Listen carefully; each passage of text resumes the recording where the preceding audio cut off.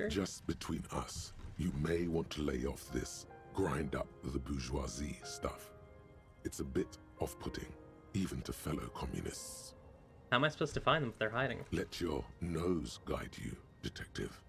My nose? Yes. Fortunately, communists are known to have a very distinct smell. We really have no idea what they're talking about. There's no linkage between ideology and olfaction. What does communism smell like? Failure. Failure. Okay, well, what does failure smell like? It's a smell you know all too well. Simultaneously repulsive and yet darkly appealing. Musty with a sharp tang, but also a remnant of lost sweetness. Like a rotting mango that's been swaddled in a coat from your grandfather's attic. I'm live, right? Sorry, I'm just confused.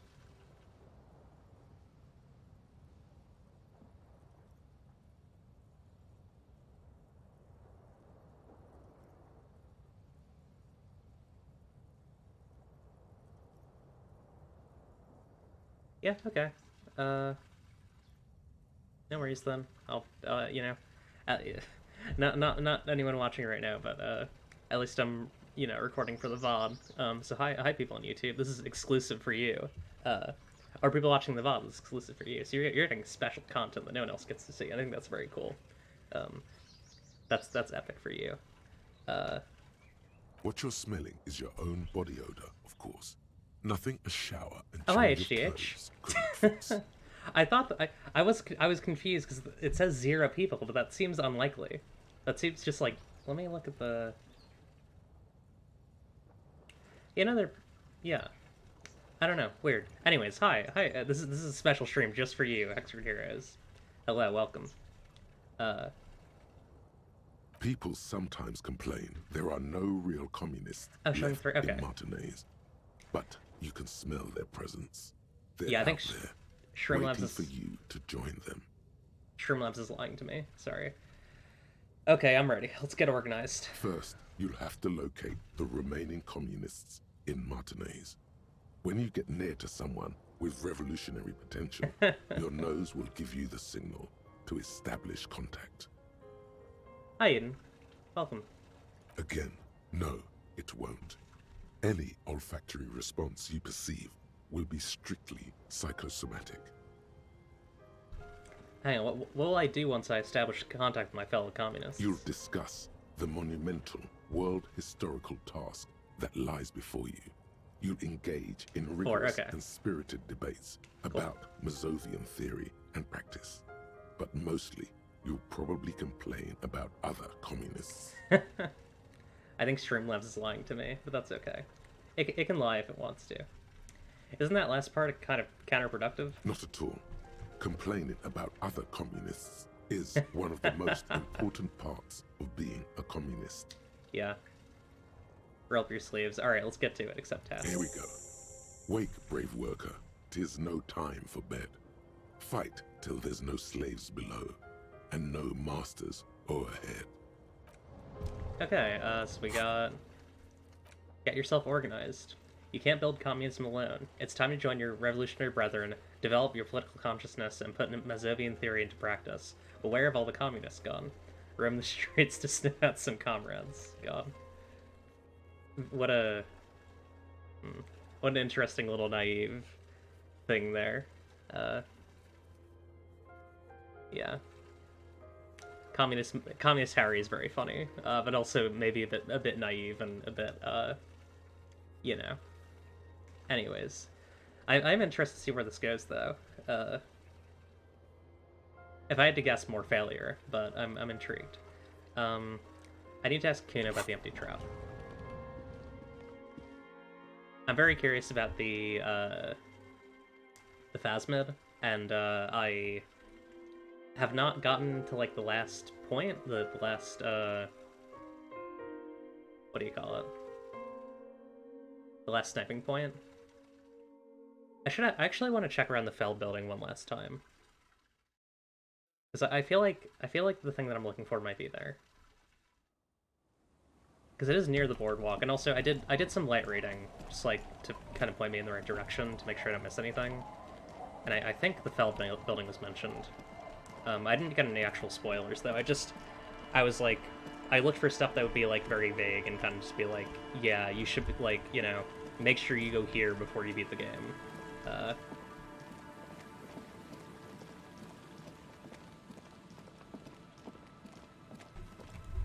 There we go. Where is the Feld building? Like up here by the boardwalk, right?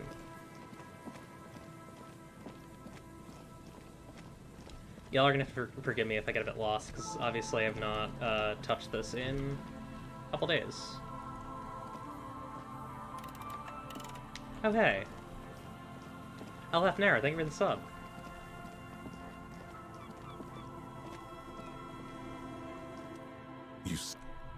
A slogan.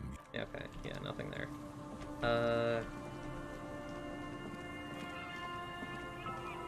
Okay, nothing here. Yeah, thank you so much, LF. Welcome. We're getting close to the end here, I think. For my light reading that I did. Let's I'd like to fast travel back to the waterfront, because I need to go talk to Kuno. Am I lagging? No, I'm good. Okay.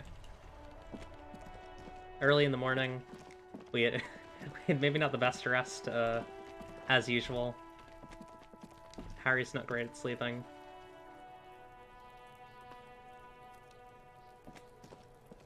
Ah, nice cool breeze coming in through my window. That's nice. I feel relaxed this morning. I feel ready to, like, do new stuff and, like, after my college graduation, do some cool stuff with my life. Kuno, that can. Sweet Graffiso action, pig. Kuno likes that delinquent shit. Maybe not the best game to play when you're in a good mood, but I mean, probably also not the best game to play when you're in a bad mood either, huh? Yeah, you like art, Kuno? Fuck no, art shit. Easy, Kuno. I just had a couple questions. Shoot that shit at Kuno, pigo-naught. You wouldn't happen to know anything about some missing... you wouldn't happen to know anything about any missing locusts? No, Kuno doesn't give a fuck about bugs. Oh my god, I told you that shit is lame! The little one seems distraught. Shut up, see. Now they're gonna take you to lame prison! She sounds like she's about to cry, out of disappointment at Kuno's newfound lameness. What's this about? Deny everything, Kuno. You need to lawyer up. 5 p.m. mornings? No, this is Oh, yeah. Yeah, it's the morning of the game. It's the afternoon, right, in real life. Kuno's not gonna say anything without his lawyer present.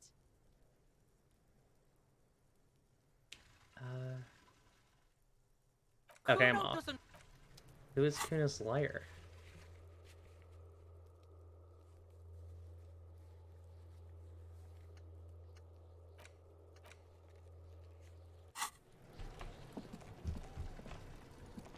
You got anything, kid? I'll die before I squeal, pig. Yeah, no, we're not. Well, here's the good news. We don't really need to talk to him. They can just go into a shack. And if there are locusts in there, then then we have it figured out. You're just a silly little gremlin. That's right. That's so good. I'm happy for you. I like to be a little grem.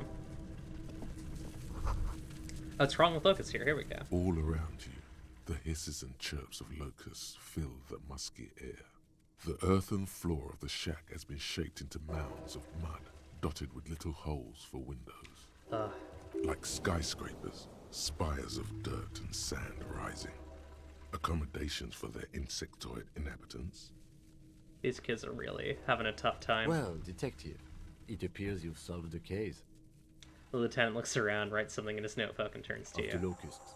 For the missing Locust case, which is a subcase of the imaginary insect case. So at least that's going well.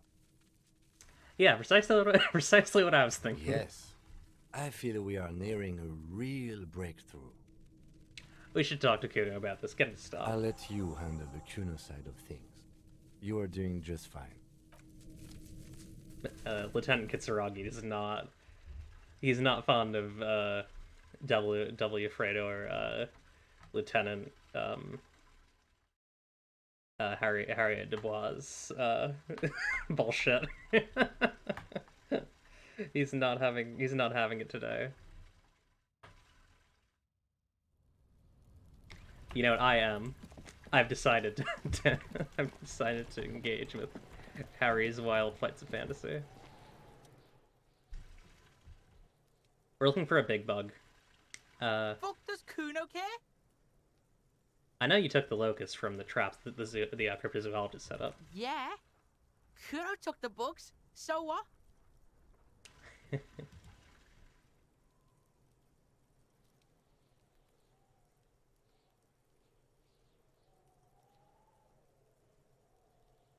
Hang on, I'm just doing a little bit of rearranging here. I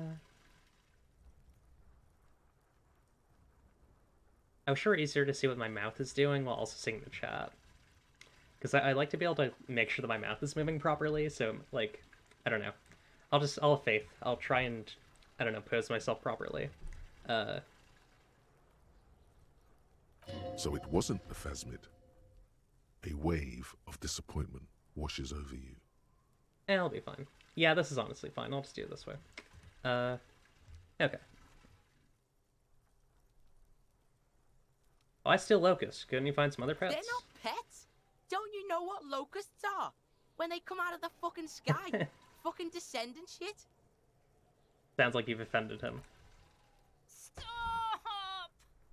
She wails from behind the fence, then covers her face with her hands. You stop. It's like they're fucking night. Locust City, Night City, City of Rage. There's a tug of war over the name of his fantastical city. It's almost too big for his imagination. The girl forces herself to watch again. Hey. The corners of her eyes twitching from discomfort. Huh. Text-to-speech failed. I'm not sure why. I'll have to double-check Streamlabs. LF Nero, thank you for $15. Super duper appreciated. Helps a lot. And yeah, thank you for the congratulations. I'm very excited to graduate from undergrad. A little scary, but you know, I have some plans and ideas for stuff, you know, personal stuff, and then also like academic continuation. Eventually, you know, try and get a good job. But for now, I'm just gaming. For now, I'm playing Disco's Elysium. Disco's funny little Elysium.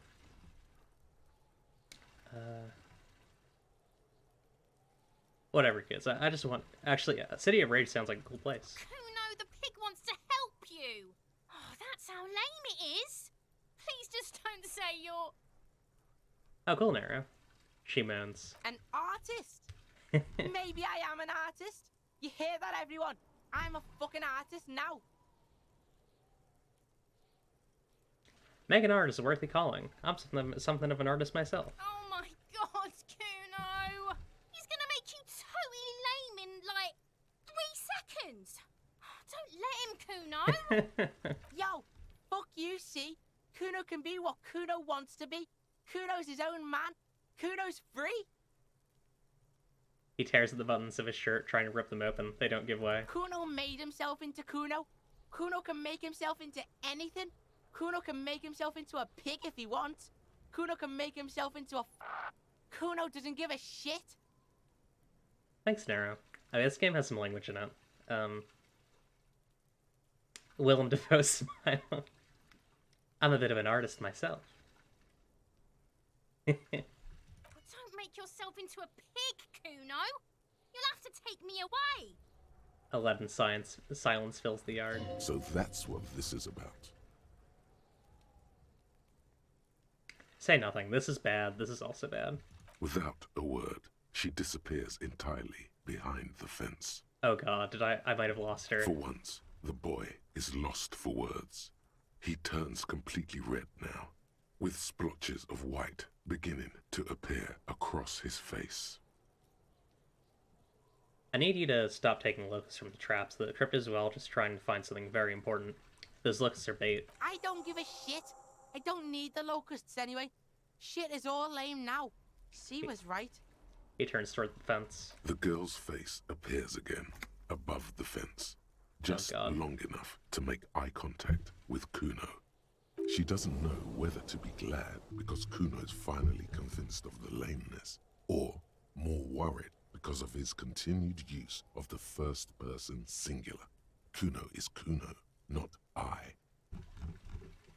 I have to ask, what does the city of Locust mean? It don't mean anything. It's shit. Kuno just likes to focus. Kuno likes to concentrate on shit. Build shit when he's zipping hard. Fuck. He turns his face up to the heavens. Pig, you really shouldn't have fucked with Kuno City. Now it's all fucking lame. What's gonna happen to the locusts? Kuno's gonna let the fucking locusts die. God. Okay, now that that's settled, I'd better be off. The fuck are they trying to catch anyway? With the traps? He asks before you leave. None of your business. Yeah, whatever. Yeah, I would tell him, but I'm worried that, like, saying that might make him try to mess up their operation. Like, it doesn't really matter to Kuno what the cryptozoologists are trying to find, but it does matter to Morel and his wife. And I guess also Gary, but I kind of hate Gary.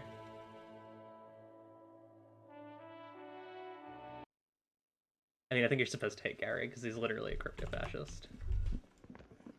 Okay, what's this? What do you mean? Are they Everart's guys? They are, but they don't seem too keen to talk with you, do they? No, they don't. Glenn seems to be contemplating grievous bodily harm while he massages his raw knuckles.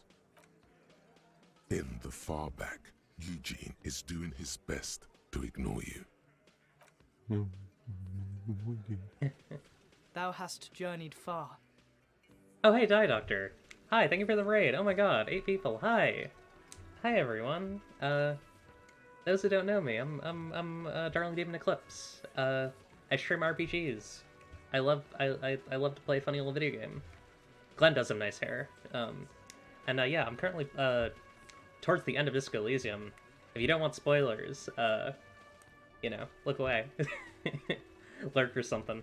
Or you know. You have yeah, hi a heart everyone. of gold.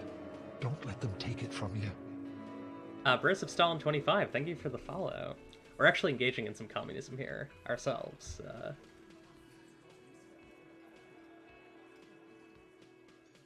I like that emote. Drink. That's cute. I like that a lot. Good afternoon. Hi. Hydrate. Yes, I have water here. I'm gonna drink some water. Okay. Meanwhile, Fat Angus keeps shooting you furtive glances and mumbling uneasily to himself. I should probably just quickly go through the content warnings for this game that I have. Let me... Because if you want to join my Discord, they're there if you want to read them over, but I will just list them out because there are new people coming in. Here we are. Okay. Content warnings for attempted suicide, alcohol and drug use, phrenology, racism, especially racism against Asian characters, guns and potential gun violence, references to sexual harassment, references to sexual assault, and references to pedophilia. So those are the warnings for this game. For some reason the narration dropped off, and from his perch at the end of the table, Titus Hardy himself stares at you with a cold contempt that makes you want to leave the cafeteria straight away. Besides, you're pretty sure they consider themselves social democrats. Alright, guess I'll look elsewhere from his then. perch at the end of the table. Oh, well, it broke a bit. That's alright. Yeah, currently we're looking for communists. Apparently they are not communists. They consider themselves social democrats. Again, you find yourself looking at that big Oh, hey. old window. I'm curious about this. I'm gonna save. I think usually 70% is my save scumming Again, window. You find yourself looking at that big old window. Take care. Chow down. Have a good one, Die Doctor. Nothing. Just black. Okay, we're gonna save scum. Yeah, at 70%, I've decided that I'm basically just gonna save scum so we can see as much as possible in the game. Because I don't know how many runs I'm doing, but like, just in case this is the only run of the game that I ever stream, I want to show as much of it as possible. And that's hard to do if I if I accept like 70% failures. Again, you find yourself looking at that big. There's a There we yellow go. ribbon tied to one of the branches. Light yellow, faded with time. A tiny splash of color in the blackness of the thicket. Hanging from it, a bronze key. Oh, It's close enough to the latch up there. One can slide it open and just take it. Surely not a coincidence. someone hid a key in the bush.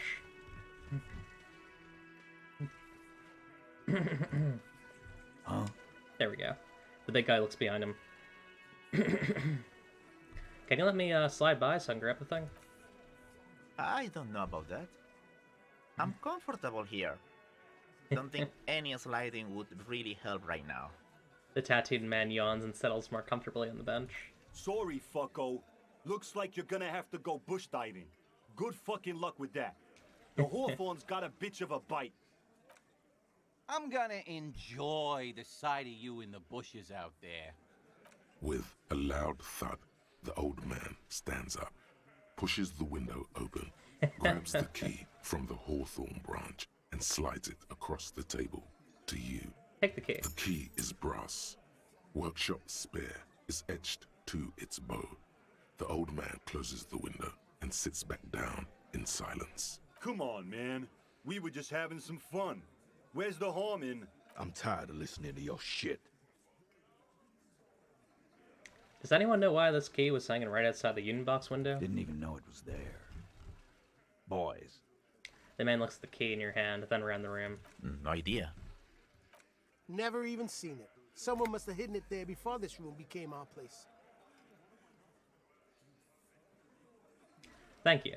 Not the old man. Don't thank me. I don't give two shits about your key. And the old man takes out his pack of chewing tobacco. Maybe not an antagonist, but also maybe not a you know, not antagonistic, and maybe not protagonistic. I wonder what doors it doesn't open. Oh yeah. It could open the door in the kitchen. The blue door. It says workshop spare. Maybe there's a workshop there? Yeah, he's decided to be pretty much just as aggressive as the rest of the men. That's right. Let's take a look. You see a heavy steel door with a prominent dimple lock. Yeah. It's painted blue. Try the workshop spare key on the door. The key fits the dimple lock. It takes a bit of effort to turn it after all these years. But then, the lock clicks. Nice. Dust rises before you like mist. A tomb? Haunted by regal spirits from distant ages. No. Smells like engine grease and cut wood. A workshop.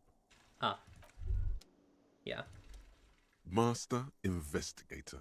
You just can't keep yourself away from locked and hidden places, can you? Hey, I am not some sort of peeper. Sure, friend. This is nothing sordid. Nothing inappropriate. You just have to do this. It's your duty. And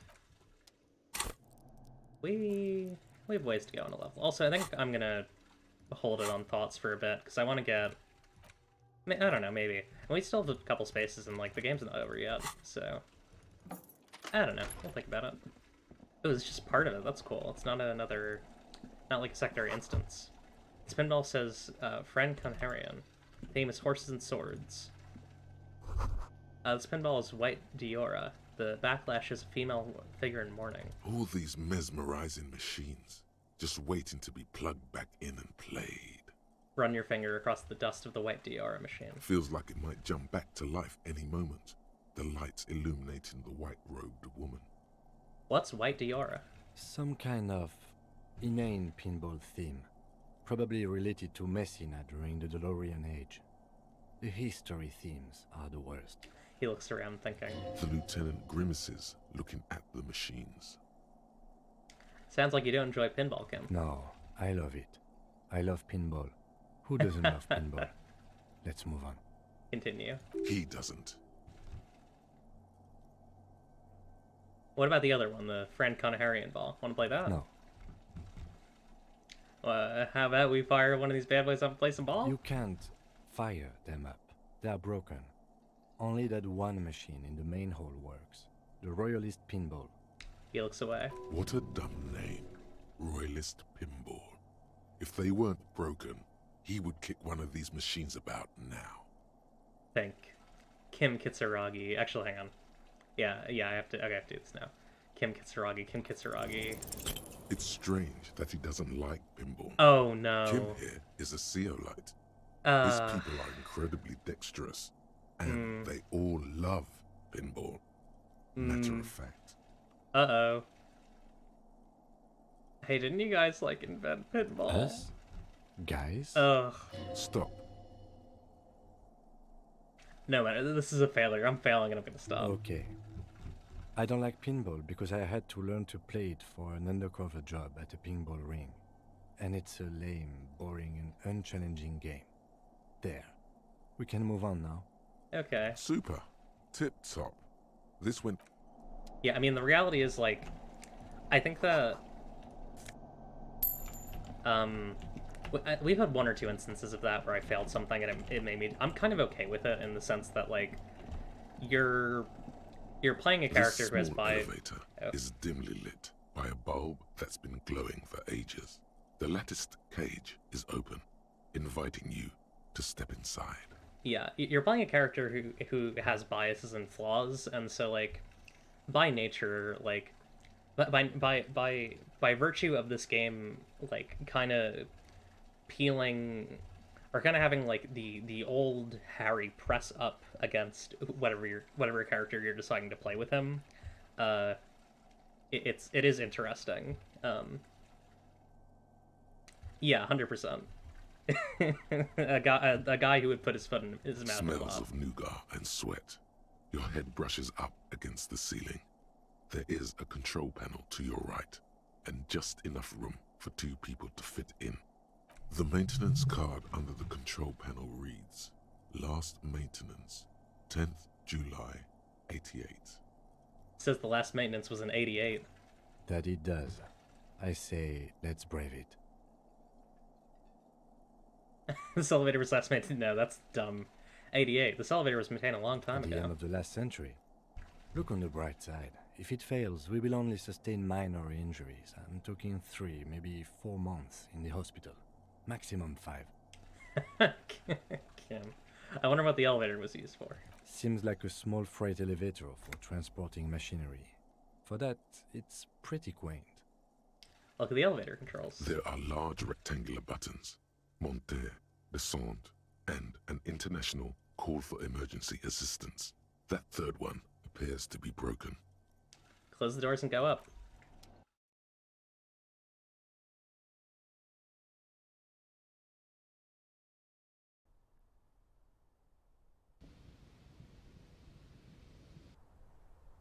So either it didn't break or it immediately broke.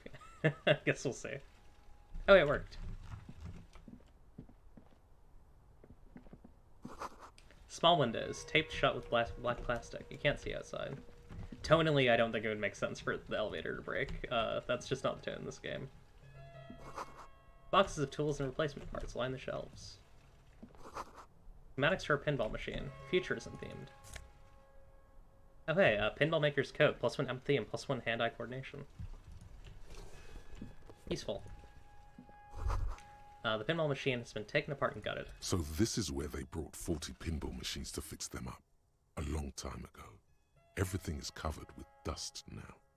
The lieutenant looks around the dusty, crowded room, inspecting the tools on the shelf. Looks like they gave up on fixing the pinball machines at some point. At some point, 20 years ago, 15 maybe, before pinball went out of vogue. This used to be a pinball workshop. Looks like it. I'm guessing Martinez North 22 used to be a pinball arcade before it became a hostel? Yeah. There are machines left over. He taps his foot. A creak. Some dust falls off a shelf. Downstairs in the hall, next to the main door. One of them even works. I've seen one of the hardest bang away at it. But then it went bankrupt. Your skin crawls from making the connection. Does this mean the Whirling in Rags really is part of the Doom commercial area? If that's true, then our cafeteria manager is not going to like it. We should tell him what we found up here, omitting that suspicion. He looks around. He does not appear to be the kind of man who likes his establishment to be part of a neighborhood ghost story about bankruptcy. Yeah, for sure. It's not a ghost story. It's a curse, and No. God ought to be made knowledgeable so he could perform counterspells. Inland Empire's being a bit sassy today. Finished thought. Sometimes Inland Empire is useful. Sometimes it is just... You clearly see footprints Yeah. in the downy carpet of dust covering the workshop floor. Jackpot. These, unlike everything else here, are new. Someone's been here within the last week or two. 3 weeks maximum, from the dust coverage. It could easily have been 1 week too. You know, officer. He looks at you. This is good. He likes it. There's a little smile there, in the dark of the workshop. This isn't bad at all. It was a good idea to see where that door leads. Commendable work bringing us to this place. Hey, nice. Let's have a closer look then. Large prints, most likely made by Boots. The size is hard to determine. Sole could be bigger than Vamp. The soles have left a pattern, uniform, horizontal lines. This print doesn't look like the odd-soled print we found at the hanging camp. The size looks about the same, actually. They're not the same shoe, but they could be the same person. Sorry. Yeah, I was about to say, like... I imagine, in a situation like this, especially in a cold environment where footprints stay a while, I imagine that the fact that most people probably only own one pair of good shoes probably helps a bit with actually figuring out who did things. I wouldn't rule out Ruby coming here yet. This isn't an argument against her. People change shoes, you know? But it's not an argument for her either. This doesn't look like the workers' boots from the hanging, does it? No. These little horizontal lines are different. They look custom-made to me. Or some kind of foreign print. Hard to say. Still a boot, though. Get up. Conclude. Everything around you is quiet. The prints crisscross the workshop floor. Okay, what does this mean? It means someone snuck through what seems like a secret route, leading to the roof. Oh. The roof from where you can shoot our victim. This is significant. These prints, officer, could be the prints of our killer. And if not, at least they're a good argument for this Ruby doing it, to present to Titus. Right. White morning.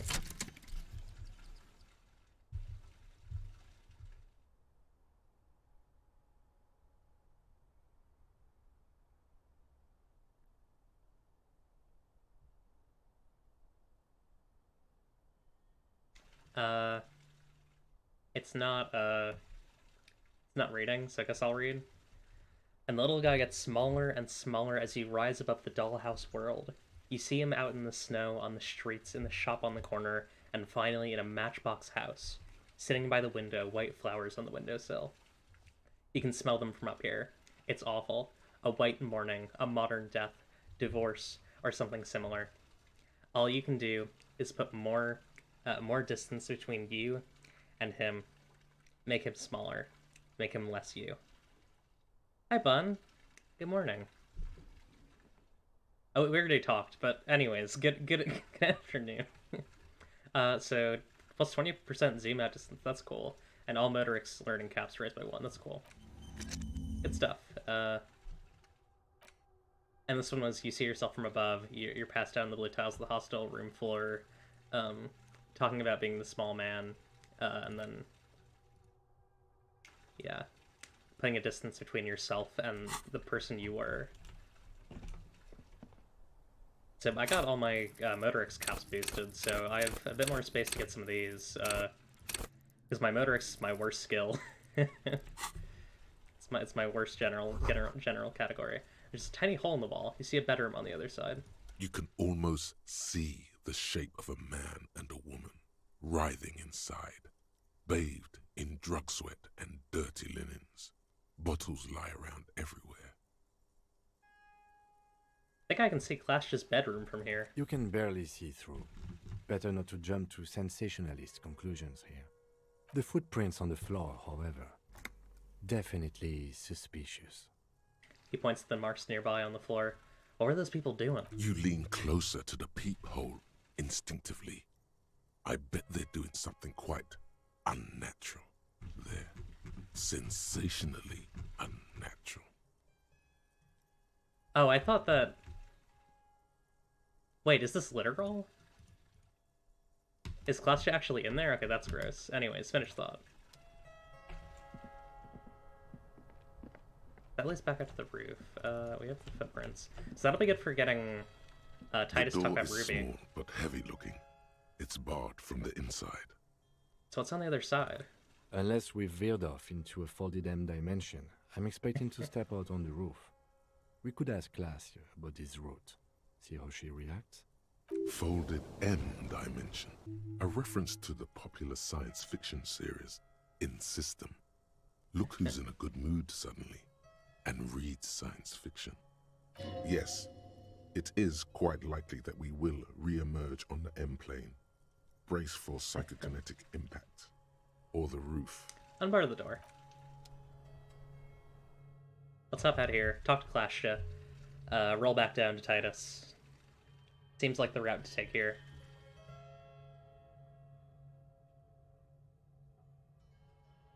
And then also talk to the hostel owner.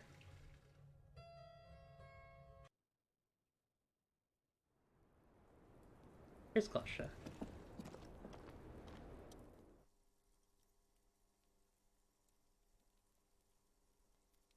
I need to talk to you about your room again.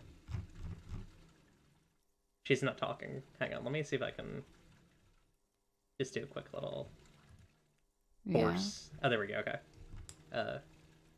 That door there, point to it. Do you know it leads to a downstairs elevator? I did not. Do you think this has something to do with what happened? She takes a drag of her cigarette. It's possible. She keeps looking at the door with a worried expression.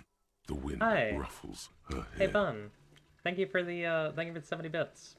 Appreciate it. I don't know why TTS isn't working. I need to double check Streamlabs. I'll do that after stream. There's people on the other side looking into your bedroom. A peephole? You mean like a hole in the wall? Okay, no, it was metaphorical.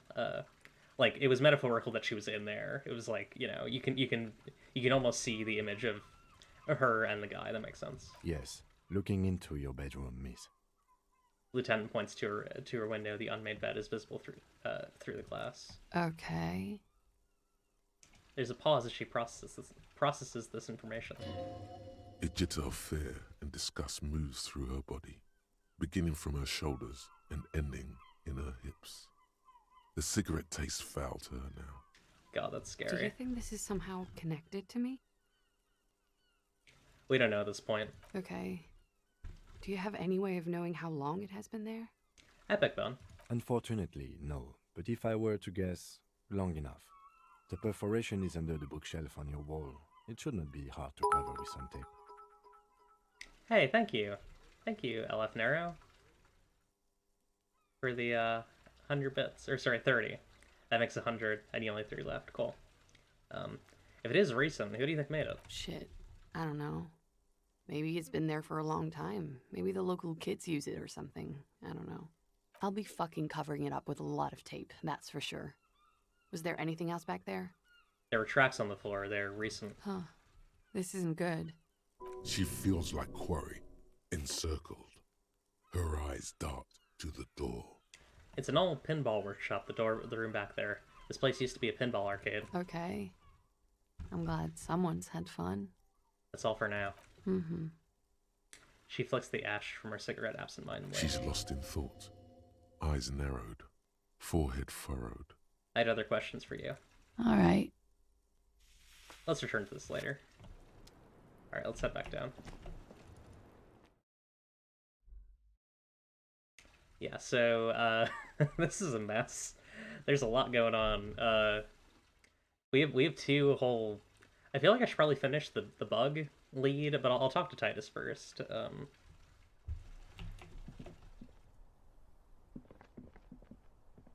Maybe I should tell the hostel guy. Just inform him that there's a, you know, that there's a big, there's an entire pinball workshop in his hostel. That feels important. Also, probably double check my task list, because there's a lot of going on. Oh yeah, the dead body on the boardwalk. That's another little sub story we have to follow. Yeah, I don't know how. I'm probably not going to finish this tonight, but I want to do like a longer stream.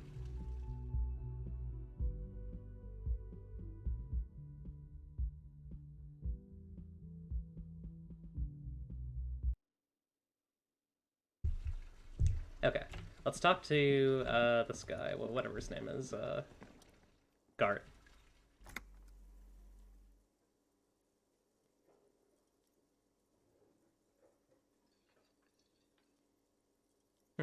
Hey, Yeah, I'm getting... Okay, there was we go. there something you needed? You know, it's Well, recruiting. well. Bringing in that new bird sure made a difference in his attitude. Gart, I saw another thing at the Whirling. Another thing. Great. I love those. Gart, what if I told you I got into the back room, behind the blue door? Oh, okay. Well, I did hear you make noise back there, so good for you. He controls his excitement well. It takes a lot of willpower not to ask. Obviously, he's been wanting to know what's behind the door. A prophecy is uttered. I think that... Maybe not think. This is going to end badly. This whole thing is going to end so badly. That's my prophecy. I'm Soup? Okay.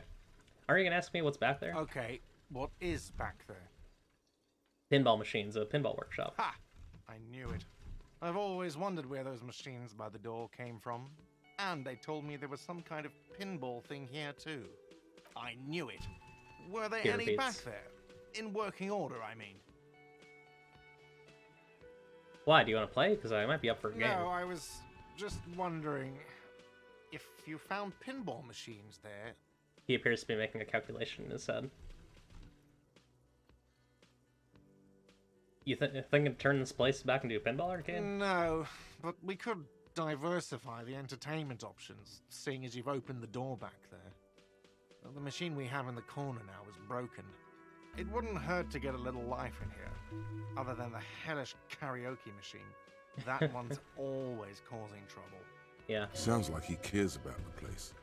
He's not going to be overjoyed to hear that it's part of the doomed commercial area.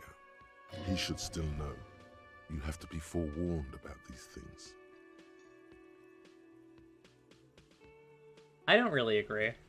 Oh, soup prophecy. One day, a soup will be made with sand in it. There's something else I want to ask about. Yes? Goodbye. Yeah, I don't want to tell him. Feels like a bad idea. We'll go, like, around the room. We have a lot of people to talk to. Oh, I guess him. I had a chat with this kid, Kuno. He promised to stop stealing the locusts. So he was just a child. He purses his lips, crestfallen. Thank you for telling us, sweetie. This is good news, right? It means we can try again. She turns to smile gently up at her husband. Something is secretly gnawing at her confidence. It's not this Kuno kid, or the missing locusts. It's something else. Yeah, you're right. Hey! We just need to how's it going, restock Matt? the empty trap. Then we'll need to inspect the traps one more time. And then maybe we can. I'm good. We're in between trying to solve a murder case and find a big bug. We're doing both at the same time.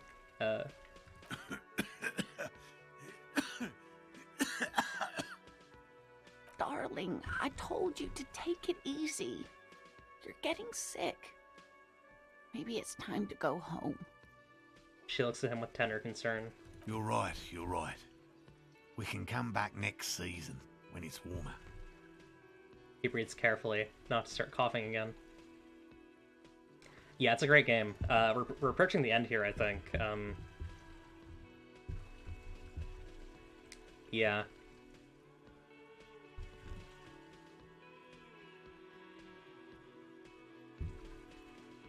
I feel like it's worth it still to give it another try. Like, they can stay here a little bit longer.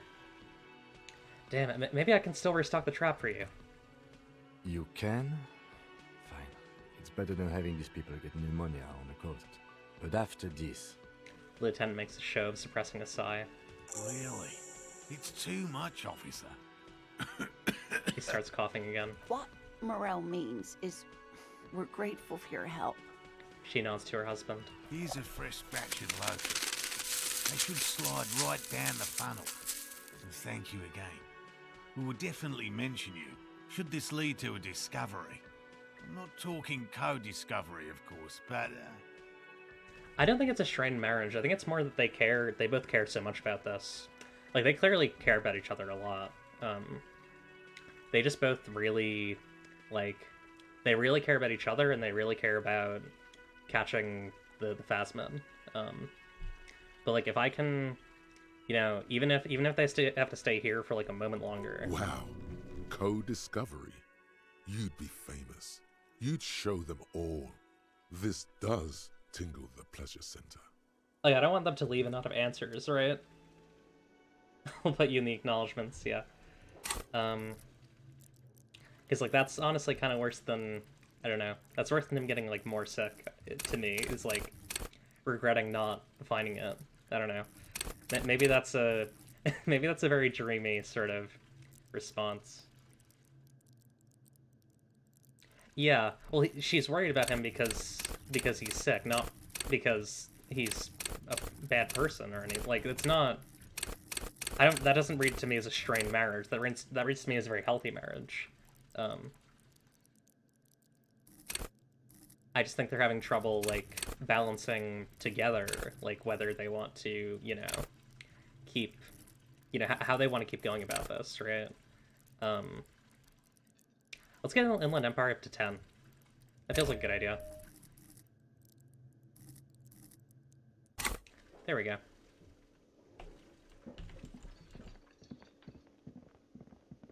And we'll go talk to Titus about Ruby. We'll see if we have enough of a chance.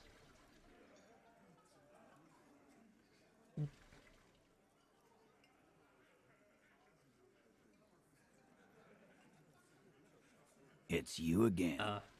What is it? Any more logic? Let me see if I can maybe buff it up with gear. Yeah, healthy marriage, unhealthy lifestyle for sure.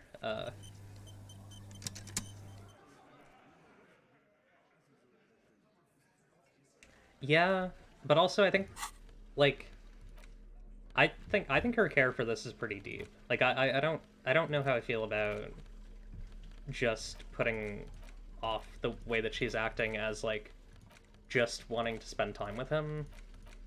I don't know. I think she wants this to... I think she wants this to work. Me, Matt, thank you for the host. Appreciate it. We're gonna put these logic glasses on. But I think that is also a valid read. I think that, like, not to say that's an invalid read, right? I think you make a good point, for sure. I think this will get us pretty logical. Although I'm not sure if we'll be over, like, 70%, which is my save scum, my save scum threshold. Let's see. We might need to just grab some... Oh, there we go, 83. Yeah, it's good. That'll do it. That's well above my... We might even just get this first try. Yeah. It's you again. A sudden flash of lightning in your neocortex. The hostel cafeteria is lit by its airy blaze. Floor plans, bullet trajectories, Webs of human emotion, all channeled into a single thought. Is anything pulling down logic? I am actually just curious about that. Nothing in thoughts. I don't know about inventory. Actually, I think I can tell from the screen. Either way, we did it. I'm curious. Yeah, no, nothing. I just have a pretty low logic score. I could boost it. I might honestly do that. Because, like, I have a good amount of, like, space for increasing intellect skills. I just don't do it very often. Because I like the psyche skills a lot more. They're just cooler to me. Yeah. Why are you so sure Ruby didn't off him? Because she was here, all night, with us. He's cobbling together shit so he can put her away. It's Cop 101.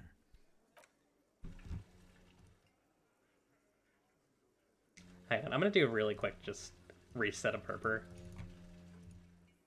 She was here all night? 12:25 to 12:15? She was here during all that time?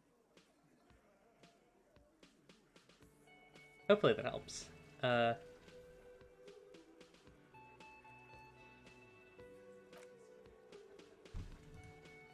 Yeah, with us, drinking, near the stage there. I have a suspicion. I'm actually gonna double check something on my computer. I'm not sure if this will be the case, but sometimes something runs that shouldn't be running. They use a bunch of CPU. Come on. No, okay. I mean, I guess I'm streaming this at pretty high. Yeah, anyways, is there anything else here? Yeah, sorry, okay. I'm good, everything's fine.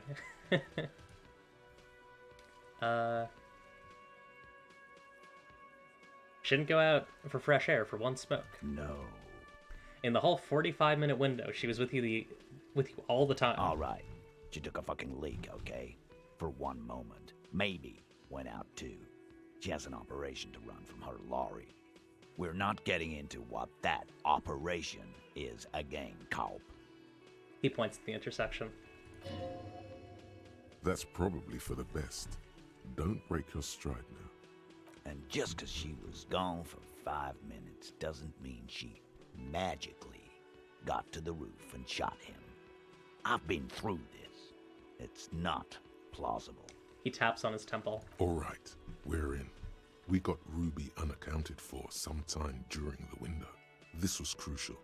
Now let's place her on that roof. There is a secret route in the kitchen that leads straight to the roof. How?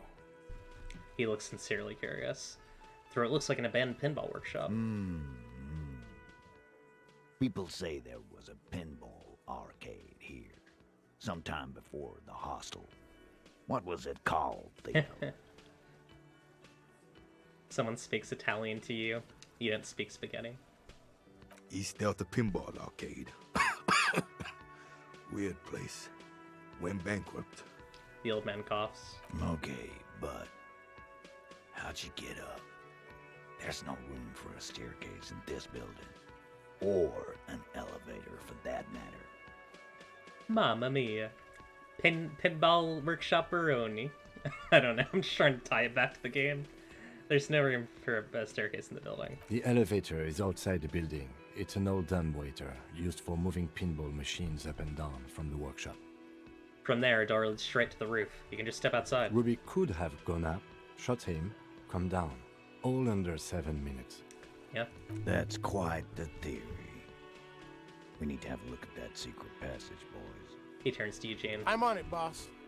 Right when the law clears, me and Angus are going up there. It's a dumbwaiter, not an industrial lift. How about I go instead of... I feel like... Okay, here's the thing. I feel like it's sensible to label this as fat phobia because there are no, like... This game has a couple of fat characters and they are all depicted so badly, basically. This is what I'm trying to say. Eugene and Everard... Or sorry, Angus and Everard are the only fat characters in this game. They are depicted so poorly. Game's a little bit fat phobic, sadly. Just now. You got something else to back this route up? Or is that it? He turns to you. Have we firmly established Ruby could have had access to the roof where the man was shot? Move on. Firmly doesn't go well with could've. There's a route to the roof. Me and the boys need to check it out. That's what we've established. He shakes his head. But a route does not put that bullet in his head. A gun does that. And Ruby doesn't carry one. He forms a gun with his hand. Phase 2. Murder weapon. Get a gun in her hand.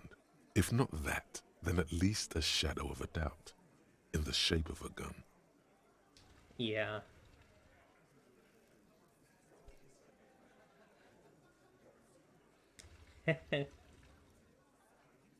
I'm so sorry, sir. I'm sure you're very smart, but also your name is Tit Us. Yeah.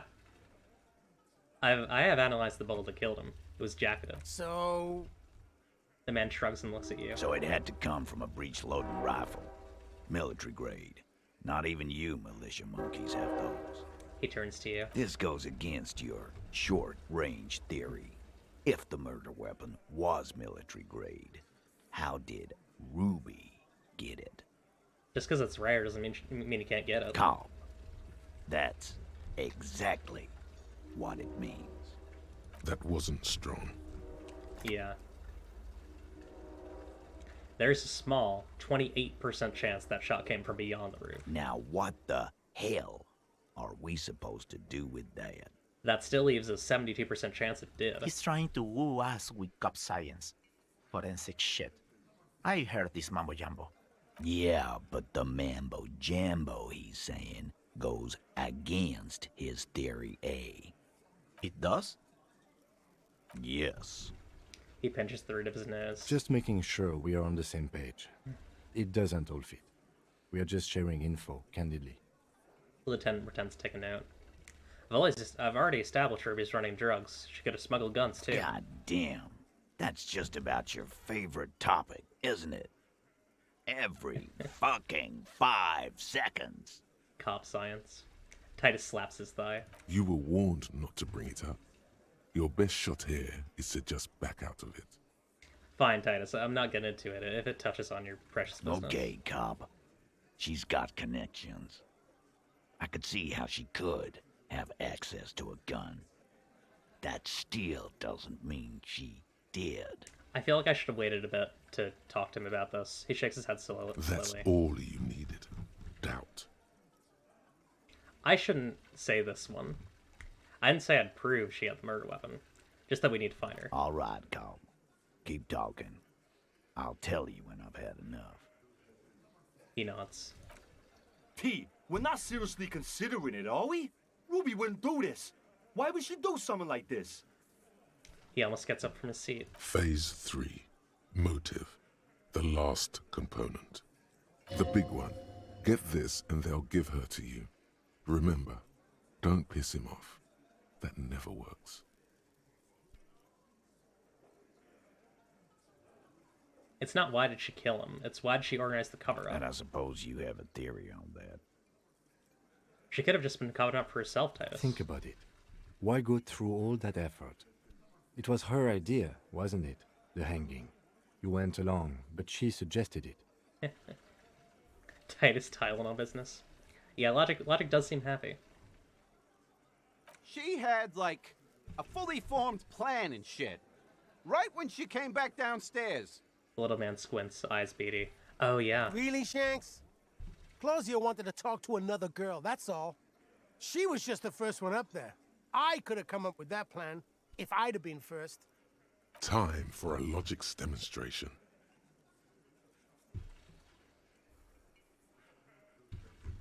I don't want to piss Titus off. Eugene, let's assume you killed him. He scoffs. Think. You kill him. Get up there. Shoot him. Get down. Would you prefer to go on trial with your friends as part of a lynch mob, or alone for committing murder? The man is silent. If she used us to cover her own shit up, well, that's a serious violation of the Hardy Code, boss. Which is why she didn't. She would never do that. Why aren't more of you defending her? This is fucking stupid, Titus. The blonde man waves spear around. Glenn, I thought the same thing when she skipped town and left us in this shit. Titus looks grim. Oh, so he didn't rule her out completely. And she skipped town. This is good. I feel like both of these will piss Titus off. Titus, you have to see it. Things don't add up. We need to talk to her. Silence. He looks around the room. The old man in the corner nods. A very small nod. And a trickle of tobacco spit on his lip. Yeah, I see it. There's one more thing I've been wondering about. Ever since you asked me where she is. Add it to your list of suspicions, if you want.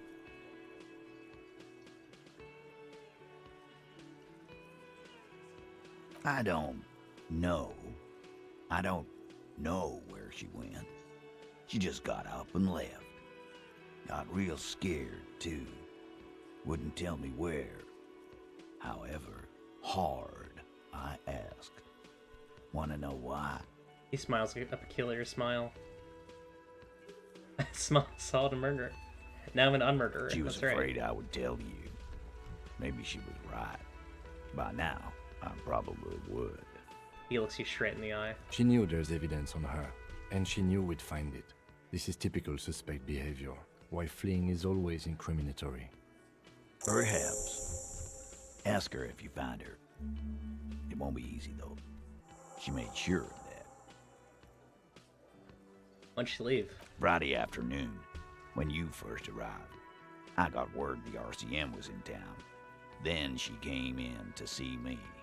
Told me she was leaving.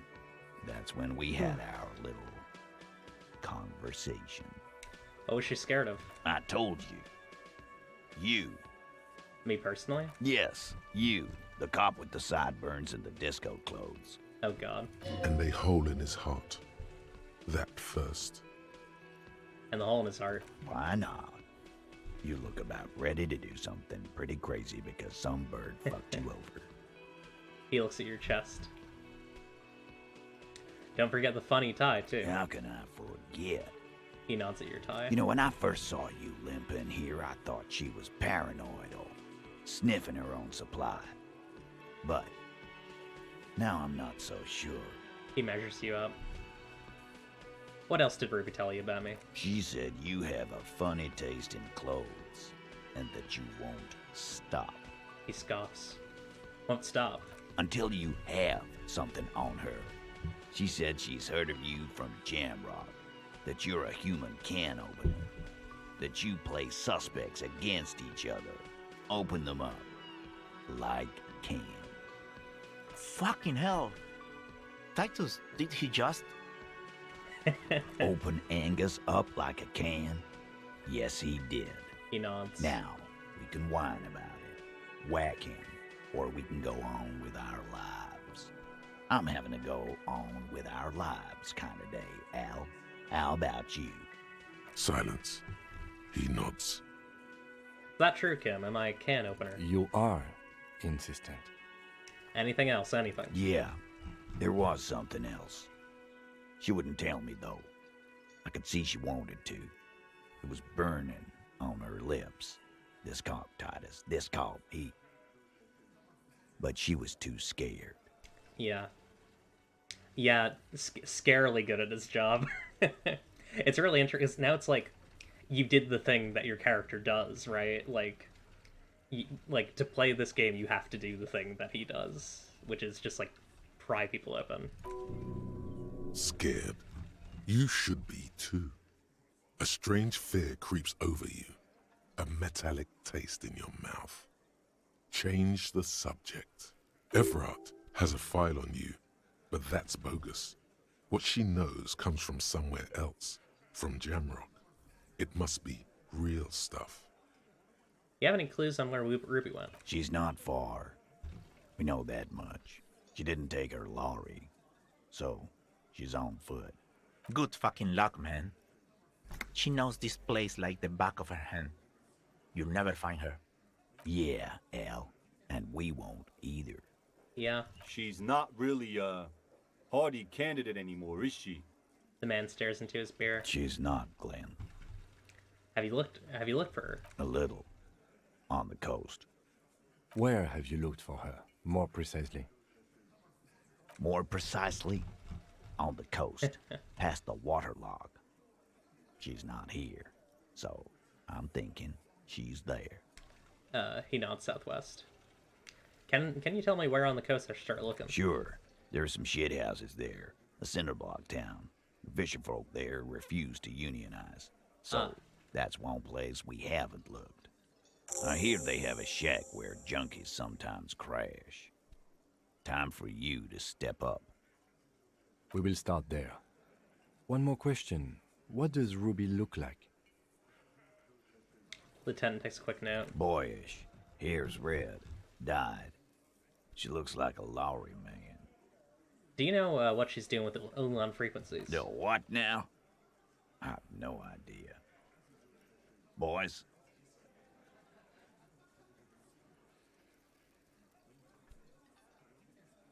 Yeah. Yeah, do you mean a microcosm of Elysium as a whole? Or of Revachol? Yeah, it is complicated. Kind of reminds me of journalism, except, you know, you're doing it for an arrest instead of a story. He looks around.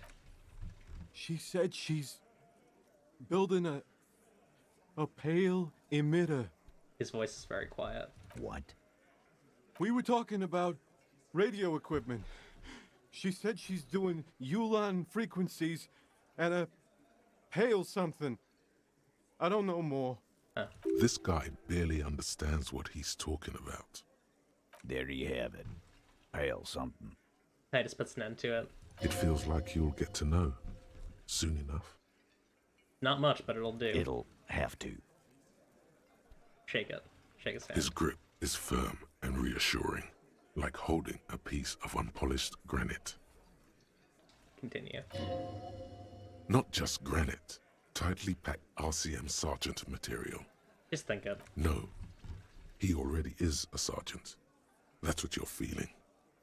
He just wasn't sure what you are. Okay, yeah.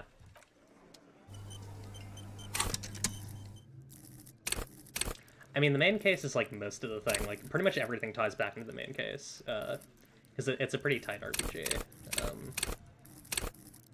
Maybe let's get a thought instead. Let's open up. Let's see. Do I want any of these? I don't think I want the Wompty Dumpty Dum Center. Jamrock Shuffle could be useful. I think I'm gonna grab that. I feel like that's in line with this character. Internalize. Boom. By now it's clear you like to look inside containers. You like to open doors and see what's behind them. Maybe secrets. Maybe more juicy containers. Let's be honest, you like all containers. Trash cans, utensil trays, manholes, coat pockets, secret containers left behind by the Philippine kings that hold forbidden relics. Okay, you haven't come across one of those yet, but one day. Wait, is that why you're so hellbent on opening containers? Do you think you'll find the Holy Scepter in the Orb de Montagne? Good stuff. Yeah, kinda. The Bankrupt Gaming Studio ties in... Actually, hang on. Let's check the freezer. That building does tie in because you can use the freezer down there for the body. I'm not sure if there's additional ways that it ties in though. It might, honestly. I'm not sure. We need to check the freezer again because it might be the ice cream maker because it might be unfrozen. Oh, we are off. There we go. Oh, we have our big zoom now. That's cool. You think you have a pretty hot suspect right now, don't you? That Ruby of yours? Yeah, and? Notice how it came together without casting too much suspicion on Clasia. It was nice and Ruby-centric in the end. What do you mean? Anything strike you a bit off about this mishmash? The bowl was jacketed. These don't just lie around everywhere, do they? Good point. It is rather rare these days, but do continue. Well, the bowl didn't have to come from the roof. It could have come from anywhere on the coast. Absolutely.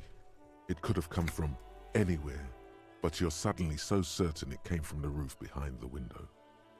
The footprints in the Pinball Workshop didn't fit with the Odd Soul's prints on the crime scene. No, they didn't. So far, no one has mentioned hearing the shot. Notice how this hasn't come up at all. Even Hardy and his boys didn't mention it. Neither did you. I'm done thinking about this. That's right. Finish thought. Just finish it and conveniently go on. She's watching you leave right now. You know that. Free as a bird on that roof. Lighting up a cigarette and thinking, am I glad Ruby's in this shit and not me? Yeah. Volition is... Don't listen to this guy. The theory was solid. He's just jealous. Move on. It's no use harassing her further. Okay, we're gonna come back to Claudia, because I think Volition is telling me something important here. Right now I just really want to check out the box. The traps. I wanna check on the traps. Where was that again? It's like here, then you go down. Yeah, you go like here. Yeah. It is possible, like, if it's jacketed, I guess, could it be a silenced weapon? Does anyone know about guns? Because I don't. Anyone here know about, Yeah, Volition's willing to tell you what you don't want to hear. Yeah. Oh, she killed him. There's a slit in the concrete here, a sewer.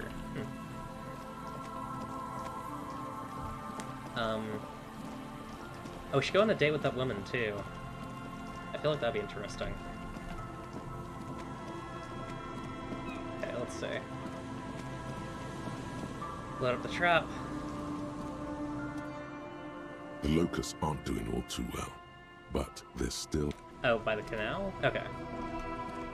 Right. Okay, we gotta go back.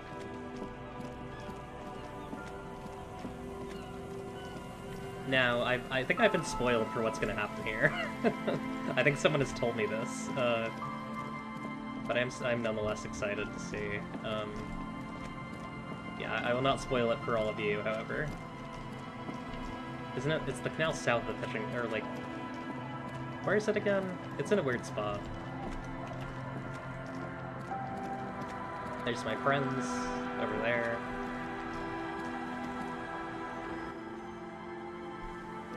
Okay. Yeah, the canal's the waterlock thing.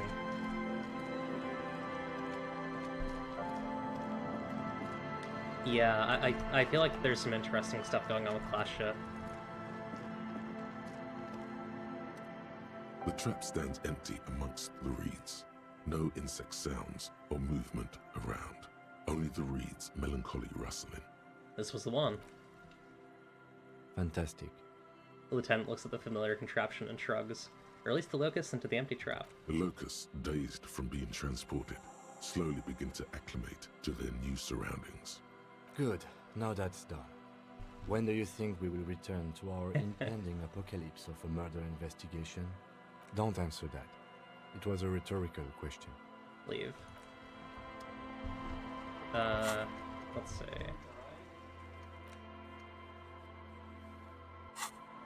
Yeah, I gotta go back to Lena. Let's go back to the fishing village.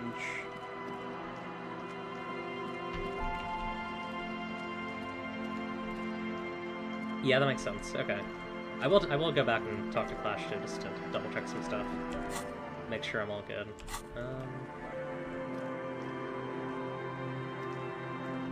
Yeah, most stuff seems to connect to the case, though. In some capacity. Everything's going to help you with the main case a little bit. I'm just looking for the actual spot where you can fast travel here. There we go. Okay. Yeah. Yeah, Claudia could have shot him with his own gun. Claudia could have shot him with her own gun, 'cause she's from, like more Coalition, more Lantern areas, I believe. Like more like, what do you call that? Like managerial, class heavy places. Alright, here's Lena.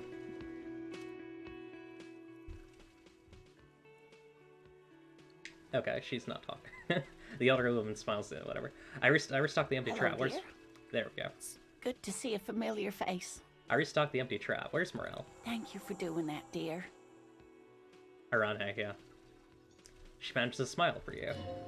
Her smile is weary. Her earlier ebullience has left her. Morel still isn't feeling well. I convinced him to stay at Gary's to get some rest. I'm afraid the cold has really gotten to him. She looks down at her hands. It's probably for the best. It's awfully cold out there in those reeds. I'm sorry, dear. You've had to drudge through them so many times. Such is field work. Oh my god, it was eaten all along. Person's game, as they say. Damn. Who's gonna check the traps? Morel will eventually, or we'll talk Gary into going back out, perhaps.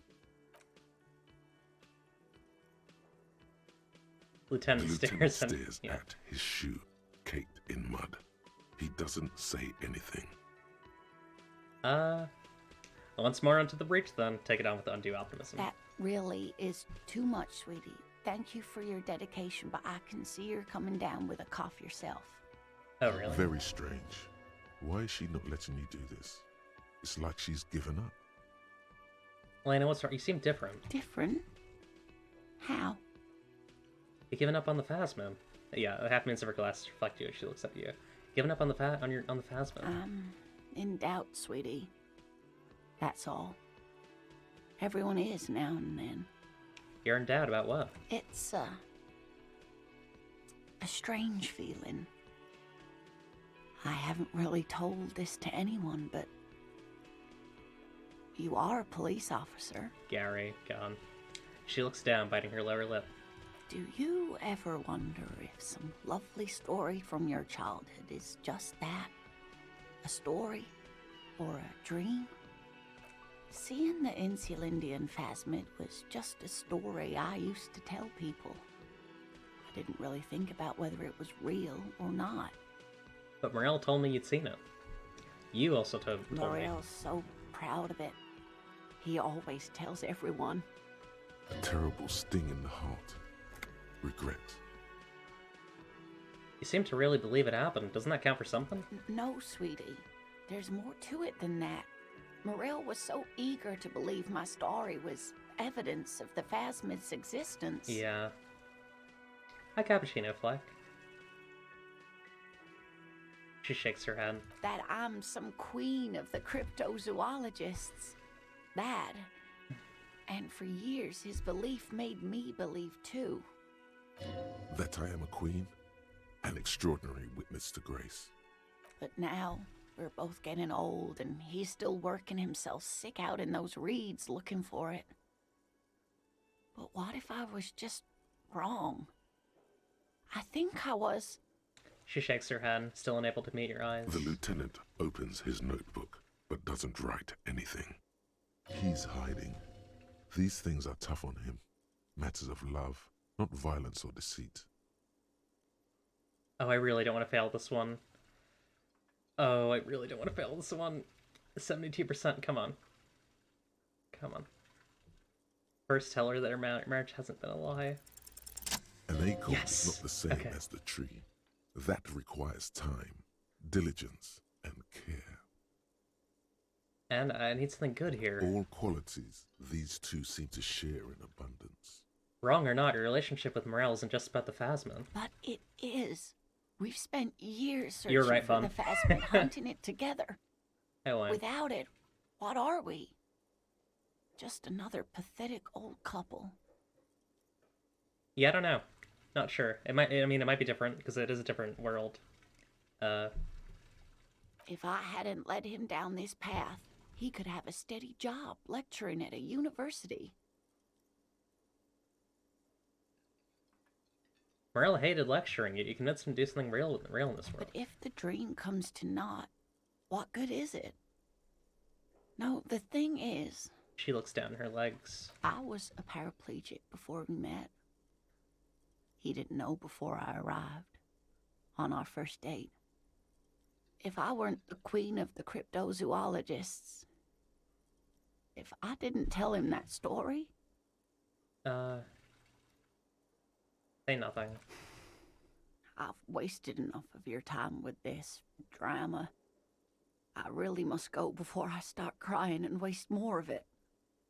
What you have to know is the Insulindian phasmid probably does not exist. Let us fools chase our ghosts. There are a million better things to do with your life.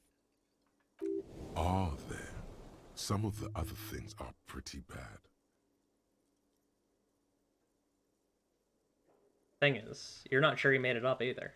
I'm not sure of anything. Sometimes I still see it, you know.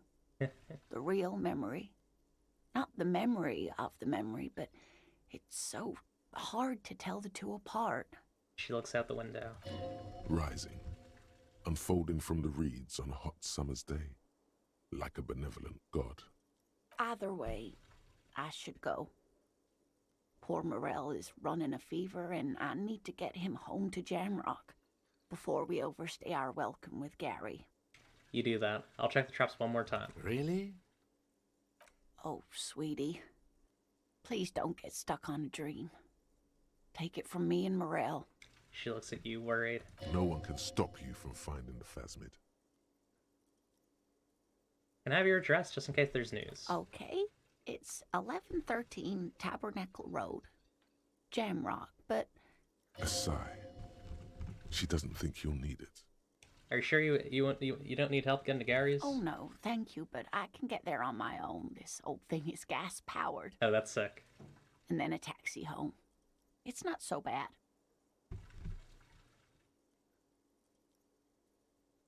The rest of it is pretty grim. Thanks for bringing some light. You're welcome, sweetie. I'm glad it helped you, even though it turned out to be a... The sentence remains unfinished. You dream. Like that, she drives off. The gas engine putters quietly as she gets to the doors, then pushes them open. Outside, the cold, coastal wind blows. We should go to... Somewhere out there, a kilometer to the southeast, a gust of wind shakes the felled building, rattling dusty windows, beckoning with strange coldness, to ask the wind once more. Okay, let's, I'm going back. we said we would do it. Check the traps one last time. Make sure we didn't miss it. I still believe. You gotta believe. Yeah, the wary smile. Yeah, she wants to be over. For sure.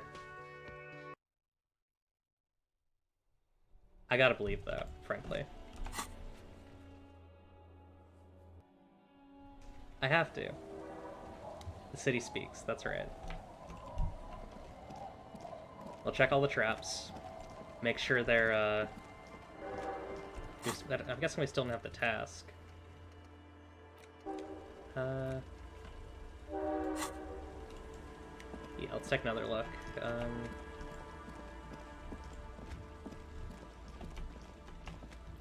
Okay. The trap is full of locusts, but they seem weak and unhealthy.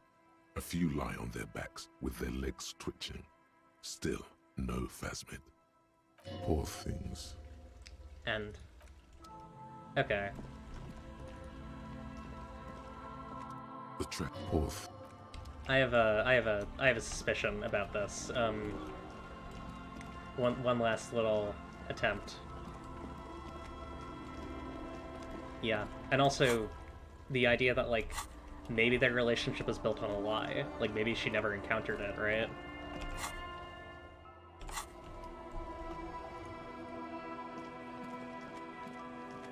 I have to believe in it, though. Hang on. Because we saw that bush, and it said, like, if you were trying to hide here, this is where you would hide, right? And it's right next to, like, 3 of the traps. We gotta check it out. I think personally that it might be there. Because I've heard some stuff about this game. It's very possible that there are, like, subtle things that I missed that make it so you just can't find it, but I want to take a look. Give it one shot. just a tiny little attempt. These windows should be rattling again. No? Okay. Either way, let's go back to the reeds.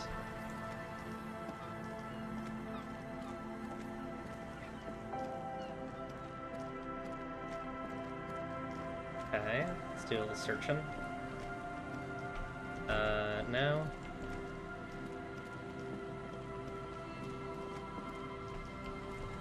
I'll check this trap, I guess. Let's see. A few locusts trudge along the wall of the trap. The rest are powdered, poor things. Hang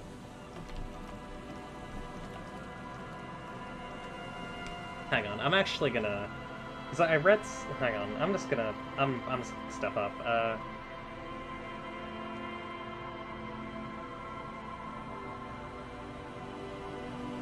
Because I want to show as much of this as possible.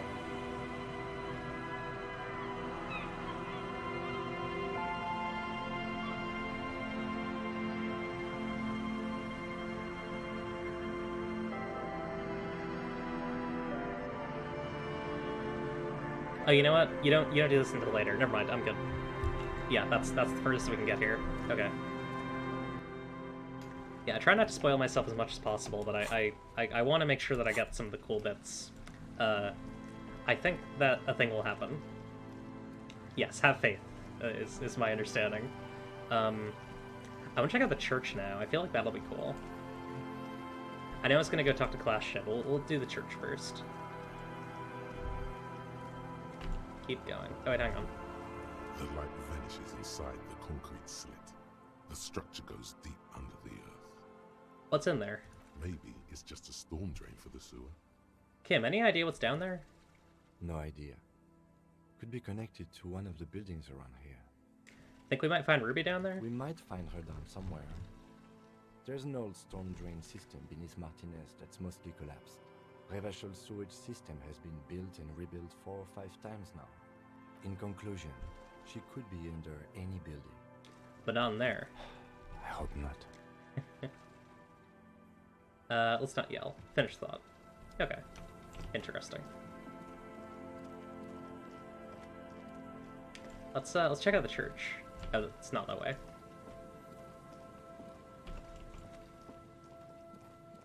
Yeah, 100%. It's just, like, that's her fear, right? Her fear is that it's based on a lie. Heavy wooden doors, more than twice. Right. Let's get a... Oh, nice. We have a nice little postcard.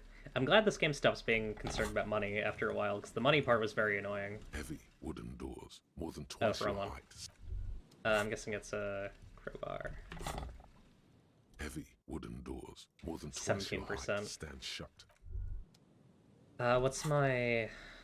What sort of gear can I get going for physical instrument? We can get this going. Gonna do a little search here. Half-Light. Yeah, they got Half-Light 2 in this game. Stupid joke. Stupid joke. Okay, I should probably put this on. Heavy wooden doors, more than twice your height. I'll take it. I'll do stuff I have to. A minute or so of mauling away at the lock has led to no success. The pry bar in your hand has given you 0 mechanical advantage. You give me a hand, you know. I'm not as sturdy as you are. I have even less leverage. He doesn't even try to sound convincing. The doors remain unchanged. No key. I don't know. Yeah, I'm not sure where I would find a key for that. I mean, I'll look around. I know there's like there's the part underneath it, right? That I haven't gone to yet. Also, hi Inky. I don't think I've seen you around before. Nice to meet you. You see that seagull up there? Remind you of anybody? Kim? What? Kim? No, it's you. You and the seagull are just alike. Why am I like a seagull? Think about the seagull's story. It's one of endurance and adaptation. The seaside was paradise once. They were Stretch. I will escape. Oh. Oh boy. Yeah. I'm stretching.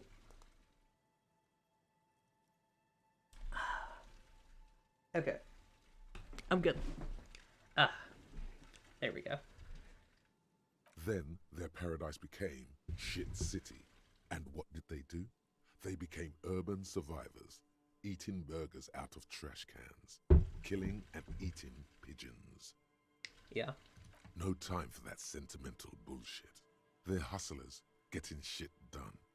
They're one pair of track pants away from gangsters, just like you. Nice. Nice to meet you, Enki. Yeah, I'm getting the sense you played this before. It's a really great game. Really been enjoying it. As you can tell by, like, having made custom UI for it and stuff, yeah, it's a really great game. I've been just thinking about it a lot. It's a good time. Okay.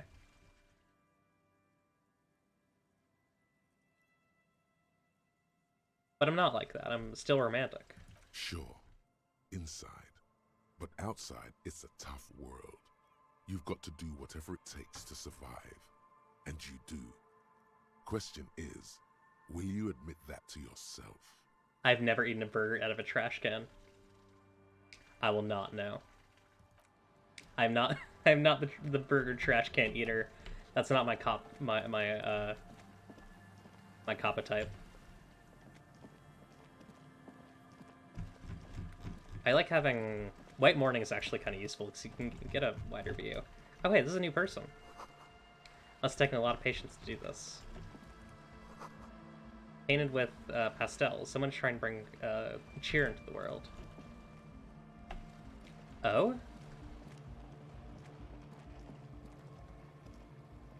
There's like music coming from that boat. Alright, we're gonna explore this in a bit here. More tribalistic markings. This post is covered in little humanoids. A pole screwed into the ice keeps this tent erect. Trash from some unending party. Oh, it's coming from the tent. Oh, that's the sloop. That's the lady's sloop, right? This is someone's home away from home, just like yours. Coppa type burger trash eater. I think that's I don't know what type of cop that is. A cell. A shaggy-looking girl in her late teens or early 20s kneels on the ice with an electronic contraption in her hand. Just like Sea of Thieves. She looks up. Yeah, just like Sea of Thieves. Oh, hello there. It's cold out here, but she's not wearing a hat. She must be freezing. I'm also not wearing a hat, to be fair. Everyone knows drugs make you invulnerable to cold. You bet this one likes to party. I got some questions for you. I'm listening. Yeah, I guess Hobo Cop, is that really an archetype, or is it just a... That's just when you sleep in the dumpster and you lose the game, right? Have you seen a red-haired woman around? No. Just no? It's pretty desolate here. I only hear the dogs bark at night and see the shadows move down the coast. Long shadows, short shadows, quiet shadows of local children, loud shadows, drunks, and also a shadow made of sticks. You breathe on your hands for warmth. Kim Kitsuragi would never eat a burger out of the trash. I don't know what the hell you're talking about. What's your name? A cell. Her hair is dyed blonde, with dark roots showing. There's a coarseness to her features, some masculinity below that timidness. And your surname? Why? Why indeed, for Okay. What's that device you have there? This is a portable recording device. It's for field recording. Low quality, but still. Okay, this is a Hobo Cop type. Kim shames you for sleeping in the garbage because grabbing handfuls of burgers out of it. He would never eat a... Yeah, I also feel like he would never eat a burger. Everything that he eats is, like, alive. He eats, like, plants. Actually, just one wire. I picked on it till the braiding came loose. The wire leads to a contact microphone. What's a contact microphone? A contact mic records sounds from inside things, like this ice. I meant to check out the ice cream machine. I should do that. Your mangled brain would like you to know there is a boxer called Contact Mike. Ah. You know, I wonder if maybe I should send Kim off to do the body stuff today. Because I feel like I can handle the rest on my own. Yeah, honey needs my wife's name? How about my mother? No. You're welcome. Does that have anything to do with Contact Mike? Yeah, I record stuff with it. No, I meant the boxer, Contact Mike. No. This is a contact microphone. It's for recording inside solid objects. Contact mic just beats people up. That's not fair. And an understatement. You know, Contact Mike doesn't just beat people up. Contact Mike is a role model.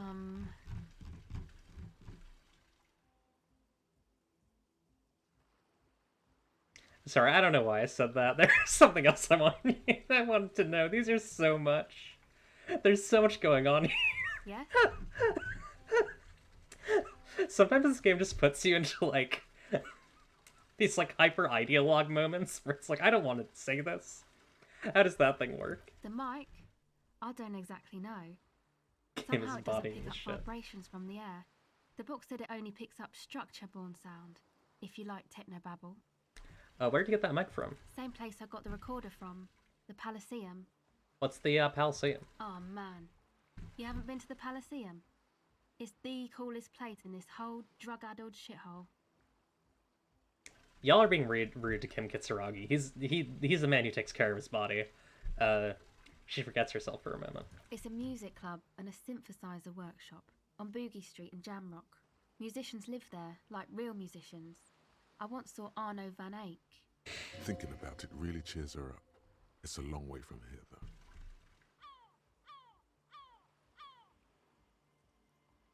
Sounds interesting. Who's this Arno guy? Oh yeah, guess you wouldn't know Van Eyck. Or really be a Palaceum going kind of person. I get down. I don't know what that means. I grind. I don't know what that means either.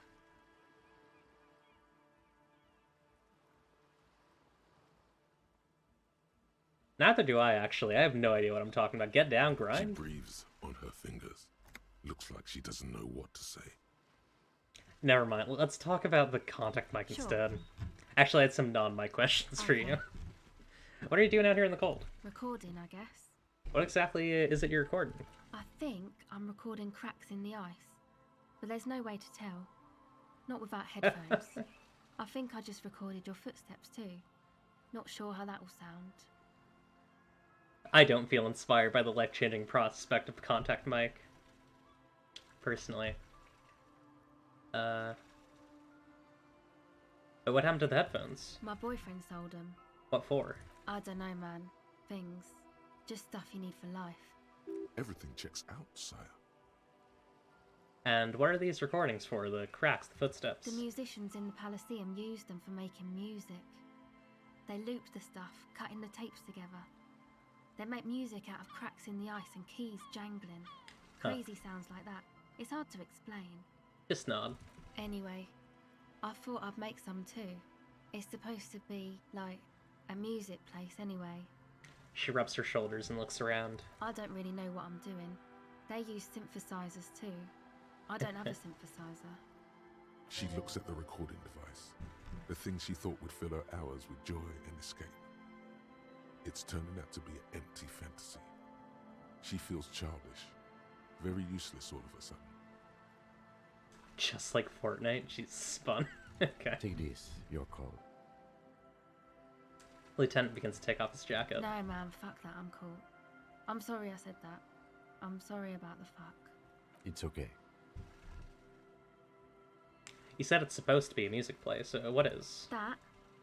The boys think it could be a place, like the Palaceum or something. Stupid. It's really not gonna be a Palaceum, that's for sure. She nods towards the church. She pauses. The boys. Yeah. Andre and the guys, they're inside, in the tent. God, there are like so many more NPCs in this game.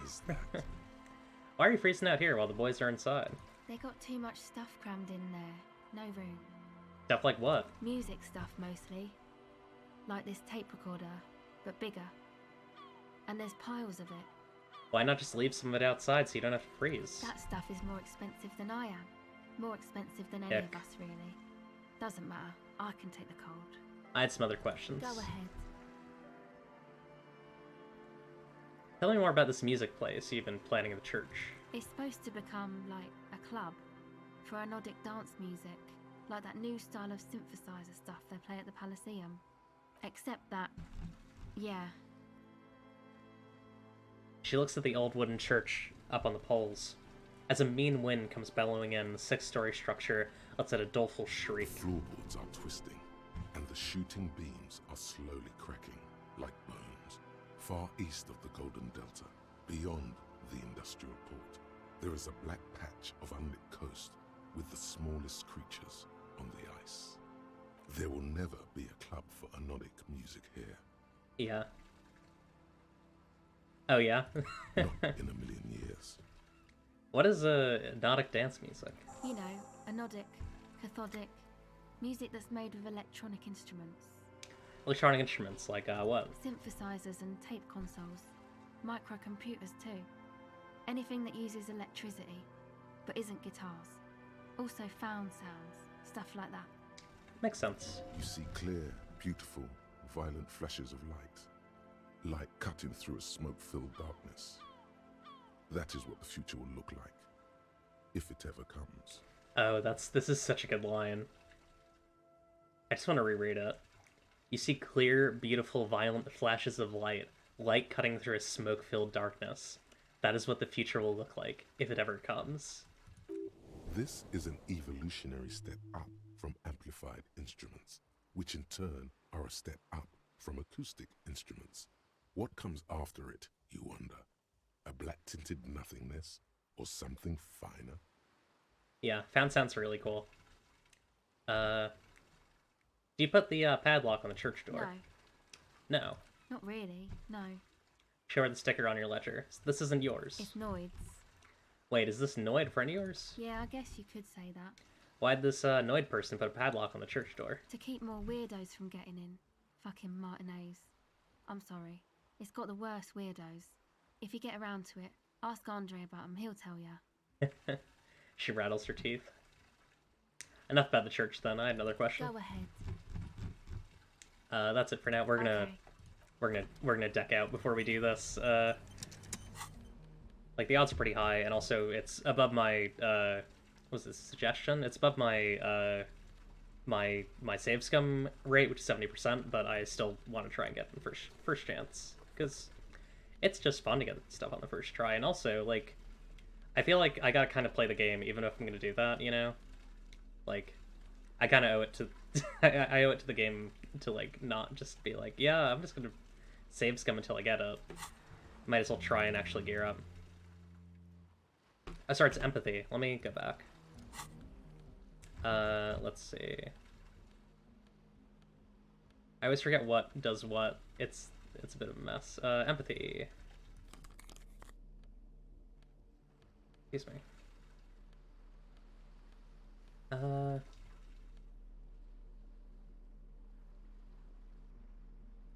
Yeah, it is very, like, almost kind of like 1970s, even? Like, yeah, 1970s, 1980s, like, style, stuff, you know? Pinball Maker's Coat and Jamrock Biker Cop Sunnies. Hello again. Nice, 92. That'll do it. The device is still warm from her touch and heavy as a brick from the batteries inside. The company logo, Omicron, adorns its yellow plastic cover. Inside, the tape is rolling. The girl looks at the device in your hands.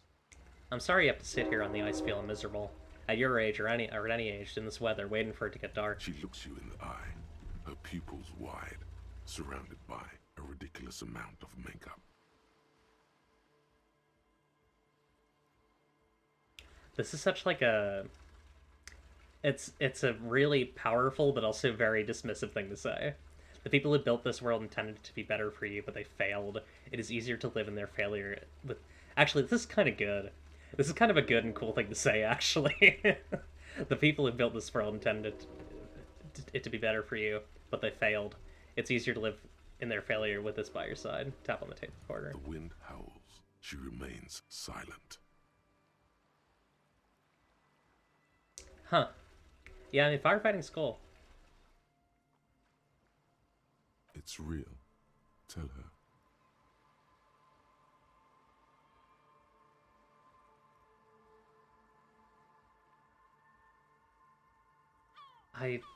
I don't... This feels bad, but also... It's saying just do it.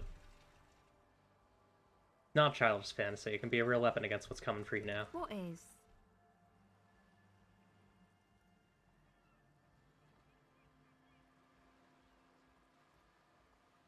Nothing if you got this. Don't be scared. Okay, I'll stick to it. She taps the device. She takes the device from you and places it in her lap. Something changes between you two. She looks at you differently now. That's a really sweet interaction. So thanks, I guess, for the psych session. Maybe I can return it. What's been eating you, officer? After a moment of silence, she speaks again. You said eating me. There's nothing eating me. Come on, I can tell. But, okay. Be a boyadero about it if you want to. She shakes her head slowly. I guess there is something that's been making my life hell. What is it?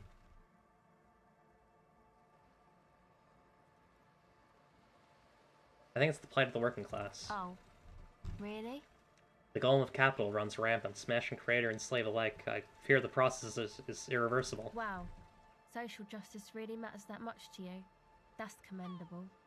It really had you shaken up there. Are you sure that's it, though? No, that's probably not it, is it? No. It sounds like you just got chick issues. Now that you mention it, I found these letters I'd thrown in the trash. It might have something to do with it. Okay. Why'd you think that? Yeah, that was a really good interaction. I like that a lot, because it kind of just forces you to, like, be awkward and overcommitted in the way that Harry, like, it's the best version of Harry Dubois, right? But like, it's a good man. There is like a very sensitive person underneath everything. It's really nice. First they had just the faintest scent of chewing gum on them, and I could still smell it under the shit. Wow, man. That's pretty symbolic. Don't you think? She raises her eyebrow. No, why? Used to be sweet. Now it's shit. Seems pretty symbolic to me. Anyway, what else? They were written in a woman's hand, and oh boy, did reading them make me not feel good. There you have it then. Chick trouble. How suspiciously Not political liberal. after all. Who was she? I don't remember. Really? You seem to be pretty upset about this chica. Are you sure you don't remember anything about her? I remember her scent, and that's all. Wow, man. That's some pretty strange shit. Are you sure the letters were for you? She rubs her sides for warmth. Yeah, I'm sure. Why else would I have reacted so strongly otherwise? How come you don't remember, though? Is it like some selective memory thing? Wait, what do you mean by selective memory? Man, when I get hurt, I just want to forget that shit, you know? That kind of selective memory. This is right. This is why I never threw the czar. Yeah.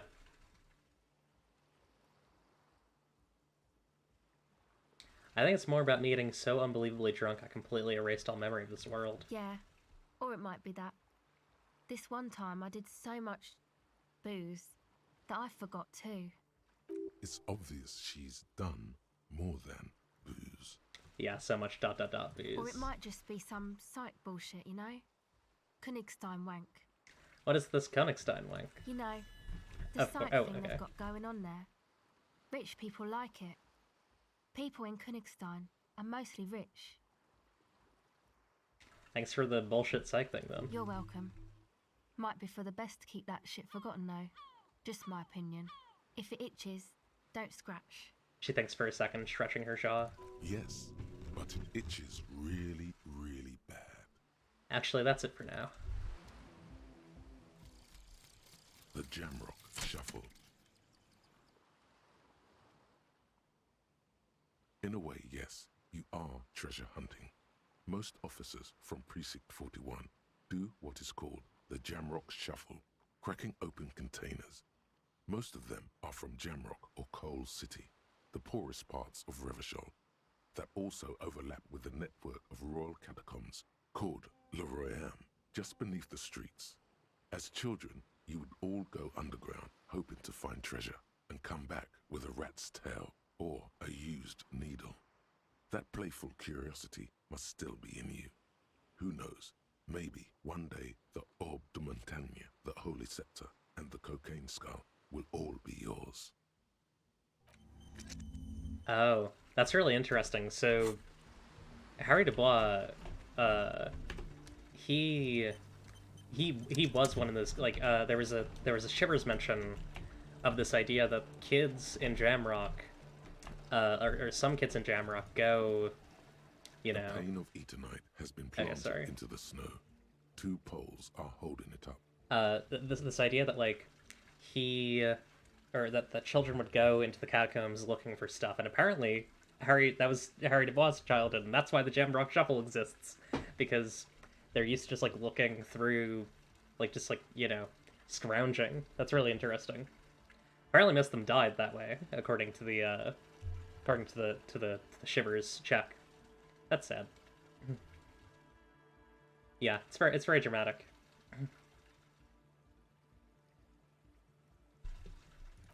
Barely holding it up. It could fall over any minute. A stronger gust of wind might be enough. What is this?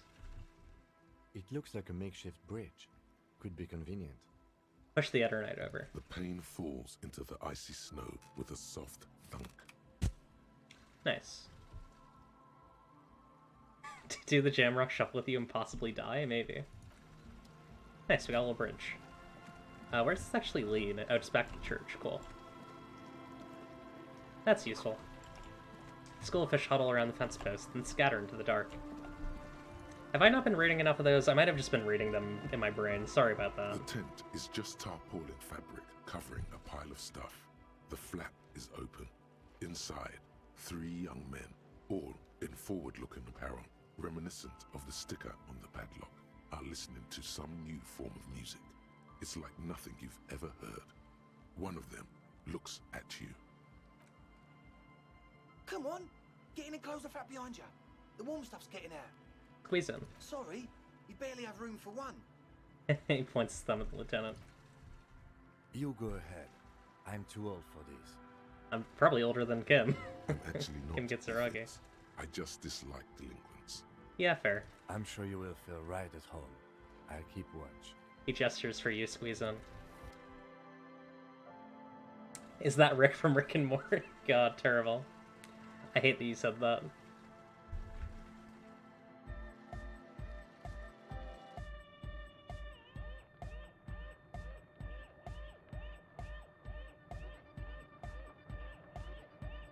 Okay. A pile of nasal sprays. Brand name Nosifed Ultra. Canister filled with what appears to be water. The label says diluted. Wild Cloud I want to see. Oh, sorry, a speaker, the big kind they use for live music. Go speak to Andre. I'm just annoyed. You gotta avoid him. You gotta avoid this guy. A strangely dressed young man says without looking up from his toolbox. What if I want to speak to you first? I suck at socialising, man. If you go speak to Andre, I'll have time to tune Hardcore. in, get a reading on your side. Before he's finished talking, he's already turned back to his tools. Maybe you should just stand there, watch him rattle his toolbox, get to know his side. Just stand there and observe him. The contents of the young man's toolbox are organized in a neat yet eclectic manner. He is constantly checking out the various tools and parts and rearranging them. It's a bit hypnotizing if you look at it long enough. I have all kinds of screws. He holds up a handful. You have a whole lot of stuff. I'd have a whole lot more stuff if I had a place where I could keep that stuff. Nod. They'll come in handy for fixing the church exterior. Talk to Andre. No point in standing here. The signs are really out of tune. Let me talk to the other guy. A young man with peroxide blonde hair holds up a Harman Welshi tape player. nodding along to the music. He looks at you with a knowing smile. Oh my god, is this Solus? Is this Solus from Dragon Age? As though you're supposed to be sharing some tremendous evangelical secrets. Hardcore! Is it? It's hardcore! I don't know what to say to that. Skibber D, Skibber Danger. I am the rearranger. God. Could there have been a right way out of this garden of forking paths, you think? Try it again. The young man with the tape recorder acknowledges. This is hardcore. Say nothing. Hardcore! Still say nothing. Hardcore to the mega. Say nothing. Internally coherent. Still say nothing. All car! All right! Yeah! Say nothing. He furrows his brow as his very large head traces the sublime invisible movement of the music in the Hardcore very air of the stuffy tent. Hardcore!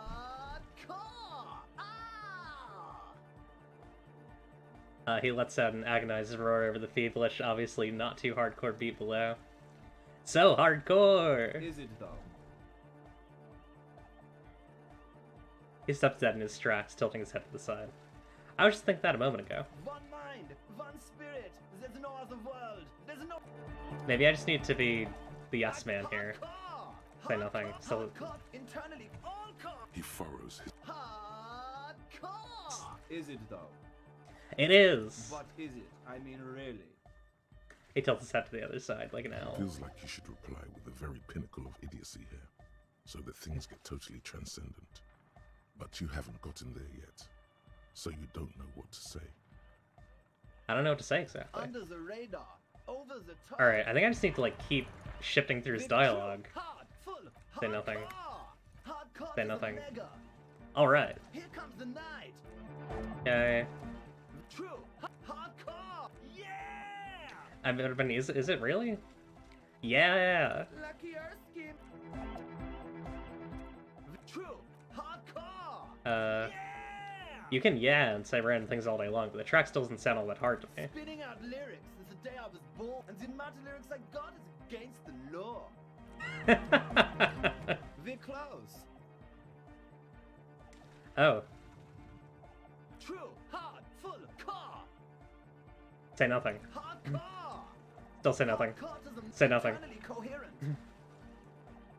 So wondering if you knew who killed the mercenary hanging behind the Berlin Rags hostel? Good morning, yeah. 1, 2, 3. Yekokata, the place to be. Why is this Yekokata the place to be? What does that mean? Yekokata is a hardcore place. Okay. True. Say nothing. Still say nothing. Say nothing. But I'm gonna think this really doesn't have anything to do with the case. It's a message, so listen and you will see. No illusion. The spirit is what you feel.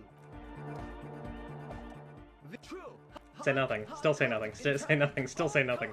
Please tell me, what exactly are you doing? Get the people going. I see. Yeah. Request. I want everybody as close to the stage as possible. This guy's in a deep haze. We're close. Oh god, what a nightmare. I'm sorry. And True. Hardcore. Internally coherent. All car. All right. You gotta get the people going. why? I'm the party boy. It's my job. I think I'm also the party boy. 2 on the track. Watch your back. Watch out for the heart attack. True. Hardcore. Internally. All car. Gotta get the people go. I'm the party boy. What is a party boy? Hardcore party 25/7 beyond the winter's orbit style. This is ridiculous. True. Hardcore. This is so good. He furrows his brow. No, but seriously, I'm a little worried it isn't. The question is, what is the question? That would have been good if I had asked you a question, but I didn't. Now it's just idiotic. But there was a question? Okay. He furrows. No, but The question is, just answer the question. But there was no Okay. Okay. What a freak. Internally. He furrows. So hardcore? Is it though? It is. What is it? I mean, really? The question. What is the question? No, but seriously, I'm a bit worried it isn't. He frowns, then starts bobbing his head back and forth once more. The skin on your back is crawling. For a second, you can't even hear the music anymore. There is a hawthorn tree on Rue de Saint-Gislain, right next to the canal. Oh, something's happening. Don't be alarmed. Everything is okay. He isn't actually worried. Everything is still super hardcore. What he probably means is, it could be even more so. You said you were worried. What do you think is wrong with the music? There's nothing wrong with it. I'm still in love with the hardcore. He turns pensive all of a sudden.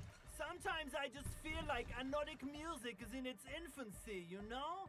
For example, take this Arno van Eyck jam I've been pumping for the last month, and will continue pumping for the rest of 51. Yeah, it is weird to have to say no to a question for 2 different reasons. So weird. Isn't something holding it back from being hyper? He thinks for a moment, then his expression clears. It's like it's only ultra. Yeah, you gotta get from ultra to hyper, that makes sense. I think it's super hardcore, but you're right.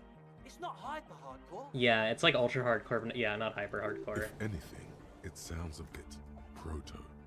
Like it's not fully formed yet. You might be a moribund alcoholic and a failed cop, but you are pretty certain a thing cannot be both proto and hardcore. It's proto, not hardcore at all. Wow! Culture cop! For a moment, you almost think he's going to put the tape player down. But that would be ludicrous. I think you might be right, but how could it become hardcore then? I know it in my heart, but cannot think it in my head. If this is not hardcore, how could anything be? Sounds suspiciously like a question. I thought the question was, what is the question? No! This is the answer! Try to think if anything could make it harder core? What? Guys, there's something happening in his head. He looks at you with customary amazement. As your mind works, the beat recedes from your ears. You hear your own blood Oh god. pulsing through your head. This feels like a bad Nourishing idea. your thoughts with oxygen. The rhythm is familiar. Think even harder. Oh yeah! He's doing it! Feel the movement of blood through your head. The abstract shapes swelling in the foreground have done so in vain. This is a core matter. The answer in the double kick that moves the milliliters through your mind. The dark thud is the source of all rhythm. The inspiration behind mathematics. I feel truly enlightened as well. The hardcore. My imagination fails me. I know! So does mine! I can't help you with this right now. It's something else, something extra.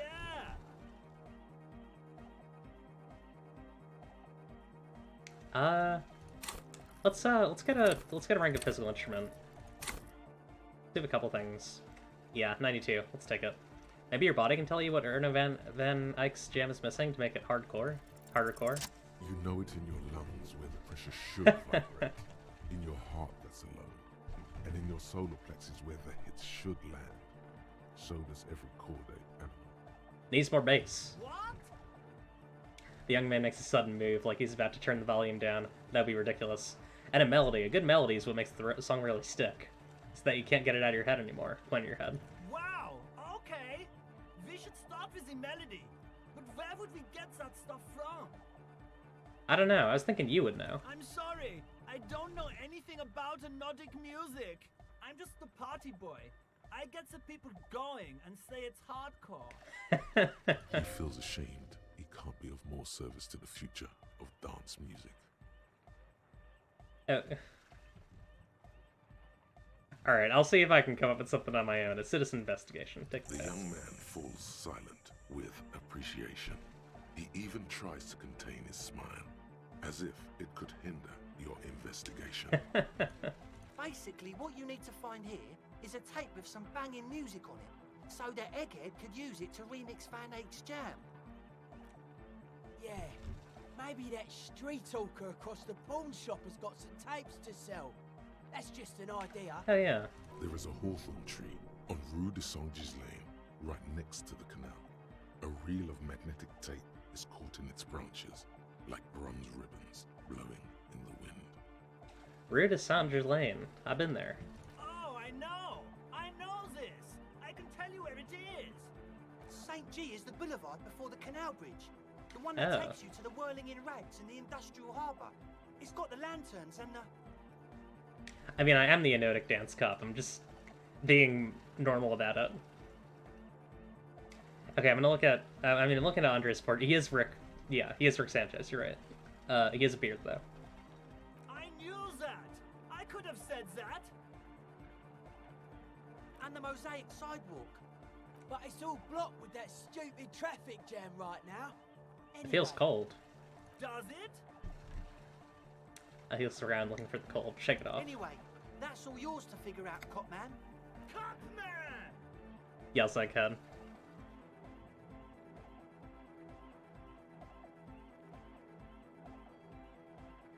I don't think I have the right one yet. I'm gonna wait. Why are there lungs on your belt buckle? Lungs are for love! Good to know. Yeah! Are you a thought reader? No nation, but transnation! No war, but class war! So you're not a thought reader, you're a communist? He's not a communist. It's just something he likes to yell. He picked it up from a tape jockey at the Elysium. She was a communist, though. Ah. Yeah! With the rebel yell! Tell me something else, Egghead. Alright, goodbye, Egghead. Let's talk to Andre. Here comes the night! Noid shakes to the... Oh, not Noid, sorry, Andre. You see a youngish man bleaching Rick Bad. the tips of his hair with a toothbrush. He puts the toothbrush down and extends his hand. Yeah, I agree. Well, I think it's good art. Like, it's... Just because there are other works that have characters that look like, you know, your characters doesn't mean to, like, vaguely, I don't know. If I were quality assurance, I would not remove this portrait. I think it's a pretty good portrait for this character. Hello, I'm Andre. It's a pleasure to meet you. There is definitely something futuristic about his hair. Aggressively so. You get the sense that this is what the future will look like. Yeah, he seems like a jerk. Imbecilic. Yes, should the future ever come, it will look deeply imbecilic, like this guy. Shake his hand. His grip is strong, sweaty, and warm. He's trying to project and inspire confidence. This is my posse, Noid. The young man with earrings looks at you suspiciously.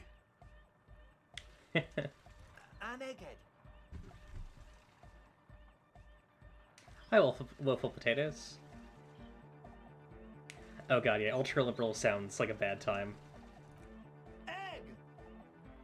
The tape player high above his head continues to blast what is probably Enotic music. Together with a Settle Burger, who's out there right now, doing some seriously progressive sonic experimentation, we like to think of ourselves as music venue organisers. Wait, how many music venues have you We have organized? many in the pipeline, officer.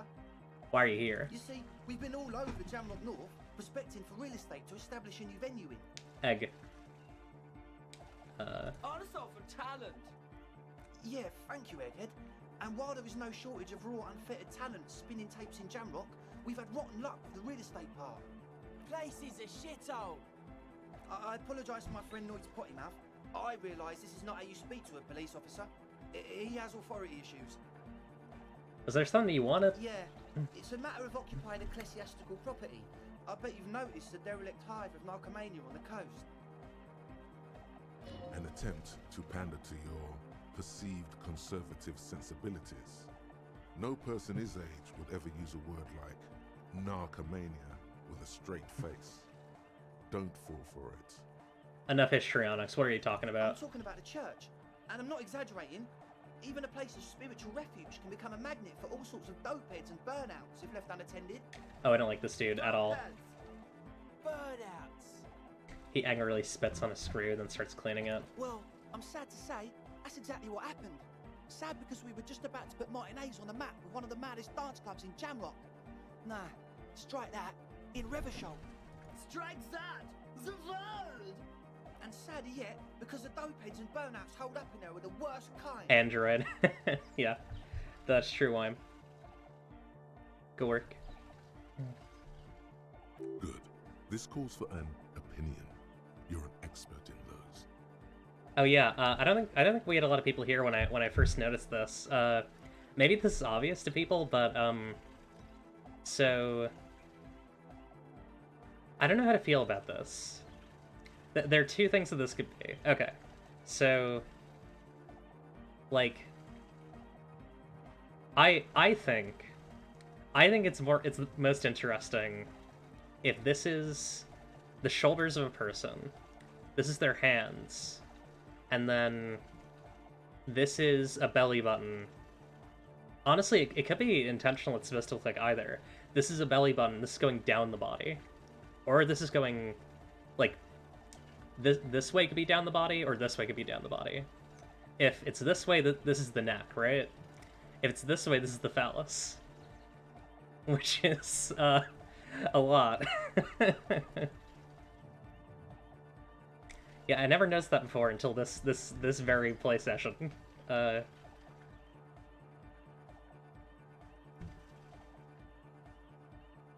I feel like you might be laying this on a bit thick. What's really so bad about dope heads and burnouts? They're spooky. What exactly do you mean by spooky? Yeah, I think it's intentional too. I was hoping you would be the judge of that, officer. All I can say is, their spookiness is the kind that keeps us from restoring this church into a community centre and a place of spiritual refuge. Rhetorical question. Also, they don't eat or clean the building. Shit's gonna collapse. People just want to spin tapes without them spooking it up. Place has bad signs. No one can dance like that. Yeah, fair. Thank you, Egghead. But also bad, because you're trying to clear people out who probably need this space. So you're gonna look into it, right? It should be a police matter. Getting them out. Whatever spooky stuff they're doing, I'm sure it's not what the Ecclesiastes meant their property for. I'll look into it. Tell me more. Alright, man. He claps his hands enthusiastically. I'm just doing this so they give me a key. Andre's obviously very happy you took him seriously. The whole tent is. The boys exchange giddy looks. Estella told me Noid to put the padlock on the door. Why? Oh, so you met her? Good, good. He's not as glad as he would like you to think. There's concern in his voice.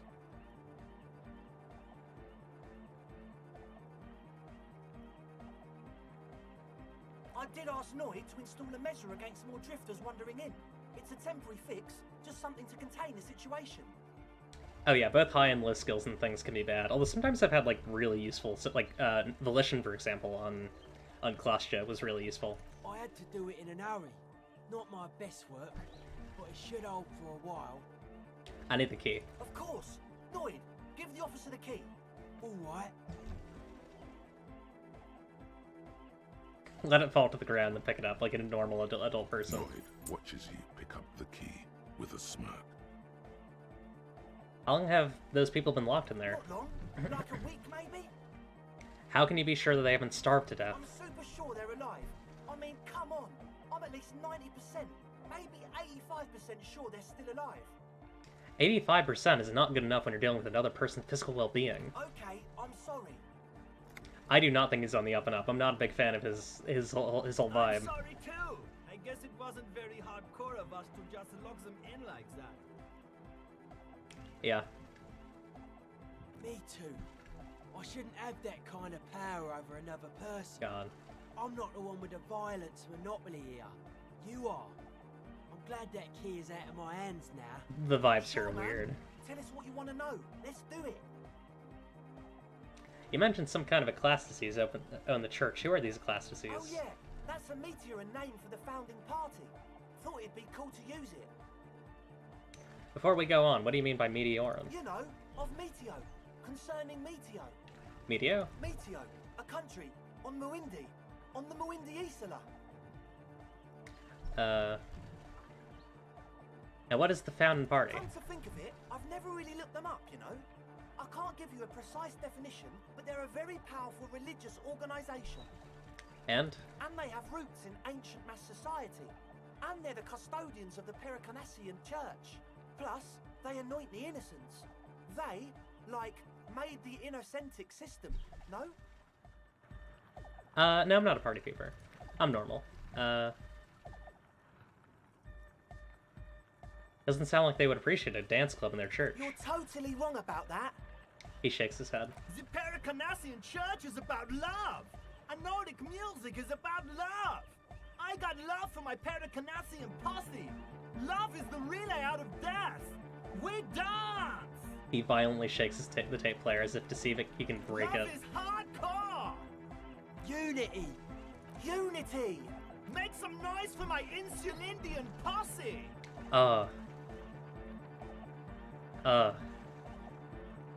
You feel it.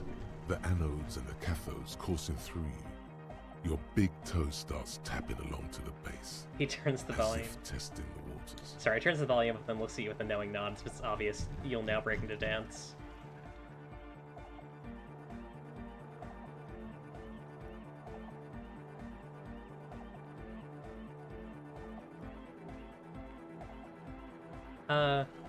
No words, enjoy the beat, nod your head. Feels good. No, it's too much. No sane organization would want this level of absurdity in their church. That's pretty downbeat. I think I speak for all of us when I say we expected the law to be more open to the idea of love, unity, and the Pericanassian posse. I don't understand a single thing you're saying. Yeah, I know you don't. So, you got more questions? He shrugs with The melancholy. one with the large head is still looking at you, nodding his head, waiting for your body to start moving. His expectation is fierce. You can't be scared of moving a little bit, are you? Get the grind on. That's it for now. As always, we'll be right here, waiting. Wow, so someone's been a little boring. What? Yes, my standard liege. Someone's seen all sorts of wild ideas pop off and thought, I'll take the boring one. The regular, please. The brown. Look, I'm just trying to do my job. No need for extravagance. Of course you do. Let's get right to it. My lord's copper type is regular cop. I'll let everyone know. I'll send out a telefax. Yeah, no need. Let's keep that announcement on standby for now. Opt out. Good. Of course. To outright declare yourself something does seem a bit too interesting now, doesn't it? I won't trouble you any further. Yeah, I prefer being the sorry cop. It's more fun. Which I believe is... Where is that? Is that in Thoughts? Oh, no, it's in Journal. I guess... Am I more regular cop than... No. Yeah, no, I'm sorry cop. That's me. So we need to go get that tape. And I want to check out the church. And I also need to check out the ice cream maker. I'm gonna take a little break. I'm gonna get some water. We have a couple things we need to take care of. Real quick. I'm not regular. I'm not normal. I'm abnormal, please. Okay. Let's quick save. And we'll take a little break. I'll be right back.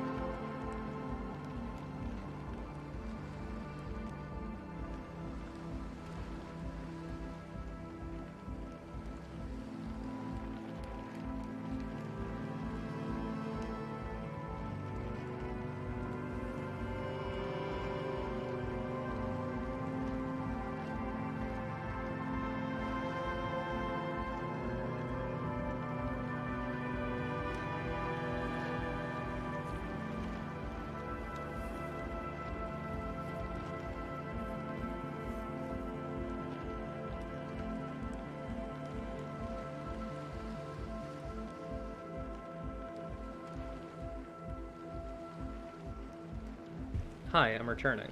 And get set up. There we are. Okay, I'm gonna do a quick little purple reset.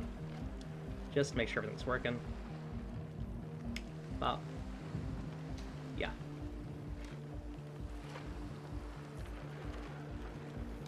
Okay, there we go. Hi, me. I'm returning. Hey, no, let's use the bridge. That's way quicker. I think I'll go by vicinity. I'll check out the church first. See what's here. Heavy wooden doors, more than twice your height, stand shut. You know, before I go in here, I think I want to try and boost Inland Empire and Shivers, because I have weird, I don't know. I have a sense that there might be some stuff in here. Maybe I want to use this instead. Yeah, I'll put this on. Although, the other one is my only Shivers piece of clothing. I don't know. Anything reducing Shivers?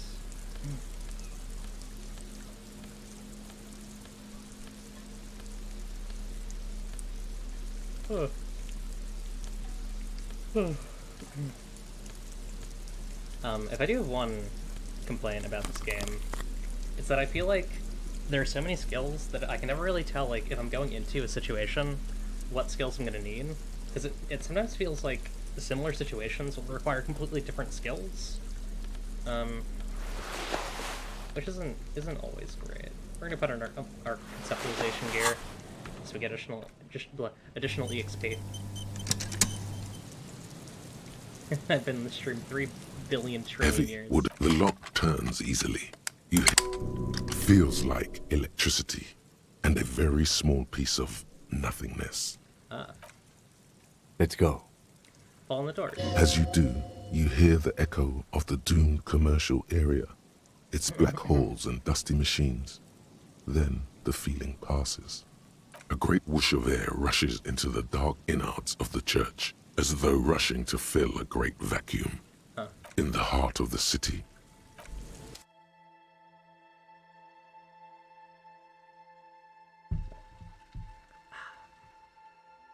Drinking some delicious water.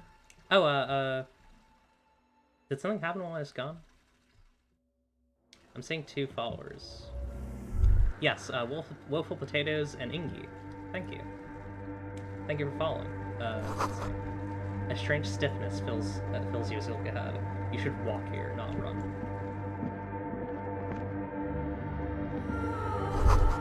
This grotesque wooden figure looks half-finished.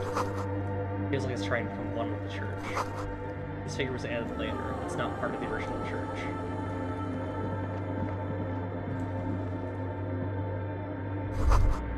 More of the forked lighting pattern you saw outside. Bark beetles? No, it's intentional. Some long-forgotten style. This is a very cool little locale. The blackboard is filled with complex equations that look recent. Oh, whoa, that's cool. Cold wind blows in from the broken gallery. Makes your skin crawl. A portable Harman wow sheet tape recorder. 2 decks of reel-to-reel tape spinning on empty.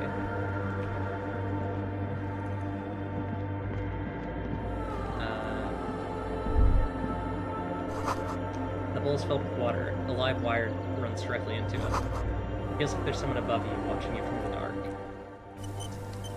That's scary. The silence in this part of the church, it's almost palpable.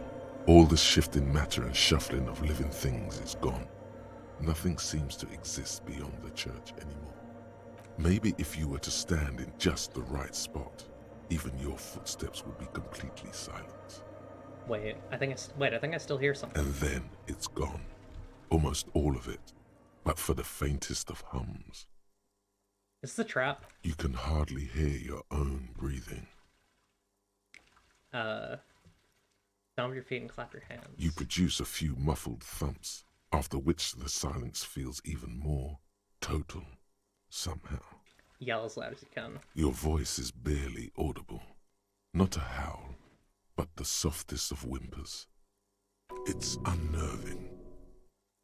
Turn to Kim. What's happening? The lieutenant points to his ears and shakes his head. Then he leans closer. Can you hear anything? Almost nothing. It's beginning to worry me. The church just has strange acoustics, some engineering trick. Huh. His detached tone conceals how uncomfortable he is. Maybe the church was designed this way to prevent boisterous activity, singing and dancing on its premises. Maybe they wanted to discourage singing and dancing. Could be. Look up into the bell tower. The orderly rows of ceiling panels become barely visible, then disappear completely in the darkness of the tower overhead. 42%. Try to see beyond the shadows. Rip. Uh-oh. This seems bad. This seems very bad.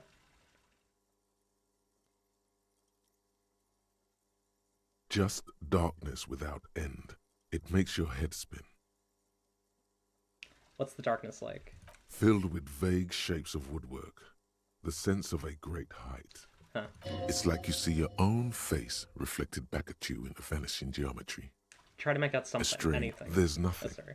You're dizzy and disoriented as you see dark and more dark rising. A strange alien image that's supposed to be you. Officer, what are you looking at? He follows your gaze, attempting to see whatever it is you are seeing. Blink. Oh? Oh, hey. You see something hanging from the rafters, looking straight at you with dark eyes.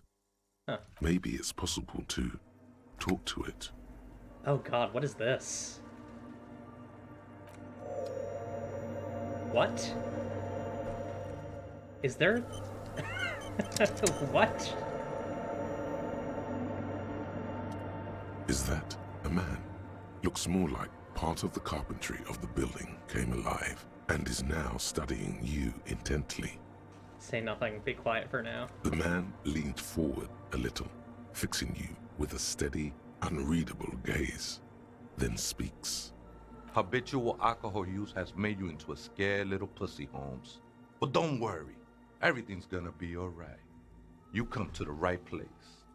The right place for what? Here you can receive the mother's love. And when you're ready, she will take your hand and lift you out of the despair at the bottom of that bottle. This man is obviously a habitual narcotics user. Do we really need to question him? Lieutenant whispers to you quietly. I'm put off by this religious stuff, he thinks. And maybe the ceiling climbing, too. It's all very hard to square with the lieutenant's own view of reality. Hey, and what was that about the bottle again? You haven't even drank that much lately. Lay off it already. Shish. Yeah, I guess I have a bit of problems. It's been getting out of hand lately, but... Está crudo, way. I see deep inside you. Your body and your spirit are suffering greatly from overindulgence. And you don't even know it. How do you know what I'm feeling? I was like you once. Just dragging my feet to the next bottle. Shit was dark, Holmes. You know, actually, since we're here, you may want to pay attention to what the ceiling climber is saying. If the lieutenant agrees, then maybe, just maybe, you should pay attention. Fuck you, Crabman! You don't tell us what to do! Tell him! For some reason, I feel like you have a point here. Don't trust me. Trust the mother. I'm only the messenger, Holmes. This guy's like a cool, like, golem, almost. Like, I love the art for him. I love how he's just a shadow. So this is, like, the image that you have of him. He almost has, like, he looks like he has a cloak, right? But it's just the rafters framing the upper ceiling. His voice echoes in the cold air of the church. This is the Church of the Mother of Silence. You are welcome here. He sways gently on the beams, waiting for you to take it all in. This Mother of Silence sounds like a serious player. You might want to be careful until you find out what you're dealing with. Where'd he come from? Up there, Holmes. He smiles strangely and turns his head up to look into the darkness of the church tower. Okay, I have other questions. The sinewy figure lingers on the wooden beams, blending into the shadows. The milk church, yeah. Oh, that is so, yeah. I guess because she's a mother of silence, she needs someone to speak for her. What are you doing here? This is a special place. There's a perforation in the world up there, a way out into nothingness. This church was built around it for purposes of veneration. He nods towards the ceiling. I circled it, nurtured by the silence bestowed by the mother.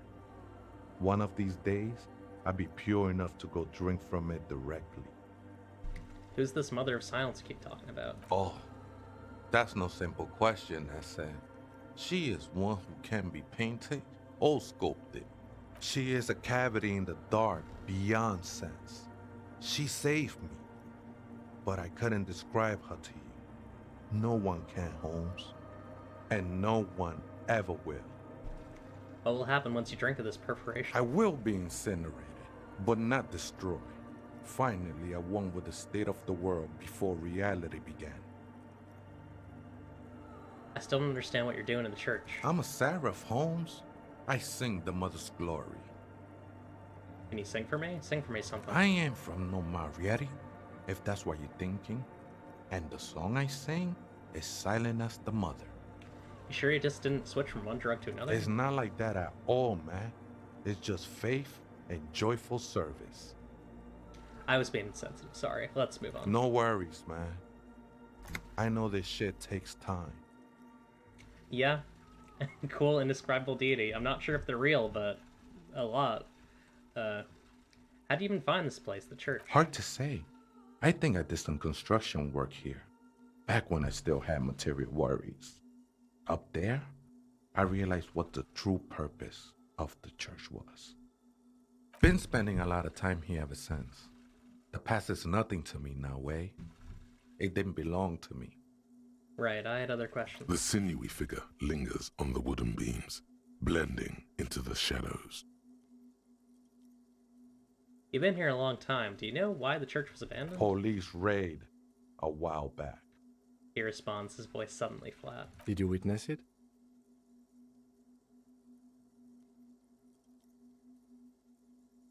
Yeah. Deities of darkness. Not really. Or at least I don't remember much of it anymore. The mother's love has done its job. That's what's so great about the mother. It lets you forget about everything. Do you know where the other spooker is? Point at the strange machines Other around you. spooker? Oh, esa viejita es muy estudiosa. Don't know, Holmes. It isn't, like, does Spanish exist in this world? Like, was Spain a country? Like, was there a Reconquista? Like, was there like a... was there like a... Are there Moorish populations? Like, I don't know. It's interesting. Wait, so there is another person living in this church, and it's Viejita. No. I just call her Viejita because of her clothes. She's actually quite young. Or maybe not that young. Age is just one of the many masks we wear. He scratches his head. Wait, what if it's Ruby? Oh yeah. Did it ever seem to you like she was hiding here from something? Yeah, it is possible there's a Spanish destination, for sure. Lieutenant seems to be thinking the same. He takes out his little notebook. You mean like a fugitive? He glances at the abandoned radio computer on the other side of the nave, pulsing with light. Then he shakes his head. No, man. Quite the opposite. I don't think she cared much about authority or anything else for that matter. Maybe only about her machines. Oh yeah, this probably is Ruby. And where is she now? Lieutenant seems contented with that answer. I told you, Holmes. I don't know. Right, thanks. I'll see if I can find her some other way. You just have to wait until she comes back, or... He shrugs. Some ravers want to turn this place into a nightclub. The ones in the tent outside, right? I see them. Think they scared of me. Wait, do they have a reason to be scared? Nah, man. They look pretty funny. And I don't harm no one anymore. Anyway. though he used to, a long time ago.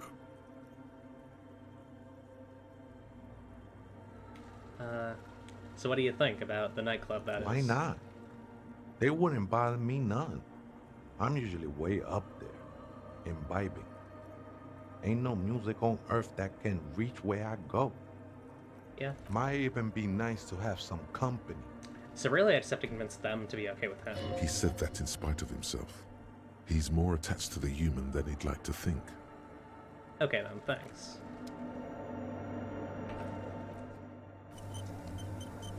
Alright, we should probably look around a bit more. Frost has drawn flowers on the glass, obscuring the view. Figure drawn frost in the window depicting a deer. A mask banger's silk scarf for pain threshold. This huge red scarf is still dusty from lying in the church.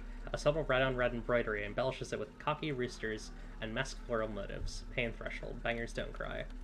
Have I gotten anything else recently that I haven't read? I don't think I've read this. A slender bow tie held together by an antique clasp in the shape of a bird skull. The skull features 8 cavities for eyes. It's disturbing, but you can't look away. +1 Inland Empire, Octuple Vision, and +1 Volition, Cryptid's Protection. Seeing... I don't know. By nature, I'm going to miss most of these. I got the Fallen Ultra Series gloves. Anyways, we're going to just keep looking around.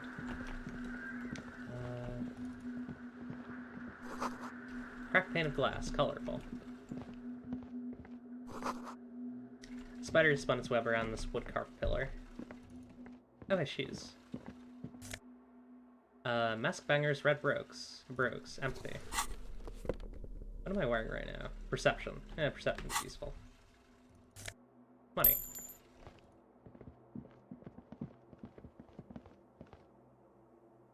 Yeah, that makes sense. Also, sorry, you were here before, Bullfold, sorry. I sometimes lose track of new names. A machine stands in the corner, watched over by the figures on the stained glass window. It's turned on and quivering with soft electricity. I just put a link to the Discord if anyone wants to join, because I see some new names and faces. Soup time. Another radio computer. And this time it's already turned on. He seems cautious around the machine. These machines sometimes harbor traps, he thinks. Alarm systems and the like. Let's be careful. We should leave. I doubt this place bears any connection to the case. Yeah, but this machine looks just like the one in the Doom commercial area. It's also quite similar to the one we have down at the station. Must be the same model. He inspects the machine's framework, careful not to touch anything. A quaint little box of radio waves. Wait, let me just investigate it. Stepping on the You computer. see fluorescent play and print buttons on the keyboard. A hatch connected to the central compartment is wide open. Huh. The lieutenant says nothing. You see the machine's glowing frame reflected back from his diamond-shaped glasses. You're free to proceed. Look inside the compartment. Behind the hatch sits a cube-like crisscross of filaments, smoldering in the dark like fireflies. Silver tape on the side says, in black marker, log, February to March. Another filament memory. Press play to talk with the repeater. Sure. The speaker comes to life. Static seeps through the machine's planar magnetic driver. An old lady greets you. Her voice sounds 100 years old. Good afternoon. Fortress accident on Saint-Brune. This is the East Insulindian Repeater Station 1. Please repeat. Is this the personal log? It's the same old woman you spoke with through the radio computer in the doomed commercial area. Yvonne, it's me again. How are you? Good, thank you. Please repeat. Is this the personal log? I looked inside the core, but the tape on the filament just said log, Febmar. Good. Please repeat the password. We don't have a... Let's look around. There's no use trying to guess the answer. I don't know the password. Received. I will register this login attempt. Alright. Yeah. That sounds bad. A login attempt. Something a criminal would do. She has a great voice. I like the static. accident. Is there anything else I can do for you today? Thanks, but I'm finished with the call. Goodbye, Fortress accident. He says as her voice disappears into a whirl of steps. The machine's keyboard is still illuminated. Nothing happened. Yeah, okay, we gotta look for the password. Someone's siphoning electrical current from outside into this antenna. Let's do a, let's use our white morning power. Do a thorough look of the area.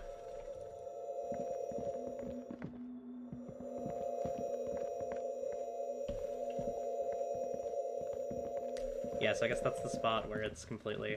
Hey, it's a blood brick. I'm a criminal. In white, silver, and apricot faience, the young mother of humanism stands above you. A crack runs across her body. She is impossibly tall, oval-faced and sad. A dark and radiant majesty. Yeah. This is her innocence, Dolores Day. I went down with a car, Cradled that's right. in her arms are a pair of glowing lungs, clearly visible from underneath her flowing dress. You should kneel. Kneel. Your knees touch the floor. The floorboards are hard and cold. There you kneel among the snowdrifts, diffuse light falling on your hands from beyond the glass. Close your eyes first. The world is silent, but for the creaks and cracks of the massive wooden structure behind you. It covers you from the wind outside. Cold air seeps in through the crack in the glass, cooling the sweat on your forehead. Makes you shudder. In the darkness, you sense her eyes on you, inspecting you with their multicolored glass, as if you're a bug under a microscope. Open your eyes. The woman looks down at you kneeling. She towers among her followers, architects, laymen, courtiers. There is a sad smile on her lips and a glint in her green-blue eye of what? Compassion? Remorse? She acknowledges the passing of someone who is still alive. Huh. You? Yeah. No, she doesn't care about you. She only cares about her shiny sovereign's orb and her silk robes and getting to the aerodrome on time to leave.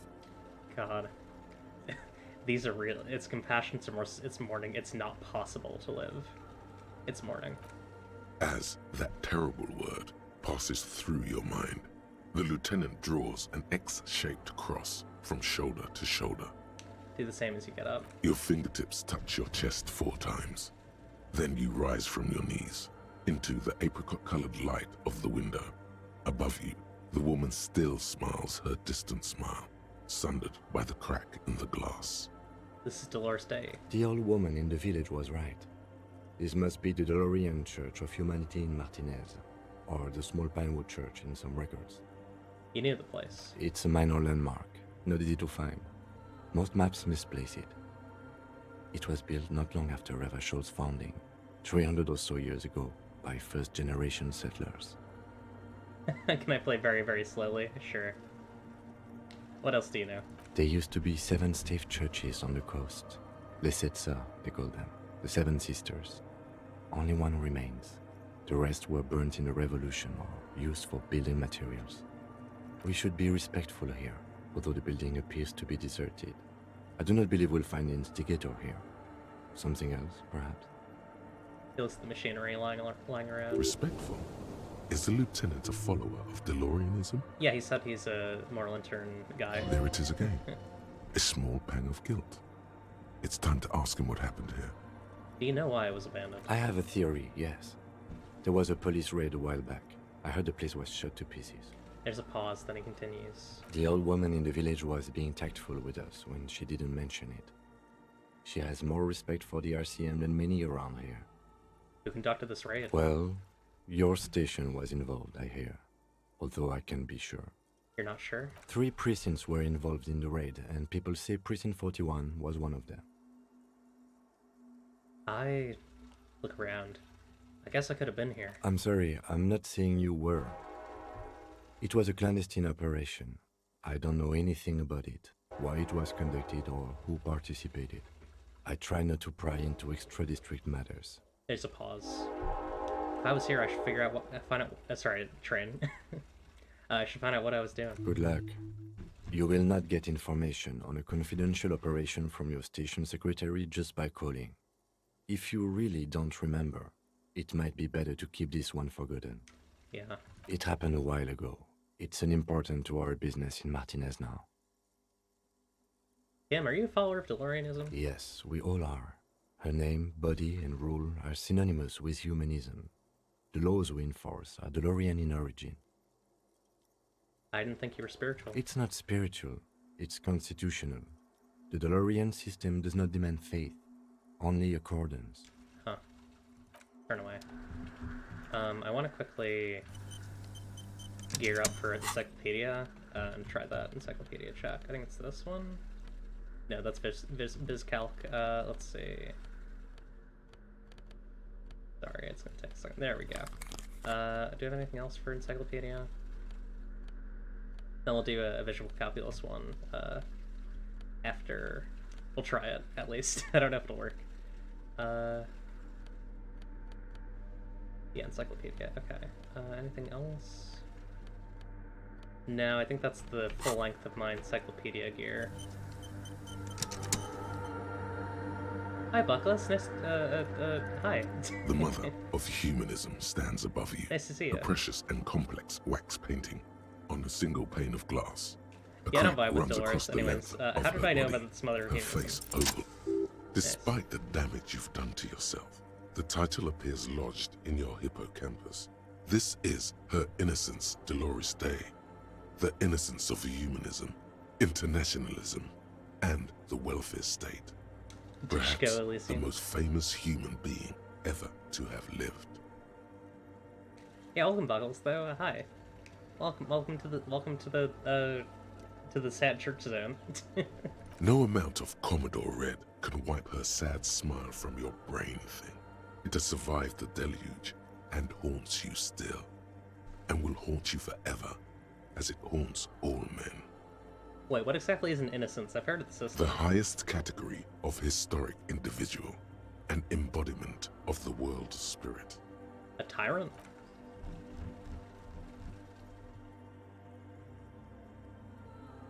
In a way, an innocence is elected to office by the founding party, a precedent that has taken place a mere 6 times in the entirety of history. The legal system of the Real Belt is built from the ground up to accommodate an innocentic rule, should it coincide with our time. An innocence is infallible. The decisions made by one are not decisions. They are inevitabilities. What would have happened anyway? Only accelerated, packed into decades instead of centuries.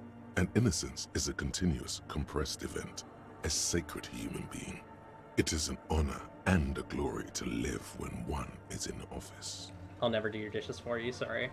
Is one in office now? No, we are alone.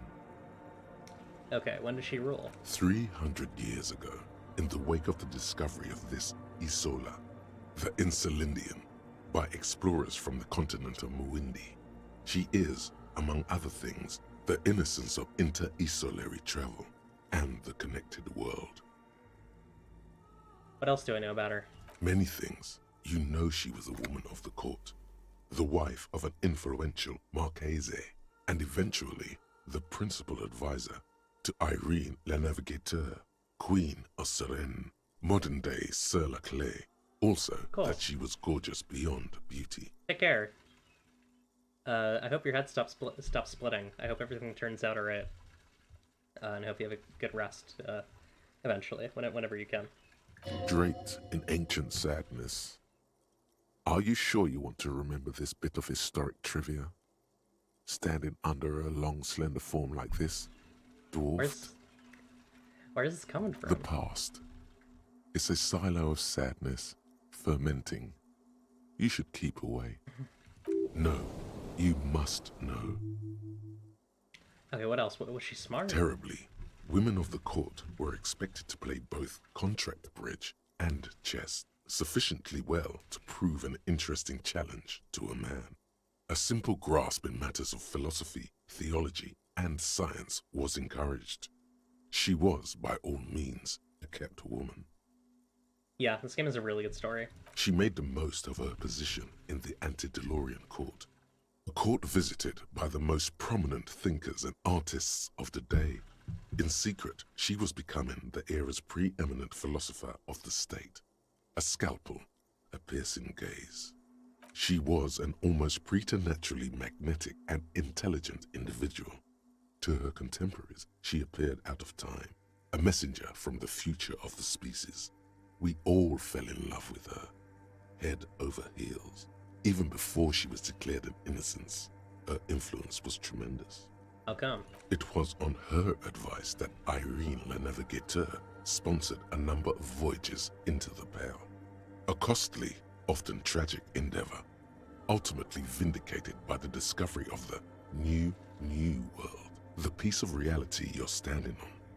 She was crowned 2 years after the first expedition returned, setting in motion what is widely considered the greatest era in history. The DeLorean era. Wow. Wow indeed. When her innocence was declared, and the queen she had advised for years fell on her knees before her, she was so overcome with emotion that her lungs started glowing in her chest. Bystanders reported golden filaments lighting the already sunlit chamber around her, clearly visible beneath her dress. That is why the lungs are the symbol of love for the cultures of the real belt. Oh, that's why the dancer guy said that lungs are love. I want more. As did we all. The lands of the Mest and the Occident, and even far away Supreme Windy, altogether 21 of the 40 Mundial nations of the time, immediately accepted Innocentic rule, even before her crowning. Her crowning? In a city called Advesperaskit, in Vesper Messina, her homeland. The name of the city means evening comes, but it happened on a winter's morning, with the canals frozen and slush falling out of the sky. This feels like a historical framing of just like a deeply philosopher's. Like probably just like a very, I don't know, probably a very cruel woman. Like you just sent people to die in the Pale. She was dressed in a white and pearl dress on an emptied-out plaza with the crowd far away. Already, her Theriers, the secret servicemen of the Innocents, were worried about an assassination attempt. She must have been beautiful. Oh yes, she looked like humanity's young mother, a perfect mother, insultingly beautiful. It was as if her face and shoulders and hands were covered in a soft down of underfeathers. You know this well, very well. Midwinter snow was beating the cobblestones around her. A small attaché of officials stood by as her Theriers placed a white gold wreath on her head. The crowning was mostly witnessed by secret servicemen. Then what? One of the men in this secret service killed her 22 years later. A young man who had come to suspect that Dolores Day was not entirely human, but something else. What? Something that had walked in our midst, watching us stumble for hundreds, if not thousands of years, until it decided to interfere in the course of our history. We were supposed to come up with this ourselves. The man was reported to have screamed at the Innocents. Dolores Day was shot in the chest with a fowling piece 8 times. The man, thought to be Imposter. insane, said he once touched her and her body had been unnaturally warm, like a furnace, and that sometimes, while on duty, he observed her forgetting to breathe for over 10 minutes. This inhuman quality was witnessed by many others as well, glowing lungs and all. It is commonly attributed to mass hysteria and religious psychology. Was there something terrifying about her? Terrifying is a term too emotionally charged for your semantic memory, or what remains of it. But terrifying, it's a simple word. She was bad for humanity, and you shouldn't have started thinking about her. No, was there something bad about her? I want to know. You already do. Although she is often considered to be the greatest human being to ever live, there was something ominous about Dolores Day, constantly surrounded by her Theriers.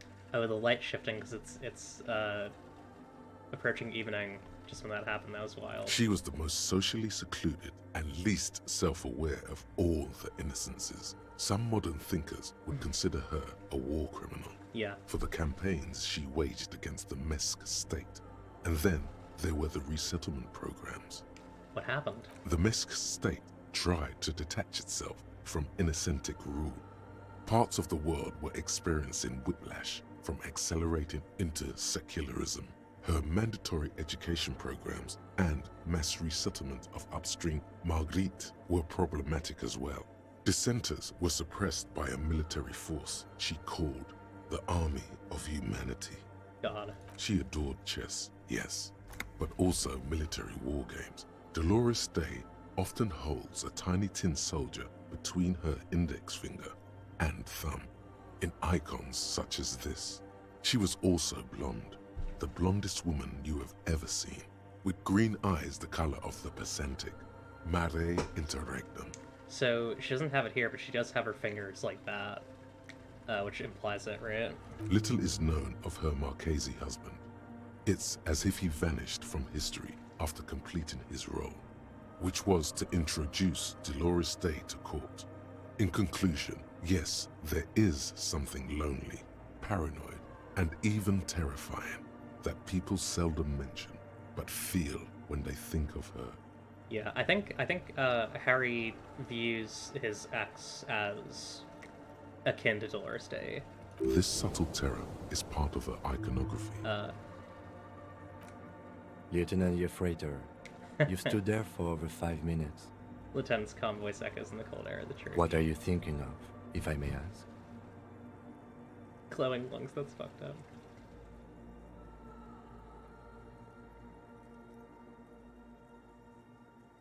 I feel like I don't want to hurt his faith. Nothing.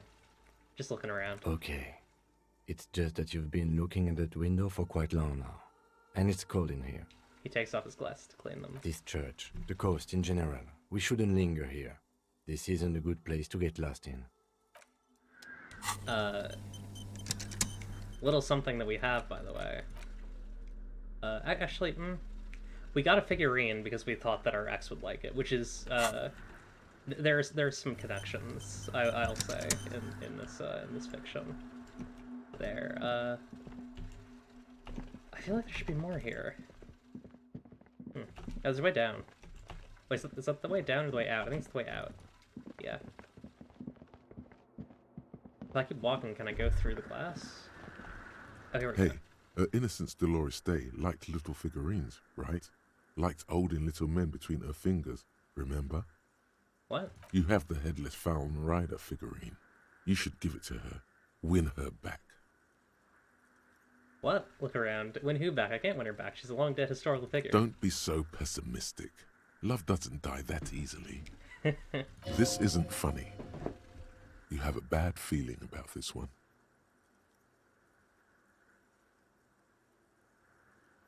I'm kind of curious about this. I should, yes. This is a task. So very, very, very nifty. Nifty and mysterious. This is surely what the figurines are for. Okay, let's try offering figure. Let's save. Let's do a hard save before we do this. This seems dangerous. The mother of humanism stands above you. A precious and complex wax painting on a single pane of glass. A crack runs across the length of her body. Her face oval and sad. Looks like I can't give this figurine to her. Why? Because she's a stained glass window. That does seem to be a problem. Maybe you meant something else? Like what? Is the task still on? I don't know. What are we thinking of? Part of your mind has gone on to other things already. Only a strange little sadness remains. Yeah. The mother of humanism towers above you. A wax painting on a cracked pane of glass. Nothing has changed in her expression. I'll try reconstruct. Let me get some gear for that. I think I only have the visual calculus glasses. I don't think there's anything else that does that. Sorry we've been in front of this this thing for so long, folks. Just a lot to do with it. Oh, hang on, this has visual calculus.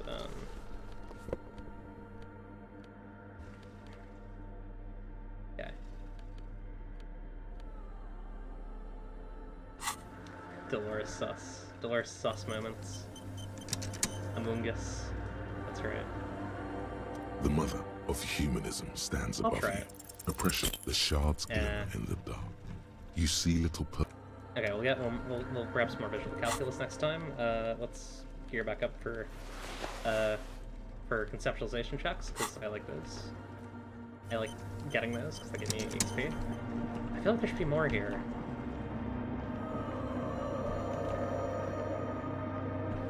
Does he have the password, maybe? Oh, hey, wait. There's coffee in the back. Oh, wait. I meant the mother's love. Have you, by chance, heard the Viejita say the password to a radio computer? Too many times, Ese. You need it for something. Yeah, it's for a first-degree murder investigation, Martin. Don't sweat it, vato. The password is afterlife death. That is true. But what comes after death? Yeah. What you think of that? Makes me almost pity La Nilita Pequeña when I hear it. I think we're done here, Ese. That was an interesting conversation. However, I'm still not sure whether we'll find our suspect here. Okay, so right now what we're doing is we are in this church because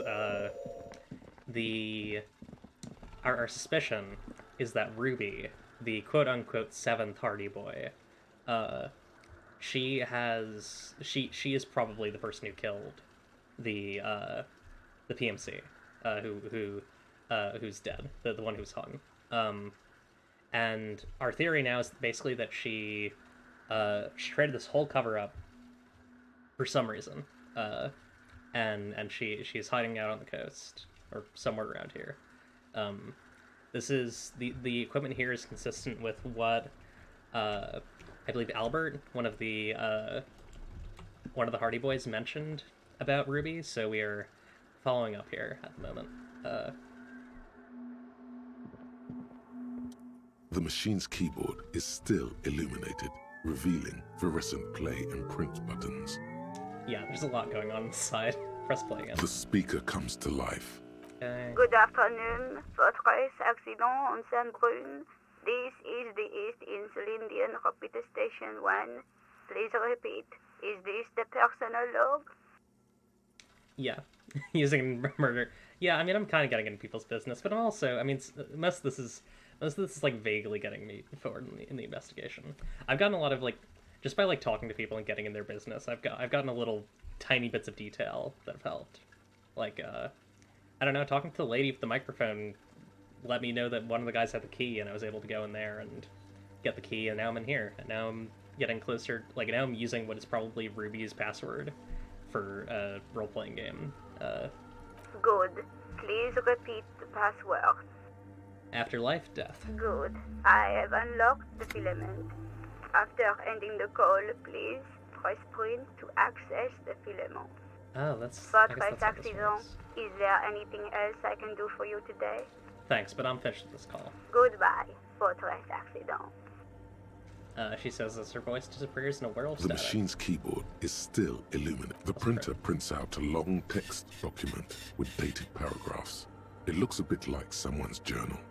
Yeah, Harry is engaging in the Jamrock Shuffle. He is going from place to place, from thing to thing. He's not following the case strictly. Read the printout. The first entry, made on the 4th of February, 51, by an unknown author, is short and concise. Arrived at the church, the door was boarded up, so I used the crowbar to get inside. Looks like the place has been deserted. Nothing out of the ordinary, but I'll ask around. Need to figure out how to get the electricity in. The lieutenant leans closer, scouring the printout over your shoulder. Just as you finish reading, he looks up, muttering under his breath. Inland Empire, it's all connected. Yeah, although I'm pretty sure fighting Ruby is the end of the game. It is, the thing that you do. 4th of February. That's over a month ago. Whoever set up those machines has been here for quite a while. Yeah. I'm curious, what is the most direct route you could take to solve the case? I guess just like having the checks for everything, like, I don't know, having high authority, having high logic, you know, just like knowing exactly what the checks are to like get Titus to crack, and then just getting him to crack. Do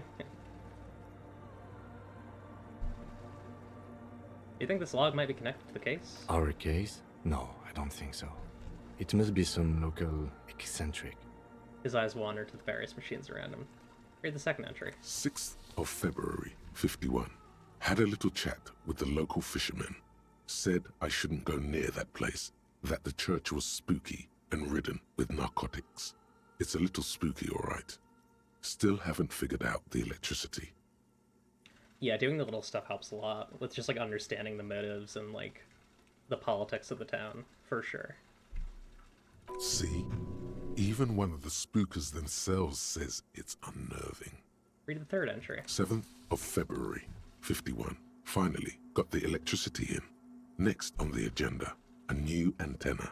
I'm thinking ESCA series, something advanced. Why would you need an antenna? Why would anyone need any of this equipment here? He steps on a wire running on the ground, inspecting with his boot. Read the fourth entry. 8th of February, 51. Bought the antenna. Had some problems setting it up. Called Simo for help. Simo. Heard the others are back to making art. Drinking somewhere out of town. Sulislav started a rock band again. Lexi has been seen asking money from strangers. Huh. But at least the artists have their act together. They're qualified labor. They can get work anywhere. Graphic design, ads. The programmers are doing fine too. I mean, they're programmers. The writers, though, they're fucked. Whoever was in here was part of Fort Accident. Oh, yeah, that's... See, this is how the Fort Accident people tie into the main story, because Ruby might have been one of them. Maybe. Or, I don't know. I just have to find out what caused that data loss and be done with it. Still don't understand how it managed to wipe out the backup, when the backup wasn't even connected to the front. I know. Everyone thinks it's impossible. They say I must be lying. I'm here to set it right. Data loss. Seems like something to do with radio computers. Unfortunately, I don't know enough about them to understand what the author is saying. Something about the backup data getting destroyed, and how everyone thought it was the author's fault. Let's just keep reading. He adjusts his glasses. Artists, programmers, Lexi, who are all these people? I think these people worked in the radio computer games business. Yeah. The one we saw in the Doom commercial area. They must be our former co-workers. Read the fifth entry. 12th of February, 51. Brought some food from the grocery store. Apparently, there's a strike going on in the harbor. Definitely not happy to see the Martinez people again. Everything's now set up in the church. Going to start working tomorrow, 8 a.m. But could Harry have solved the case if it weren't for, like, you know, the feelings, the vibes? The strike. We are nearing the date of the murder. He shrugs his chin. Keep reading. I'm interested now. I want to know what's that radio anomaly that sent this person here in the first place. 25th of February, 51. I've been sending data up to Lintel for a while now, trying to recreate the data loss, but nothing. Didn't even feel like logging in, the disappointment. But I did discover a curious audio-spatial anomaly at the back of the church. I've named it the Swallow. It swallows sound. Need to get some mics. Yeah, gains the memories of future Harrys. Here's my theory. I think that they were trying to build part of Fort Accident here, and I think that the church swallowed it up. I think there's some sort of like, I think there's some sort of like actual supernatural phenomena happening here. That's my sense. Is she talking about? Lieutenant looks to his right towards the silence. Read the seventh entry. 28th of February, 51. Yes, the first recordings confirm that the Swallow is real, and I'm not just losing my mind. It's a pillar of silence, with a diameter of approximately 3 meters. Seems like the higher I go, the less I record. This might be a coincidence, or it could be connected to the data loss that led me here. Yeah. The pillar of silence. She is talking about the silence. Is she suggesting it's more than just an architectural quirk? What could it be? Look at the water basins behind The you. lieutenant doesn't answer. He follows your gaze, studying the basins. The water shines in them. No ripples. Read the 8th entry. March 51. Some kind of young disco men have appeared next to the church. I've been trying to record the silence to find the epicenter, but now it turns out I've also been capturing the future of dance music, one neo-disco song over and over again. Fortunately, the song is so monotonous, I was able to devise an algorithm to factor it out. The other day, one of the disco men came in. Before I could even say hello, she got scared and left. Good. I don't want anyone distracting me from my work. She must be describing herself. The girl on the ice?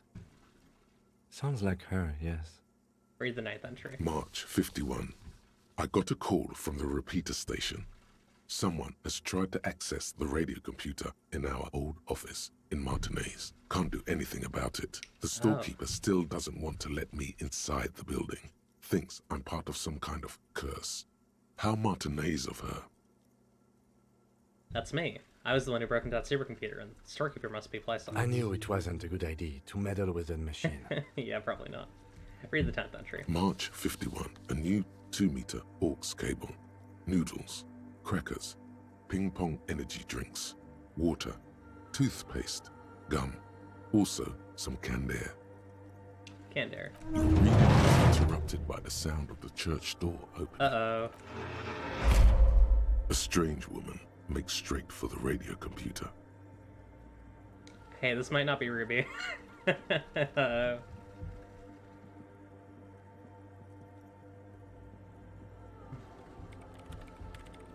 Breaking into my radio computer, I see. She stares at you as she holds down the off button for several seconds. The machine reboots. I do apologize for the intrusion, madame. We are with the RCM, you see. We're looking for a suspect in a murder investigation. We thought they might be hiding here. No one's hiding here. She barely looks up from the keyboard. You hear the machine whir back to life. It's just me and my computer, and it has been this way for weeks. Now please give me some room. I need 2 seconds to see that you haven't destroyed anything. We should talk to her after she has rebooted the machine. For sure. I have a level up. Not sure what to do with it. I started doing Guillaume Le Mion, but I don't know about it. This one seems interesting.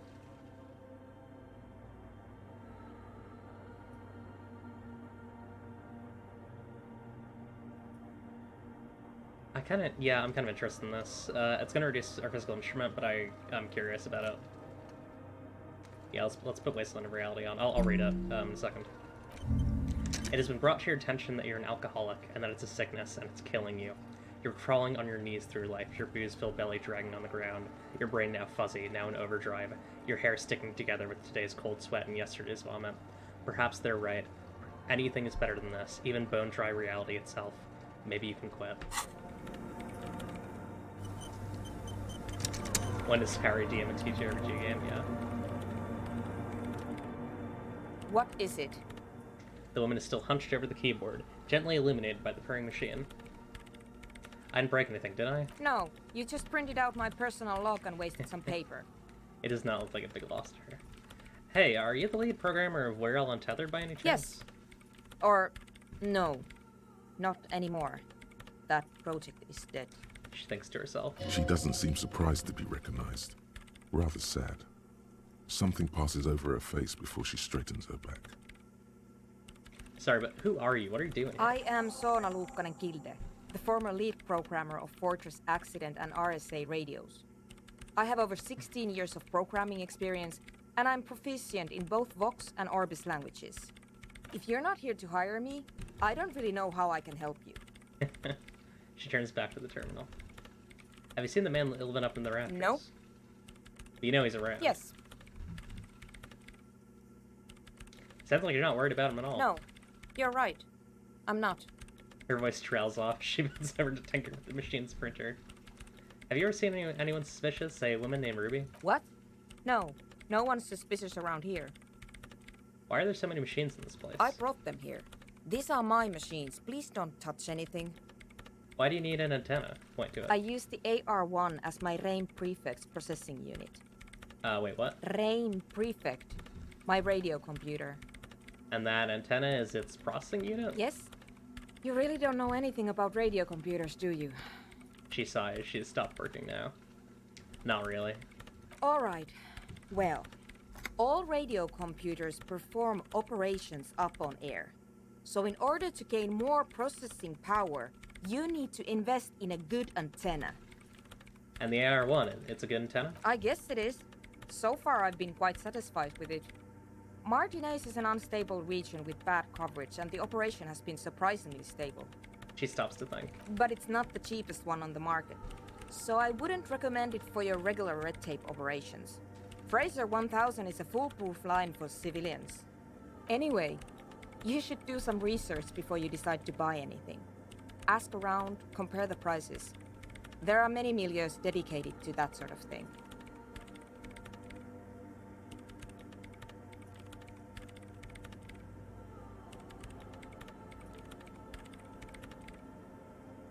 Yeah, I guess so. Just glorified terminals.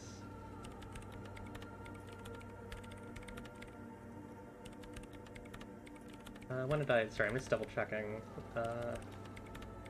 Was... Okay, I'll wait. I'll wait another 30 minutes. Okay. Just seeing if I She liked telling me this.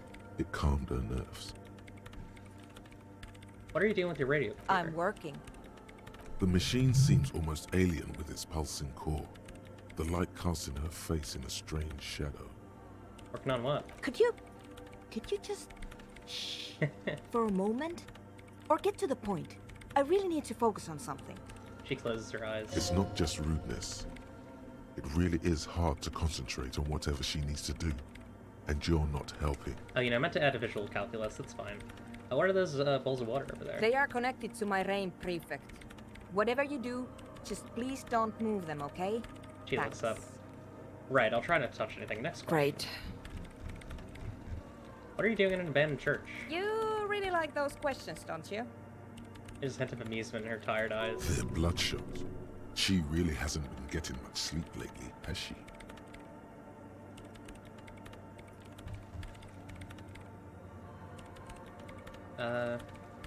I need to make sure you're not hiding anyone here. No, I'm not. It's just me and the... I'm just doing some research. That's all. She looks up at the ceiling without finishing her sentence. What research? I'm looking for the location of a 2mm hole in the world. Ah, fair. She's looking for a disruption in the radio waves. That's what her personal log said. Right. The lieutenant raises his brows, but doesn't say anything. Is the hole connected to the data loss in your journal? Hi, Bet Noir. How's it going? How's stuff? Welcome back. Yes, that's what led me here. But I suspect it might be something a bit more complicated than that. She stares at the burnished antenna in a nearby table. A hole in the world. What does that mean exactly? Exactly. What does it mean? Up to now, it has been impossible to say what it is because it's impossible to measure nothing.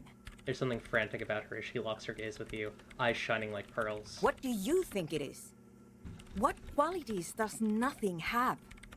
How do you measure something that does not exist?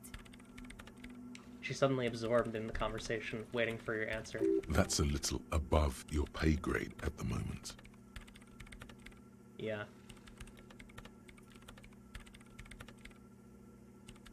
I can't even understand how we're talking about something that doesn't exist, let alone measure You it. measure it by its surroundings, by that which does exist, which is what I've been trying to do. I've tried using hydro transducers to record the silence, to find out where it begins. She replies. But honestly, it's not progressing very well. She grows silent, staring at her circle of basins. It looks like some ancient ritual. But does it have anything to do with necroplasmic life forms? Ghosts, in everyday parlance. Does that have anything to do with ghosts? Ghosts? No, I don't think so. I don't believe in ghosts. What about other supernatural entities? I don't believe in them either. No, that's probably wise, not believing them. Great. What are we talking about? And why? She gets back to work. A clear signal this branch of the conversation is over. Do you have any idea where this hole might be located? Somewhere underneath those roof beams, I assume. She looks up, eyes trying to pierce the pitch-black heights above, but without much success. Only a faint crisscross of rafters can be made out from the dark. Most of the tower disappearing into the shade. Yeah, we're currently talking to this funny lady. Strange things may flourish in the dark. Why there? There's this place at the back of the church. A place where all audible vibrations seem to decease. I've named it the Swallow. And the higher you go, the less you record. So we're currently looking for Ruby on the coast. She is the seventh, well, technically seventh Hardy Boy, and she is very elusive and potentially killed the gentleman, the PMC. Also, it's possible that it was Klasha, because Volition is telling us to not trust anything. So, we'll see what happens. Right now, we're in this church on the coast. Just we were looking for Ruby. Turns out this is not Ruby, but it is another person. So we're asking her some questions. The Pillar of Silence? Are you sure it's not just an architectural quirk? Maybe, but it's oddly close to the physical coordinates of the data loss that led me to this place. I don't know why it's my only option, but this is where the Crabman lives. I know. You don't think the Crabman might be somehow responsible here? No, I don't. She sounds mildly annoyed by this line of questioning, her hands typing hundreds of commands into the machine. You said that the research isn't going well. Why not? Because it's just trial and error, trying to locate the Swallow, the exact point in space. And I don't have a... You know what? It would be really helpful if you could just stop talking and let me work. She stops mid-sentence. That's all I want to know about the scary 2mm hole in the world for now. Great. Thanks. Oh, do I have The something else Swallow, about you this? mean? No. What? Great. Okay. Thanks. How do you feel about a Nodic dance music? What? I hate it. She squints her eyes. I bet she hasn't even heard it.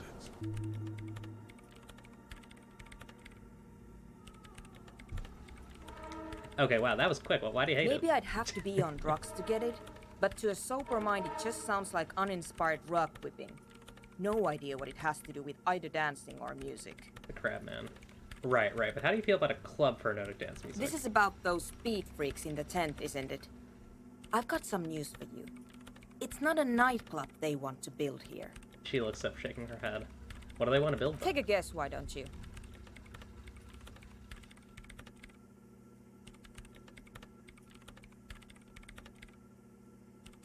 I'm still convinced they want to establish a nightclub for Nodic dance music. They said it's their dream. I can't believe they got you so easily. Go have another talk with those up-and-coming entrepreneurs, will you? Rug whipping. Thanks. The lead programmer Good sighs. luck. I'm not coming in there. Lieutenant notes. All right, let's go talk to them. I guess. I wanna wrap stuff up here. Not wrap up. I'm gonna shroom for a bit more. I kind of want to get some progress in this game. But I'm gonna keep doing stuff here for a bit. I could go back to like Central Martinez, but I don't know. I want to see this through. Seems interesting. We do need to report that dead body. I think when we go back to Whirling in Rags, we'll do that. So that is important, because there was, you know, a person who fell down the boardwalk there. What a nerd.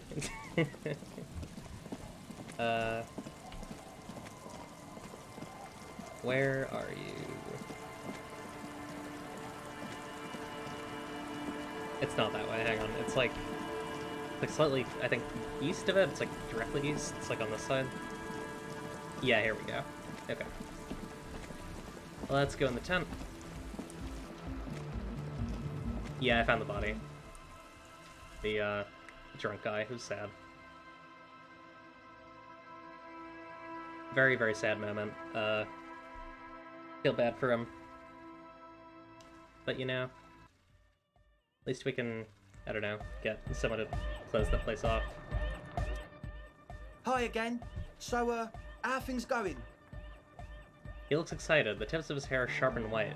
The bleach has consumed almost all the toothbrush on the mirror in front of him. About the church, I checked it out. And? What happened? I talked to the shadow-clad being climbing the beams, a man living on the ceiling. Oh man, the crab man you mean? Who is he? What did you think? Seemed okay, to be honest. Very spiritual. Really? Huh. Interesting. What's he doing in the church? Just preaching and praying from the looks of it. No matter. Is he gonna be a problem? The paranoid young man mumbles gruffly. Yeah, Noid is right. Let's get back to the point. What are we gonna do about him? These guys will never catch him. You will never catch him. There's nothing to do.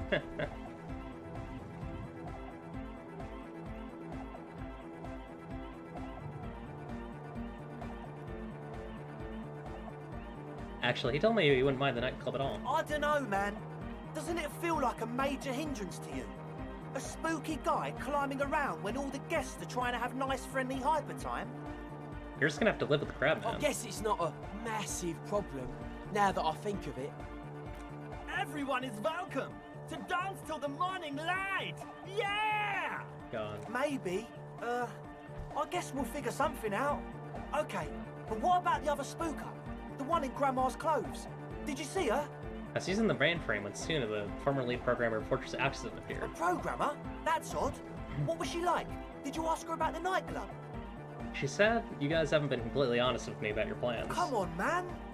Who will you trust? The spooky programmer or us? We just want to make the world a better place. I would love to see the crab man. Feel the love! Get down and feel it!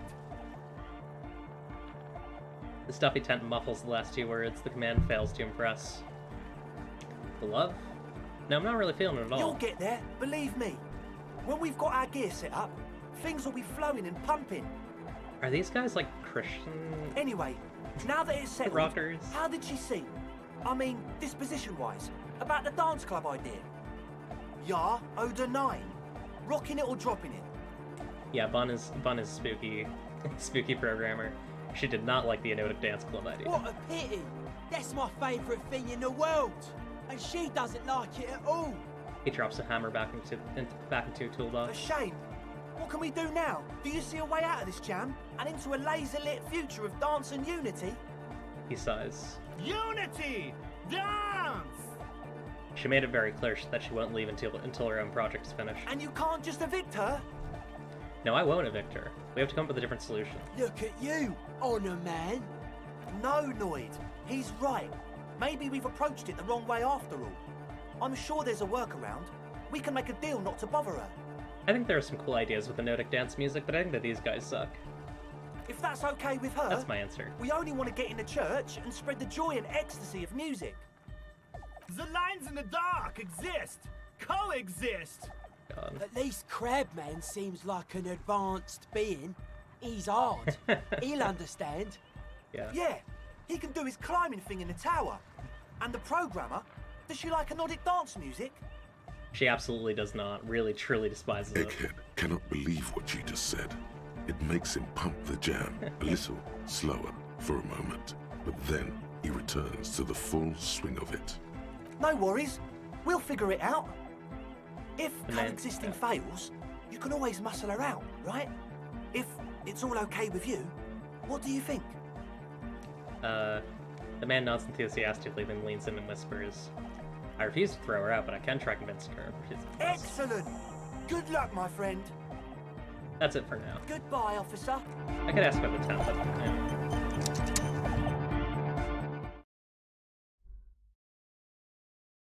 I feel like this isn't this isn't super tied to the case, but also, I don't know. It's interesting. I'm following my gut. Seems cool. Yeah, they're all wearing some weird stuff. some weirdos, honestly. Wonder if she has any sense of what they're actually doing. So you talked to my associates, right? Are you going to help us? With the church, I mean. Can't say. I gotta ask questions first. Shoot. I'd like to know a little more about your associates. My associates? I haven't got much to say about them. She blows on her chilled fingers. What do you mean? You must have something about them. Of course I do. I just don't tell people about my friends and who they are and so on. I don't provide information on them. That's fair. Oh, okay. Maybe I'll ask later about that. Don't know what makes you think it'll be any different later, but... I'm actually My gonna ask about her. associates? Of course I do. Me? I'm a silver bird. High above and to the east, the cold winds blow over the feathers of an early songbird. She lands on the stone ledge of a tall building, her beak a silvery grey.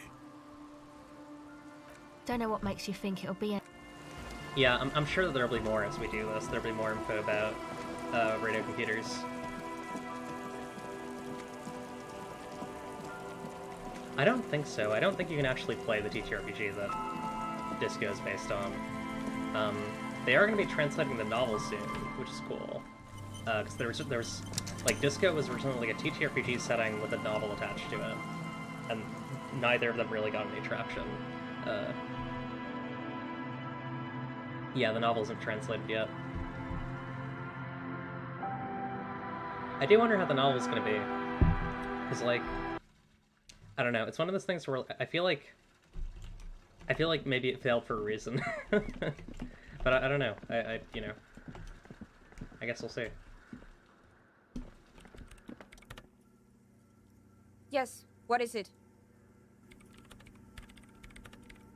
What if you didn't have to leave? I talked to Andre. He wants to make it I don't want to make anything work. She replies, her expression unchanged. Alright, I got your message. Good. Oh, I got convinced. Okay. Yeah, 90. Let's just pop up. Easy. When her research is done, she can move out. Yeah, Disco setting is a long project. It's been in the works for a while. Listen, about your research, you mentioned earlier that it's not going very well. Maybe I can help with something. What? No, I don't really need any help with the project. But if I could help you finish the project, then then you wouldn't have to live in a church next to the Boom Boom anymore. Just think about it. She thinks about it. A glassy look in her eyes. A gust of wind brings more snow in from the broken gallery. It touches her hair. All right. Bring me the game's offsite copy from my old workspace, if you really want to help. It's stored on a filament memory, and I'm unable to go and fetch it myself. What is an offsite copy, and why do you need it? It's a backup of my former employer's project, the radio game we were working on. It's stored on a filament memory, just like the one inside this radio computer. She points to the glowing cube inside the machine. The backup itself is destroyed now, but I'm hoping to use what's left of it to pinpoint the exact location of the anomaly. You just have to go to my old workspace and get the filament. By your old workspace, do you happen to, do you mean the studio of Fortress Accident in the Demon commercial area? Yeah, that's the one. You can get in through the bookshop. You just have to do some explaining to the bookstore lady. Actually, I've already been inside the Demon commercial area. Good. Then you might know the giant ice bear fridge in the building's cellar. The filament is inside the fridge. Just go and get it. Where exactly is the offsite copy? In the giant ice bear fridge. I just told you. It has red glowing eyes. It's impossible to miss. You just need to get the offsite copy from the ice bear. I found a note from the ice bear fridge. It said the offsite copy had been moved to a safer place. Wait. A note from whom? Did it specify where they took the filament memory? It said the offsite copy had been taken to a nearby ice cream maker. The note was signed by someone named Solislav. Jawiza. Of course. Our project lead, Suliswov Jawiza. God, he was always so hell-bent on keeping the copy somewhere safe. And feature creep, and the Valley of the Heads. Like it would have made a difference. The offsite copy was perfectly safe when the data loss happened. That data loss was anomalous. He crosses her arms defiantly. And the heads. I won't even get into the heads. Millions of them. Go find that copy from that ice cream maker, will you? Thanks. She stops. Valley of 1,000 Heads. You like the sound of that. I found the ice cream maker, but couldn't get it open. It's completely frozen. This is getting ridiculous. Can't you just defrost it? Or, I don't know. I don't know about the ice cream maker. Just figure something out. There's a solution, but she doesn't want to hand it over to you yet. It's a thing. Something she holds dear. Why can't you go and get the filament yourself? The bookstore lady hates me. Says I'm part of the curse. Whatever that means. Well, I just think you're part of the curse. Because she's from Martinez, and people from Martinez have never ever seen a radio computer. She thinks it emits elemental evil. Yeah, people in Martinez don't really like to get with the times. She literally started praying for the higher powers when she first saw my range Civic. I'm not making this up. The lieutenant coughs like he's amused. Yeah, you can give me a day one measurehead spoiler. Once I came in one morning, only to find that my terminal was full of those strange trinkets and amulets. Wards. It looked like some Semenine magic. Don't tell her about the volume in the fridge. Alright, I'll go look for the offside copy. Thanks. Thinks for a moment, then reaches behind the radio computer and hands you what looks like an oversized pry And bar. here's my Qualsund multi-tool. Ooh. You might need it to hack loose some ice. It opens everything. If you get me the offside copy, then you can keep the Qualsund. Nice. It hurts a bit for her to say this. She's not too happy to be parting with the Qualsund. Well, here's the good news. Plan was to go back and check out that ice cream maker anyways, so everything's coming up Harry Dubois. Oh, that's horrible. Crush your hand, Jesus. Bad. I mean, I think there are a couple moves that you can do there, but yeah. I imagine that there a couple of the others probably also work, but like, yeah, if you fail it, is what you mean.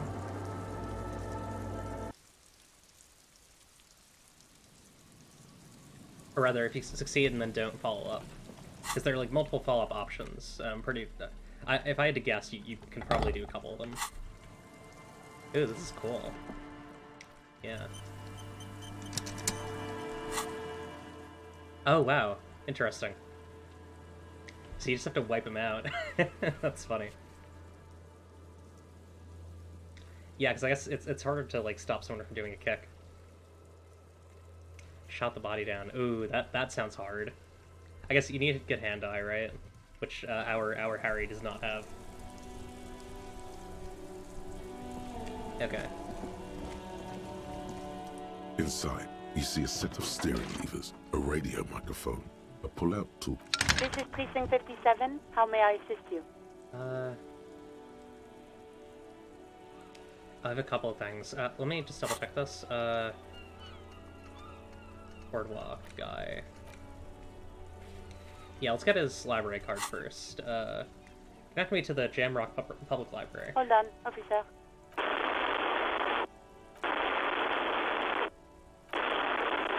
Oh, inactive, I'm guessing. I've got Central Jamrock Public Library there we on the go. line, and I've already introduced you to their librarian. Connecting the call in 2, 1. Yes, this is Central Jamrock Public Library here. How can I help you, officer? A male librarian answers the call. He sounds worried, yet ready to assist. This is how people get when the police call. I'm looking for any information that you can provide on Billy Majan, a reader. Billy Majan, you said. Give me a moment, I'll have to check our database. Oh, the only penalty for missing is embarrassing yourself in front of his children. Interesting. Yeah, I didn't try it because I was worried about accidentally shooting one of them.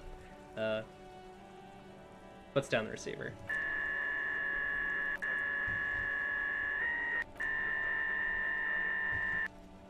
On Moreau Drive in central Jamrock, in a darkened hall lit by orange I'm gonna desk stretch lamps my legs far out. away from the noise outside, a middle-aged man taps commands into an old radio computer. A printout falls on the desk. Behind him, a lonely reader scours some dusty bookshelves, looking for a paperback. Okay, I'm good. My legs were just feeling a little stiff. Okay. Hi. Yes, hello, are you still there? I found Billy Majan's home address, is that alright? No phone number, unfortunately. Yeah, home address is fine. Here we go, sir. Rue de Saint-Ghislain, 33B, apartment number 20. It's in Martinez, I believe. Cape Side Apartments, it says. That's all. Do you have any other information on Billy Majan? It says here that they returned their last book just a few days ago, but I wasn't at work that day. Do you know someone who was? Marie? Marie? Do you remember a reader named Billy Majan? They returned a Tybalt book the other day. He covers the phone with his hand and yells out into the room behind him. You hear someone answer from afar. Yes, it was my colleague Marie. She said that it was Billy's husband who returned the book. He also asked for this new sci-fi release, Lowe's Radio City 87, but we don't have it yet. The librarian is speaking into the phone again.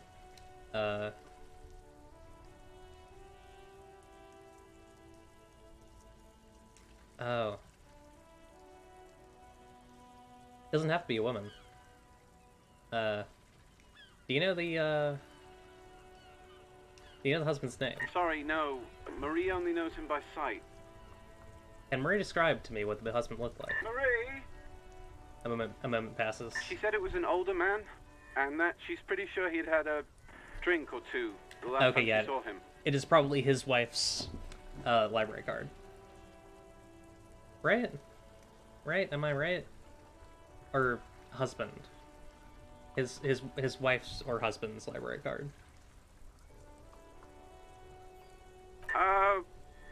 1 second. What was he wearing? The librarian... sorry, what was he wearing? The librarian turns away from... That was a really good line delivery. What was he wearing? The librarian turns away from the phone again and relays the question. Sorry, Marie wasn't really paying any attention to that? So Billy Majan is a woman, not a man? How did your colleague know that it was her husband? Marie knows Billy. She's been working here longer than me. Sometimes her husband returns some books for her. Ah. And then goes for a little drink later. On the lookout. Thank you. That's all for me. I have no other questions. Then call the library. Happy we could help. Goodbye, officer. The library hangs up and the call gets redirected back to the station with a soft click. Anything else you need from me? I need to report a dead body on the Martinez boardwalk. 1 moment. You can hear her shuffling through some papers. Can you please describe the body? Age, sex, cause of death? Unidentified middle-aged man. Height 170 to 175 centimeters, dark hair, medium build. Looks like he slipped, fell through a hole in the boardwalk and hit his head against the metal bench. We suspect he might have been inebriated when he fell. There were bottles all around him, and traces of vomit on his shirt. Any signs of violence?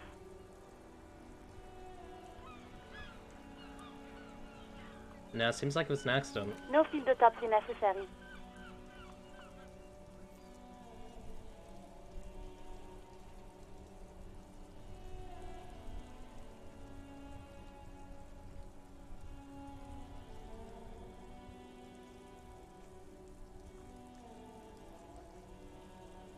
Sorry, 1 second. There we go. You can hear her quickly typing in the background. What about his belongings? Did you examine his clothes? He was wearing boots, trousers, and an old leather jacket with a bright blue lining. The bright blue lining. I found a library card in his pockets. Any information on the library card? It's from Central Jamrock Public Library. It belongs to someone named Billy Majan. Good.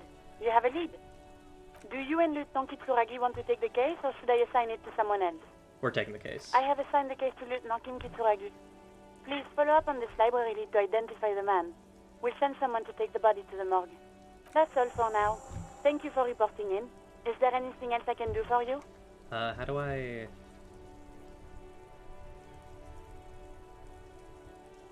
Did you find out more about the owner of the armored boots? Yes. It took some convincing, but I got the mercenary's name and a few biographical details. Are you ready? The lieutenant leans in to listen, notebook in hand. Shoot. That suit of armor was issued to an Oranese citizen named Ellis Kortenaer. That's E-L-L-I-S K-O-R-T-E-N-A-I-R. Exact date of birth, unknown. He was signed into the Lelystad County Neonatal Care Unit on 28th of February, 09. Neonatal care unit. He was found as a newborn in a leaf compactor near an abandoned farm. He spent 4 months in the neonatal unit, survived apparently, and was assigned to a foster family at 2. According to Klasia, Lele said his real name wasn't really his. Perhaps that's because he was fostered. Oh, yeah. This is what the ICP knows about him. He was raised by foster parents, entered the Eastbrand Military Academy in Vredefort at 17, then served in the Oranese forces till he was honorably discharged in 41, just a year before the Seminese conflict. Then the armor followed him to Seminine, or at least I assume it did. And that's it. There are no records of his employment in Crenel, or any of its other incarnations, or him even entering Revachol. Wait, he was found in a leaf compactor? It's a garden tool used to press leaves into these cubes. It's a detail the hospital had, the only detail in these files. So I thought it would be good for you to know. Huh. It is. Thank you, Alice. Any information on his foster parents? None, officer. Sorry.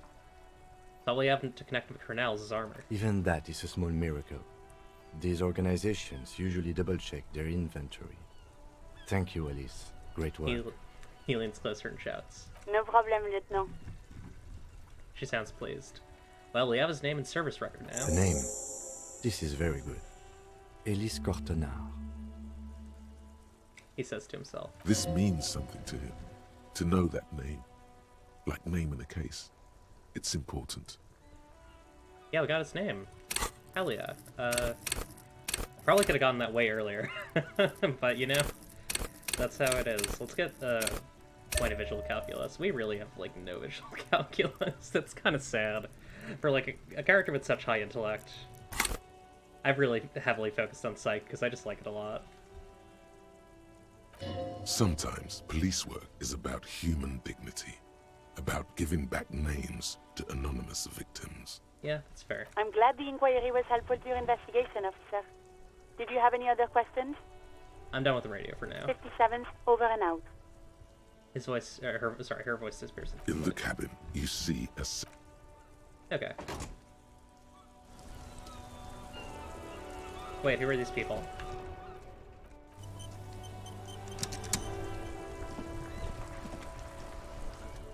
That's one Oh, brutal God. motor carriage. Oh god. Hey,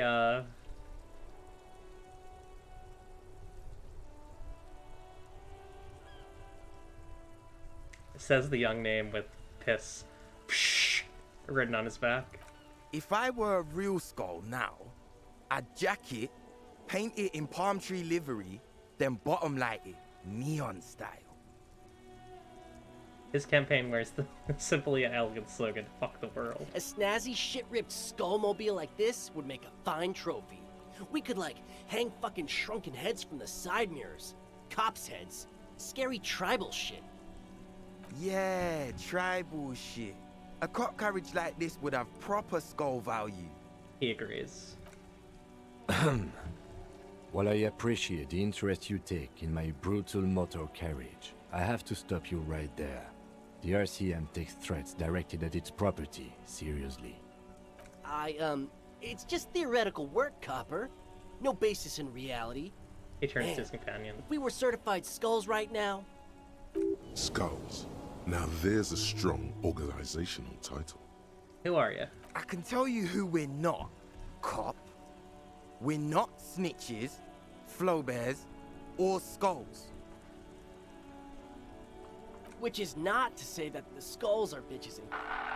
On the contrary. Huh, I guess maybe this actor hadn't had a... It's very possible this voice actor had an objection to even having that censored, and this one didn't. If I had to guess, that's probably what happened there. The part of this presentation you want to take home with you, cop man, is we're not part of the skulls yet. Who are the skulls? You don't know? What kind of cop are you?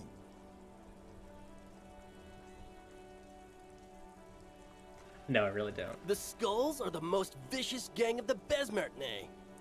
His voice rings with excitement. The nastiest bunch of psychos ever. Jacking carriages and getting into high-speed chases. I will never wear neoliberal clothing. I mean, I guess I am wearing palm pants, but that's for the physical instrument bonus. Possessing an infinite amount of fuck-all swagger, infamous for their non-verbal modus operandi. Say nothing. They usually occupy the burnt-out quarter in Jamrock, or you can find them loitering around their brightly painted bottom-lighted vehicles. I can't wait to become a skull. Bottom lights are wretched aggressive. You know anything about the murder that took place here? Murder? Man was hanged in the backyard of the Whirling Rags. Yeah, sure. We'll gladly tell you everything we know about it.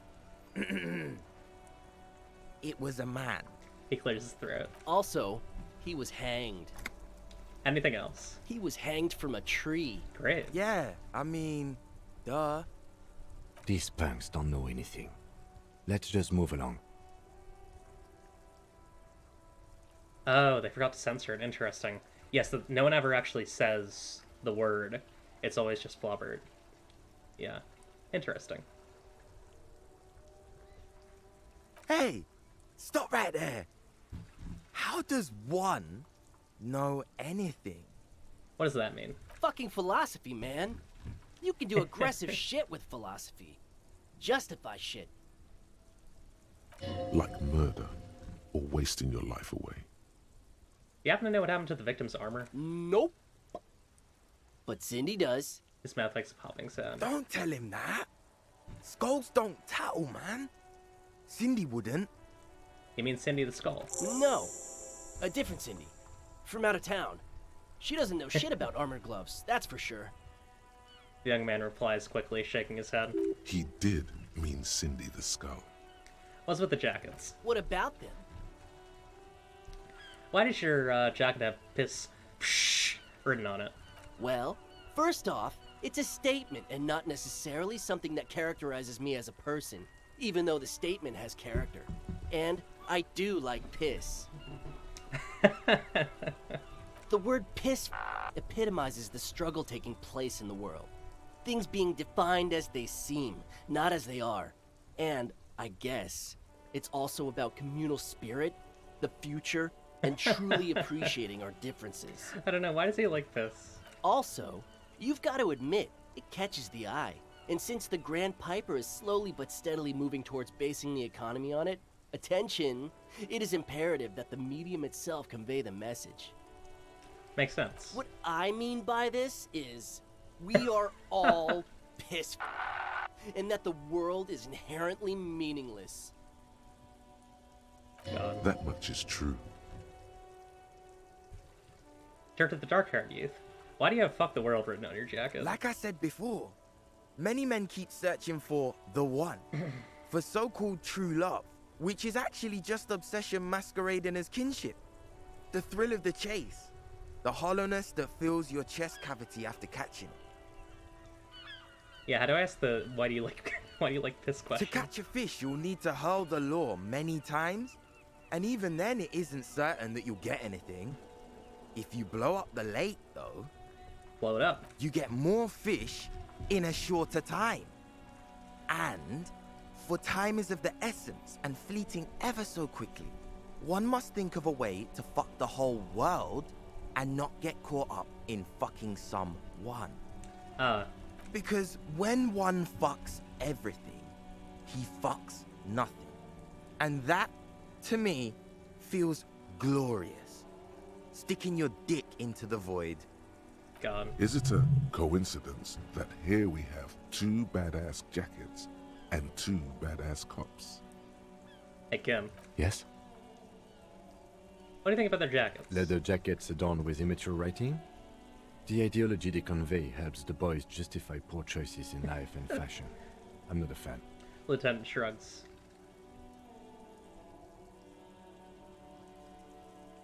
Why are we so patronizing when cool possibilities cross What our are you path? implying? Which one would you wear? I'm not sure I understand you, detective. Are you more of a piss or a fuck the world kind of guy? Neither. Come on, Kim, it's just a mental exercise. Fine, if only to end this discussion. Theoretically, if I were a juvenile delinquent, if I were to already be down that path, I think piss is the stronger of the two statements. Good. That works. I feel like I'm more of a fuck the world kind of guy. Seems about right, especially considering your heroic exit attempts. That's an origin story for a dynamic duo right there. So are we done here? Or you don't need us around for your secret whisper party, do you? Well, talking with you has definitely been something. We're gonna really quickly quick save. We're gonna go to our clothing. I have a lot of Half-Light stuff. I need it. I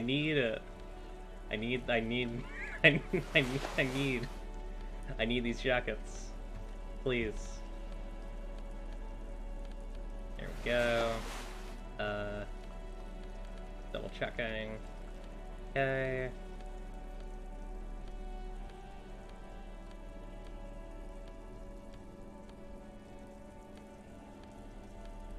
Yeah, that's it. I need them. They're funny. That ride is... Hey, piss. Hell yeah. Look who it is. Shrunken cophead material. Ask for the jackets for yourself and Lieutenant. Come on, come on, come on, come on. No. Don't ask anything. Be subtle and scary. The boys dream about being skulls. Use that. Wait, how? Suggest they're massive skulls. Come on. Boys, with those jackets, you're gonna be the Skull Kings in no time. What? No. Skulls don't have kings. I think. And we're not even in yet. He quickly looks around, and then he pauses. Yeah, man, keep your voice down. Skulls don't take it lightly when folks pretend to be them. We're not even prospects yet. Not even prospects and already aspiring to be kings.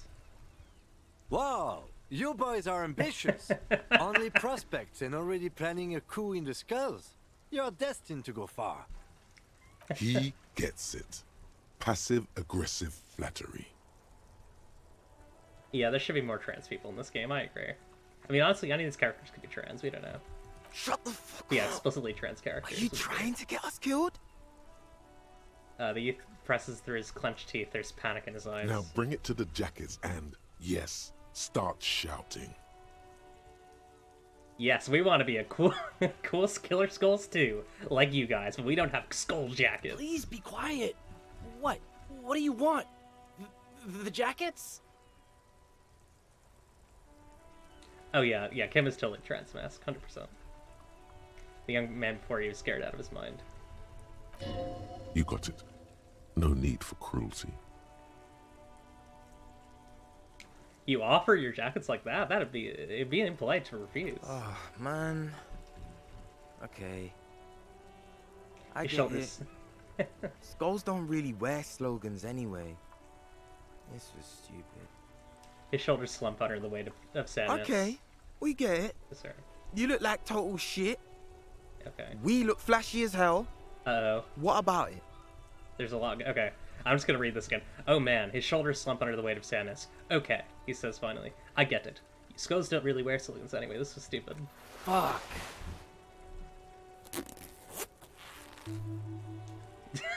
Thanks so bad. The lieutenant watches the boys take their jackets off with mild amusement. Since you said you're more of a piss kind of guy, I'll take the other one. I'm absolutely okay with not having either one, thank you. Why not? They're a pair. We could really raise hell. Go undercover hard. This case doesn't require us to go undercover or raise hell.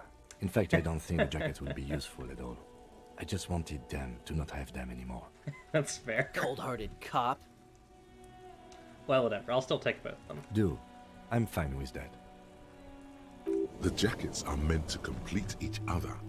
If a man was standing alone on a street corner with piss written on his back, it'd just be an individual that has taken a liking to urine. And fuck the world all on its own is, frankly, generic. I don't know, Eric. It's cold out. Dark-haired young man stands there defeated. The wind blows. Yeah, let's get out of here. The cops fucked us. I mostly want them for stat bonuses, and I was also hoping there's something that we're not going to encounter in this playthrough that I might as well mention. Kim Kitsuragi's gay. It's mentioned in certain interactions with the what do you call it? With the smoker on the balcony, which makes it interesting that he wants the piss one. But yeah, it's still gonna be useful. I should probably get my shit together because I kind of swapped around a bit. Let me.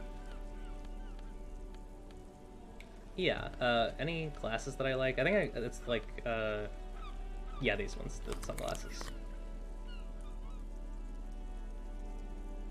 Yeah. Alright, I'm gonna put it on. Hang on. Ready? We'll start with Fuck the World. There we go. And... Piss. There we go.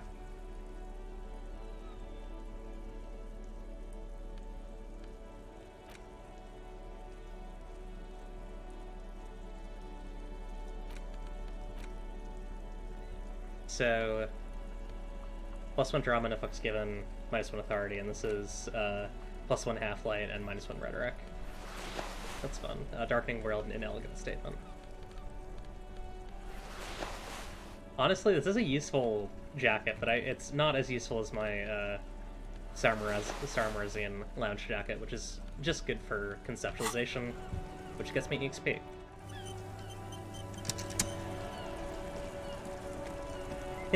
Kim, more like win. Yeah. Harry voice. Hey Kim, why do you like piss? Actually, real Harry voice is more like, hey Kim, why do you like piss? That's what he sounds like. Oh right, I was going this way. This thing's huge. God. Haggard voice. You like piss Harry. You like piss Harry. I hate that you just said that. That makes me so sad. What a wonderful little encounter. Yeah, that'll be useful though, because having anything that just boosts one of your stats is good. Getting 2 outfits at once, or getting 2 coats at once is just a good time. I think when we hit like 4 hours 30 minutes full stream time, I'll go and eat something. This orange machine is dead still. It has a hand-cranked ice cream churner and an electric freezer. The ice around it slowly melting. This isn't really gonna help. Why? Wait, let me... Didn't she give me the right tool? It's the... this thing, right?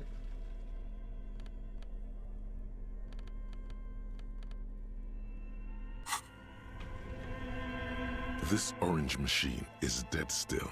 Oh, you know, let me see if I can boost physical instrument. That might help a bit. Let's see. Empathy. I need the... yeah, this one. Didn't I have like a physical instrument tie or something? Maybe I'm misremembering. -2. Sorry, it was minus. Yeah, it was a negative physical instrument. Rip.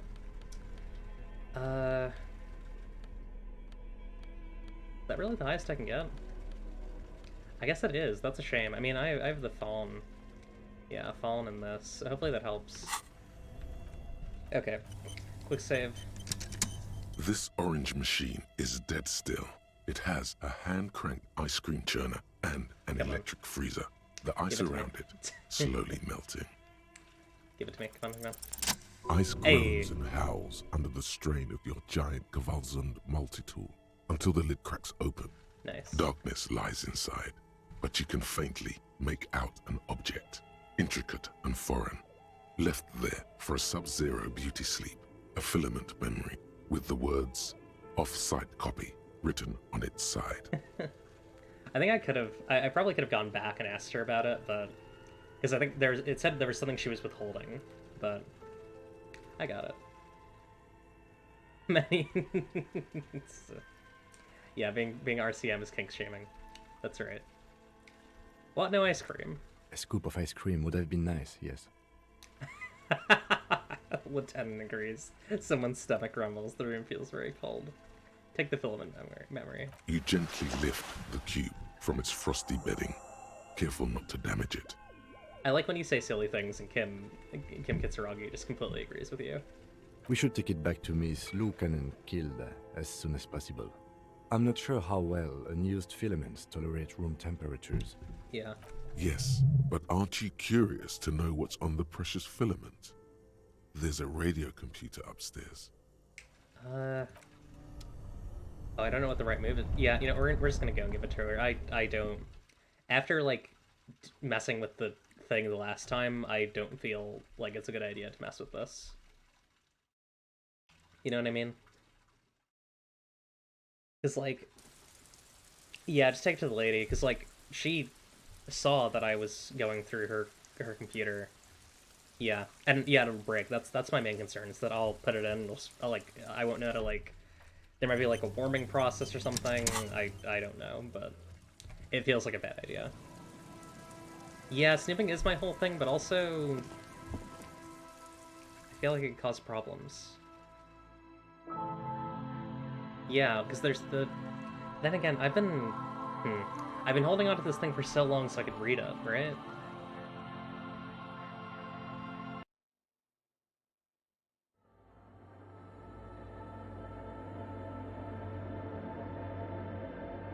Yeah.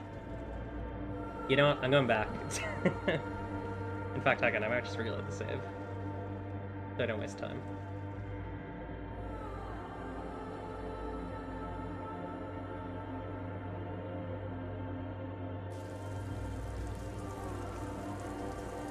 It's like, what if there's something more to this that she's not going to tell me about?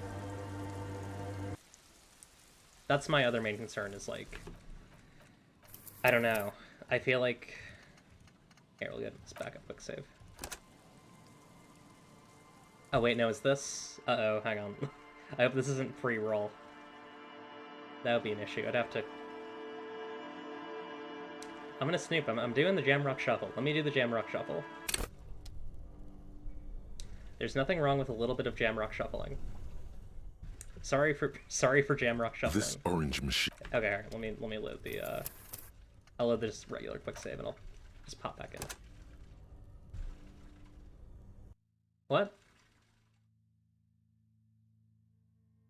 What are you saying what about? You made the Jamrock Shuffle illegal.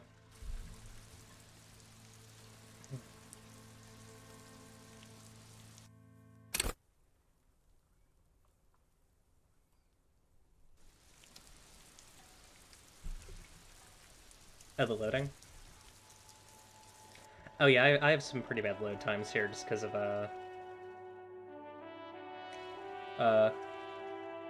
because I'm running a bunch of stuff. I'm streaming and I'm using my model, so it takes a bit. That's okay though. We get to see the beautiful art and the little messages. It's nice.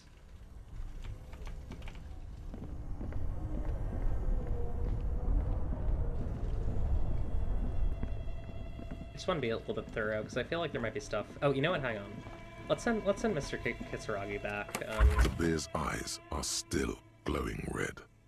It's guarding over the freezing corpse hidden inside its belly. Let's bag him, Kim. Take him away. Lieutenant takes the body away. You work alone for the rest of the day. All right. I might be using... This might be hard drive. It might not be solid state. Oh. With the what? Oh, with the saves? I was just going back because I didn't want to have to fast travel again. There go those beautiful enamel boots. May they rest in processing. Oh, he takes a shiny black body bag and starts pulling the plastic over the dead man's face. I will need a little help carrying him. You take the hands. I'll take the legs. Yeah, that's alright. Bag the corpse and drag it to the motor carriage.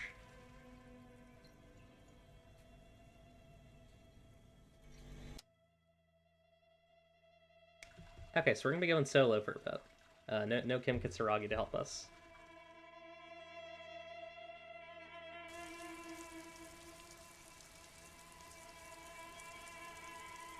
You aim hard drive. I'll never be mad. Never been mad in my life. But why am I... What? There we go. I think it broke a bit when I lost Kim. There we go. Okay.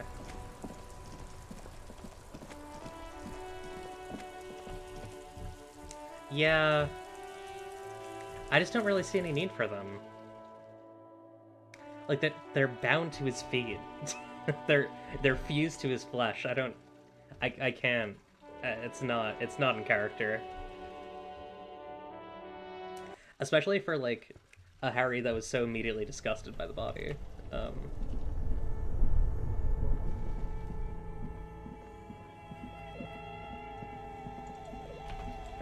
one of these days I do want to try solving the case without touching the body, without looking at it.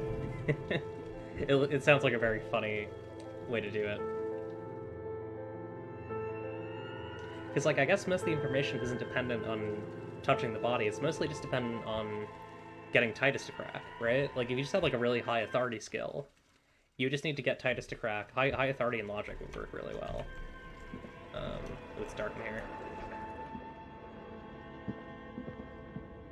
Oh yeah, right, flashlight. Boom.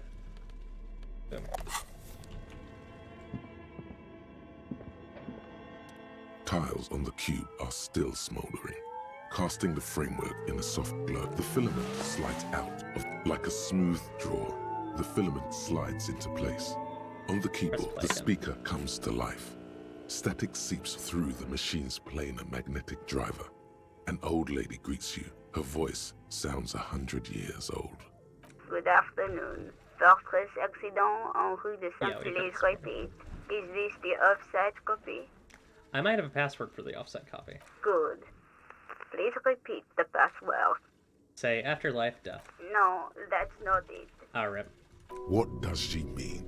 That's not it. What's the password then?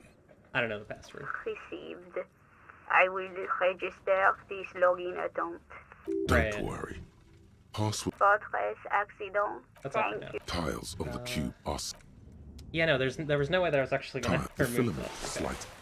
slides. Let's get her both of the filaments. Yeah, so the production schedule and the offset copy. We'll save. I need to I need to be okay with my choices here. Okay, we have to go outside first.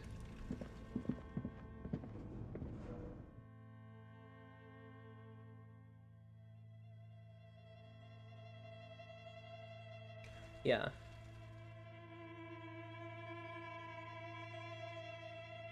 Oh yeah. That makes sense. Yeah, I'm not sure. I've heard that you can beat this game without looking at the body. That's my understanding. Okay. Ooh, flashlight casts strange shadow. There's a hidden doorway here. How do we get through? Ooh, there we go. 2 rusty rifles are hidden among the piping. They look inoperable. Someone has stuck some busted guns beneath the ceiling. A few bricks have fallen off, revealing a compartment behind the wall. It's too dark to see in. Where am I? Inside, a secret room infested with rats, spiders, and woodlice. There's a hole in the wall. There is. Inside, it's nothing but gloomy blackness. Better not stick your hand inside. Stick your hand inside Your the hole. hand reaches deep into darkness and spider webs, rummaging around. You find a number of rusty rifles hidden away. Most of them are ugly and inoperable, but a single rifle catches your eye. It's a bolt action with a fine wood stock. Kim Kitsuragi would never eat worms. You're sad. Take the rifle. A fit service weapon for a fit officer. Too bad it doesn't work. It looks like it's been out of order for years. What does this mean, a rifle here? It means there are firearms, front loaders, still lying around Martinez. This would have been good in our case against Ruby for Titus. Too late for that now, but still might be useful down the road. This is a good find. Really justifies coming down here and looking around. Leave. Cool. Hopefully that's helpful. Antique Bell McGrave rifle. Huh. 4-shot bolt-action military rifle. So, like, World War I-ish, I guess? You were wrong about the second part? No, you were not wrong about the second part. Yeah, you're right. You're right. Kim Kitsuragi plays obscure tabletop role-playing games. Or at least I'll be into them. I don't know if he actually... I feel like we got an answer to that, and I have forgotten it, because it's been at least 2 months or so.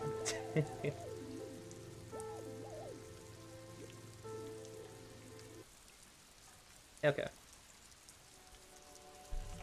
Let's, I'll put the tear bag on. Okay. Quick save. How am I on EXP? Yeah, about 10 for a level up. I guess we'll grab more visual calculus. That'll be good. Church. He's a total nerd. Okay, cool. Good.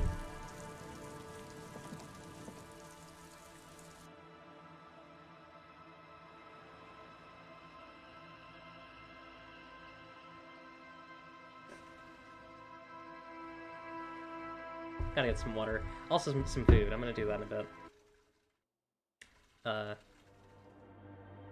I'll eat on stream. Why the hell not? Keep the game going. Yes, what is it? She doesn't look up from the keyboard. About the offside copy you asked me to bring. Yes? I brought you the filament. Give her the offside copy. Thanks. Looks like it's the one. What's gonna happen now? Now, I'm going to print it out to see what's left of it. It's already inserted the filament into the radio computer's core, ready to close the door. Wait. No. That's dangerous. She shouldn't do it. Wait, don't put it in yet. It might be dangerous. No. It's not dangerous. Just depressing. She starts laughing, but stops almost immediately, her voice oddly humorous. How do you know? I have a theory.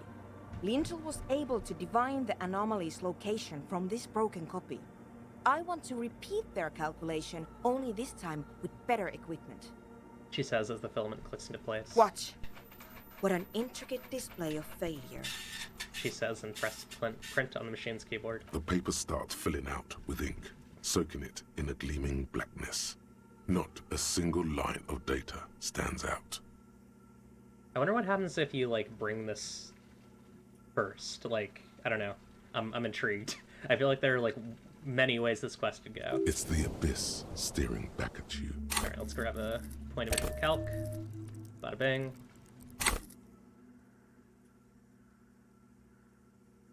Something's very wrong with that filament memory. Sorna doesn't reply. Her hands running over the printout. She's looking for something. For her morning star. Eyes scouring the millimeters. Here. I found it. Where? Lean closer. Hold on. She's behind the keyboard now, typing in some numbers that only she understands. The terminal beeps, and the light inside starts pulsing like a glowing heart. Can I do anything? Shh. Just give me a second. I'm almost... She clocks up her typing speed. Done. I've got it. I found the location of the anomaly. He eats worms and loves every second of it. Fun, you're silly. Suna jumps from the keyboard like a spring. There's joy in her voice as she bumps her fist into the air. You did it. You found the coordinates? I found the coordinates. She lets out a celebratory laugh. She's beaming. You can feel it in your heart. Oh my god, congratulations. Thank you. She yells back with a grin. So where is it? Where's your 2mm hole in the world? There. In the swallow. She points to the other end of the church where a group of water bowls forms a ritualistic arch. Think you can help me again? She tilts her head, eyes sparkling. Sure. I need you to go move those water bowls for me. I need to double-check my calculations. Just walk over to the circle and follow my instructions. Move the third bowl 2 centimeters to the left, and the fourth bowl 5 centimeters to the right. This should do the trick. Sure, no problem. Thanks. Right, I'll leave you to work in peace now. Quick save. Alright. What was it again? Move the bowls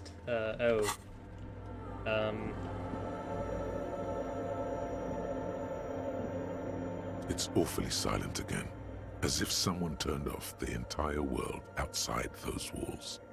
Water inside the bowls stands still. I sure hope Harry remembers. Measurements have been marked down around the bowls, each chalk drawn Okay, line representing a centimeter on the floor. Move the third bowl from the left, 2 centimeters away. It moves like a ghost, without creating a single trace of sound. Move the fourth bowl from the left, 5 centimeters to the right. Some water spills out of the bowl, wetting the floor. The lead programmer sends you an encouraging thumbs up from across the hall. Time to run back, or maybe walk. This is a sacred place, after all. Leave. We'll walk. We'll take a little walk. Oh, I was trying to walk. Anyways, it's fine. Yes, what is it? She doesn't look up from the keyboard. I moved the water bowls to the right position, just like you asked. What's next? Great. Everything should be aligned now. She stops, biting her chapped lip. Miss Know-It-All is hesitating. What's wrong? Yeah. Nothing. Now the only thing left to do is to unmute the headphones. Yeah, authority is a bad skill to fail most of the time. She snaps out of the wall. If we got the location right, we should then be able to hear whatever sound this anomaly makes. Oh god. Wait, why did you have your headphones on mute in the first place? Honestly, I'm a little scared. Isn't it gonna just be silence and nothing else? I don't know. That's what I'm scared of. I don't know. It could be anything. God. I mean, what sound does the nothing make? How can you even listen to something that doesn't exist? She turns to face you, the mainframe throwing shadows on her chin. What if silence is only what surrounds it, but the swallow itself is... She grows silent, her face very pale in the cold light of electricity. What? I don't know. I'm just scared. Maybe it's going to be something terrifying. Maybe it's going to tear the world apart. Like that evil ink that filled the printout, erasing coherence and meaning. You're right, we should be cautious. We don't know what we're dealing with here. Maybe. Maybe I'm just tired. She rubs her face. It's scary, but we have to face it. Yeah. You're right. Let's do it. She puts on her oversized headphones, ready to press the unmute on the keyboard. And then, nothing. Nothing happens. As Sona Lokanen Kilda presses unmute on her keyboard. Nothing but silence. Can you hear anything? She doesn't answer. Her eyes closed and brows knitted together in a state of deep focus. One hand cupping the headphone. Well? Damn it. She lets out a loud sigh before tearing off her headphones. She's still avoiding your gaze. At least the world seems to be alright. Look around. Yeah. Nothing happened. Let's move on. She says, disappointed. Despite her fear, she was hoping for something extraordinary to take place. What do you mean nothing happened? Did you find Swallow? No. She rests her head on her hands, massaging the forehead. No. My hypothesis was wrong. According to this, I should have heard something, if I got the coordinates right. Like I said, silence is only what surrounds it. But this is just another failure. Silence sounds like silence. That's all it is. She raises her head, staring at all the machines that litter the church, cables coiling up on the floor like pests. You can try on the headphones. See if you can hear anything. But don't get your hopes up. Okay. Silence is silence? You're sure there's more to it? Alright, let's see if I can get some perception. This might be... I kind of want to see what this is. I might save scum. Sorry, folks. I'm very curious about this. This is, like, deeply intrigued me. I would prefer not to lose this. To just, like, lacking the points to do it, you know? And it's like 17%, which means it should only take like 5 tries.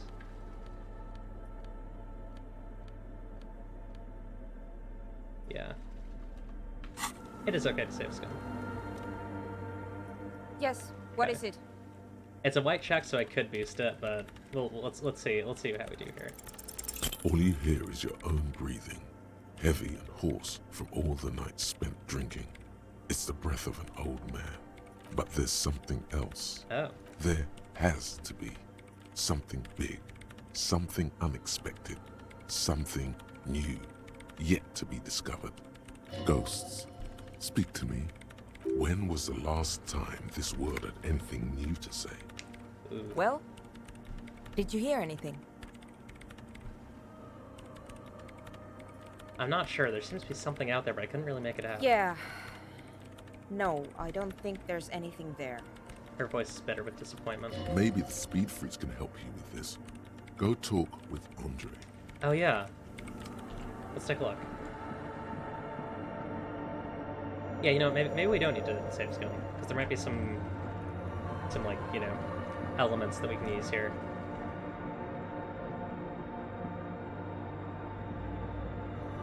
Some little bonuses.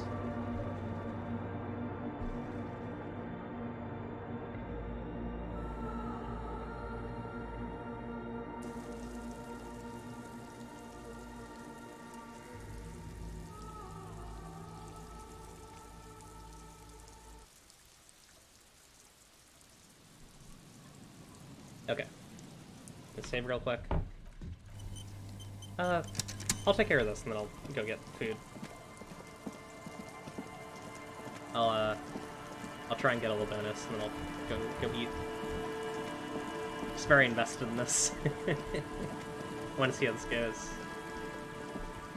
It's a very cool little thing, little quest line. Squeeze in.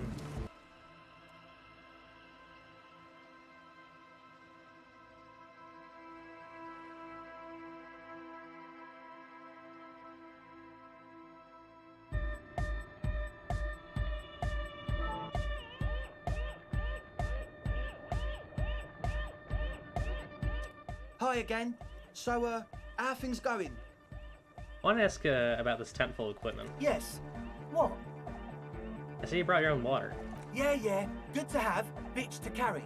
When I first scouted the place, I did some reconnaissance. I'm not sure the church even has running water. And it's distilled, too. Oh. He doesn't know what to say. It's the one they sell at the fuel station. What's with all the Nosifed? The what now? One of the bottles of nasal spray in the corner. The Nosifed Ultra, you have a lot of it lying around. Oh, the old Ultra. I have a major sinus infection, stuffy nose. We all do. Shit's all blasted up. Winter. Can't even breathe. You sound fine to me. Yes, that's all Nosifed's doing. Without the Noser, I'd be drowning in shit right now. Nosifed is the shit. Can I have some? I have some problems too. Sure. Here you go, officer. The Noser. Blast away. Alright, enough of this. He nods enthusiastically, no doubt a little relieved. Alright, let's see if I can get some logic going. Yeah. They left to take a drug. I don't think they're trying to make drugs, I think they're trying to take them. Or at least they are. They are, in fact, taking them. Do I have a logic thing? Yeah, logic. Here we go. Markup jacket. Hopefully this brings me up a bit. I don't really have a good logic skill, sadly. These ones... No, sorry, these ones. Okay. Let's pray. This will help. Hi again. So, how are things going? 42%. I'll try it. Why not? Okay. Damn it. So the Speed Freaks want to start a club for dance music. That much checks out. Youths like music. You feel as though you might have liked music more when you were young, too. But you digress. Rub your chin. What's the gist of this? The gist of it is, they want to turn the church into a club. Hi, Cookie. But How a you doing? suspicious element has overtaken the building. It's very important to understand what the gist of things is. Always consult the gist before making up your mind. This is going well. Plus, and it has to be considered, you can't invent the future of dance music in this smelly old tent. Imagine if you had the church. That settles it. Analysis complete. Their story checks out. Don't know about that one, Chief. You really can't tell what that mean programmer grandma was talking about. Goodbye, officer. I have an idea for something that might increase that. If I can get... election duty. What was that like?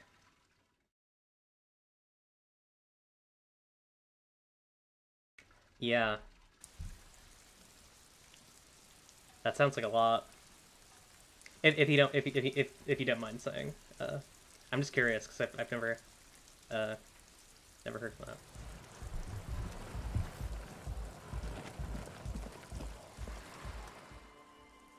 Hello again. My associates? Of course I do. Me? High above.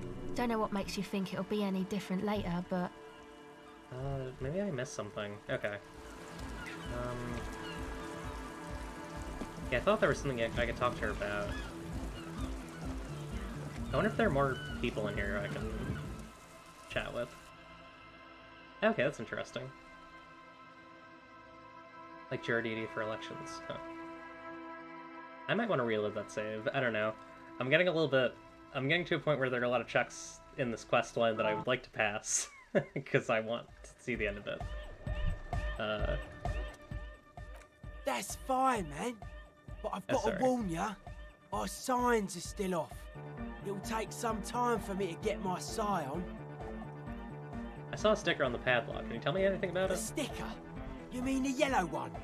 Can you describe it to me? Interesting. He wants you to describe it, though he already knows what it looks like. Okay, it's a yellow circle, the human face, with X's for eyes and a smile underneath. I think the X's mean the guy's dead. Good, good.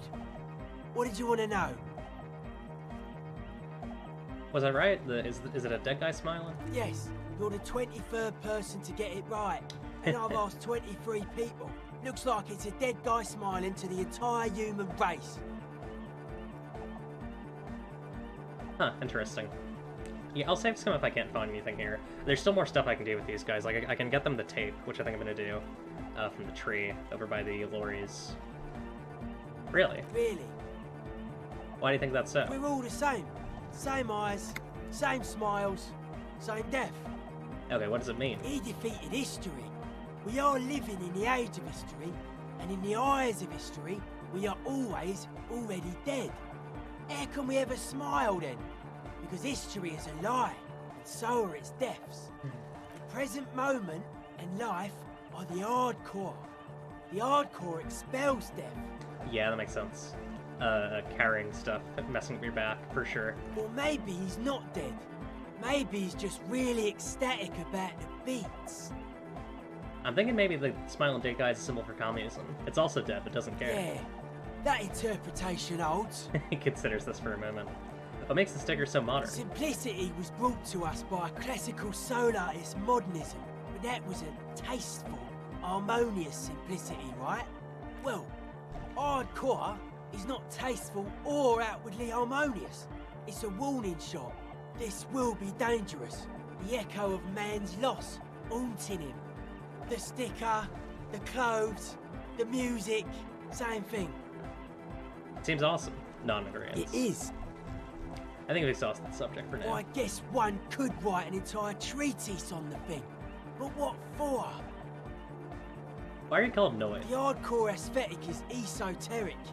It's not meant to be discussed with the law at this moment. He picks up some sort of widget. It's not easy to reach a harmonic resonance of signs without some adjustment. What about now? Are the signs all right now? Nah. Still strongly out of sync. Stage gamma disalignment. What? You heard me. He examines the small metal bolt in his hand. I thought it would be okay now, sign-wise. I'm doing what I can. He continues to rearrange his tools. It's not easy for him. It probably took him years to get used to Andre. Yeah. Okay, maybe I'll come back later. Let's see about Eka. The large-headed youth has closed his eyes, lost in the music. Sensing you, he opens them. Good morning! Yeah! Pump it up! Pump it up! Pump it up! He shouts, apparently unaware of the time of day. Hi again. Goodbye, right. officer. So let's go get that tape thingy, because that'll at least, I don't know, maybe that'll give us a +1 on that logic check, and that'll open it up again. There might be, I can also just do like some hunting for open checks, which is usually a good idea, just to look. Yeah. Could also talk to some folks in the Fisher town. Follow the ruby thing more. For now though, we're gonna go to the we're gonna really quickly head over to the tree over by the lorries, and get the tape.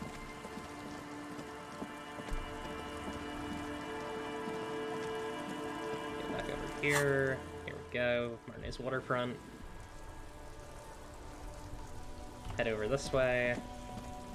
Oh, kind of feels a bit lonely without Mr. Kitsuragi.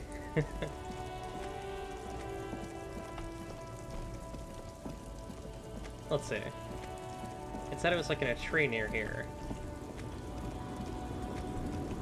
Right, maybe it's a bit further out.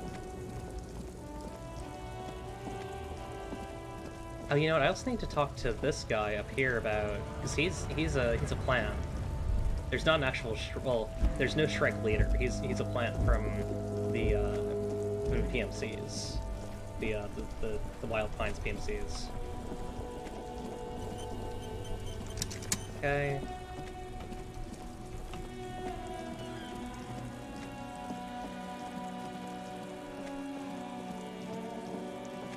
Let me check my my journal here. Single signs. I'm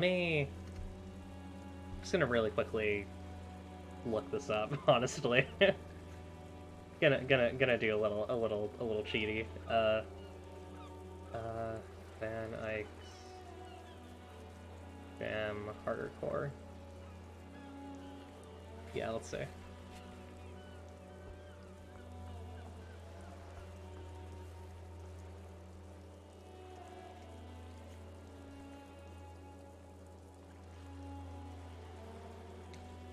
The what?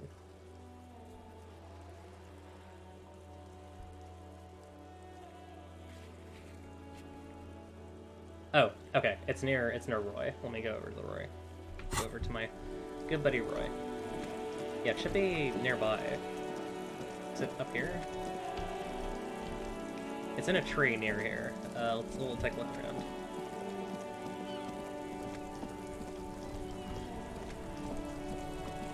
Is it here, maybe? I don't know. Tell me if anyone sees tape, I guess. Let me look at the image. It's not very good at finding things. My spatial awareness is not great.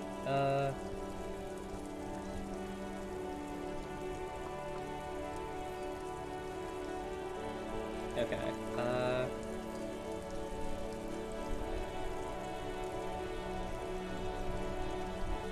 Let's see.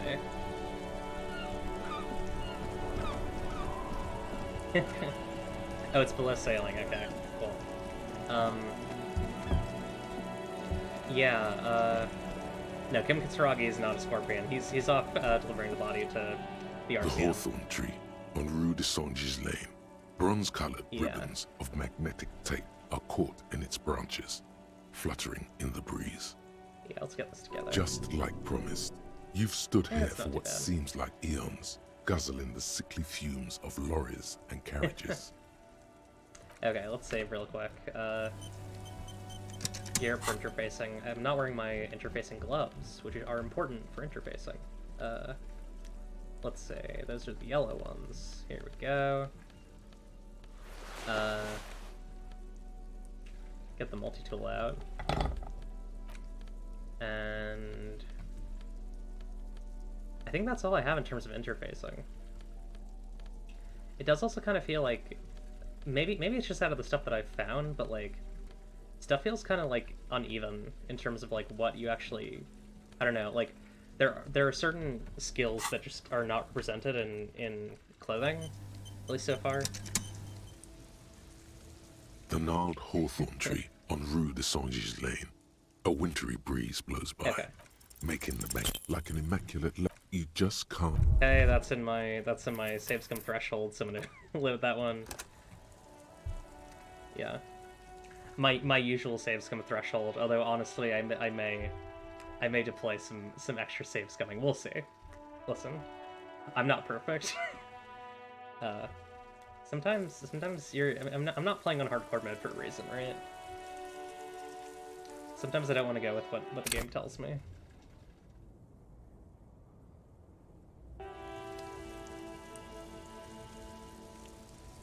The gnarled hawthorn tree on Rue de Saint-Gilles Lane. Try again. Like an immaculate. Okay. Here's the problem. I have to reload every time this happens, and it's gonna take a while. Here we go. You know, maybe I should like. What time is it? It's like 9 o'clock. Yeah, you know what? Let's try and get this down. Try and wrap the things in the church, and then I'll just stop the stream and eat. It's important. It's important to like take care of yourself. If games are not supposed to make you annoyed, and I feel like I'm getting a little grouchy. The gnarled hawthorn tree on like an immaculate. You just. Is the math like? like, you know, what's the word? Is the math predetermined? No, I feel like it shouldn't be. Make this a mukbang stream. No, I feel like I want to get off air. So I've done this before and I've gotten better results on re-attempts.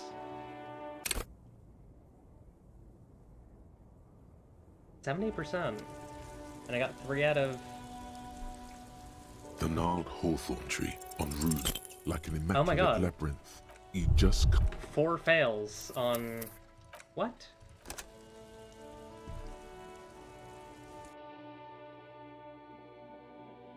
Okay. This is gonna be severely bad luck if... Yeah. 4 failures on a 70%. That's four 30% chances happening. If this is 5, I'm gonna be impressed, The honestly. gnarled hawthorn tree en route with slow There we and go. deliberate motions, pulling, bending, and unraveling. You manage to extricate the magnetic tape from the branches. It curls up into a mess inside your pocket. If only you could find a way to re-spool it, so that you could hear what's on the tape. Maybe Roy from the pawn shop can help you with this. Ah. Gotcha. Let's gear up for conceptualization. I like getting that little bit of a conceptualization thingy bonus thing. Yeah, that was severely unlucky. Kind of funny though. Piss off nature punches tree. Yeah. Don't know what that one's about, but.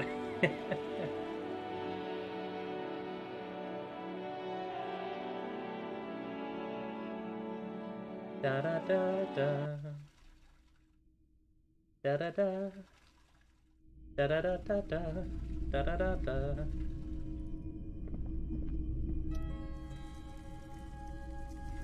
Hello, hello. Let me know if I can help you with anything. Hey, do you know how to fix this? Show him the bundled magnetic tape. You mean re-spool it? Yeah, I do, but Great. Could you do it, please? This is important. I need to be able to play this tape for something. I'm not some Mr. Fix-It. I'm a pawnbroker. If you want to pawn the tape, sure. Although it looks pretty worthless. He slowly finishes his thought. Just explain why you need this so much. He's bound to understand.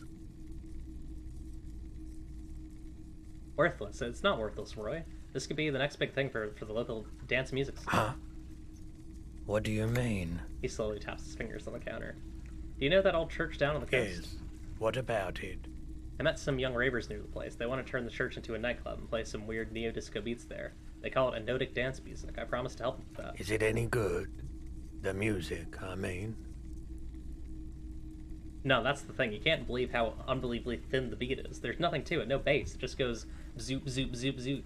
This bass can make it hardcore. Man, you're really invested in this.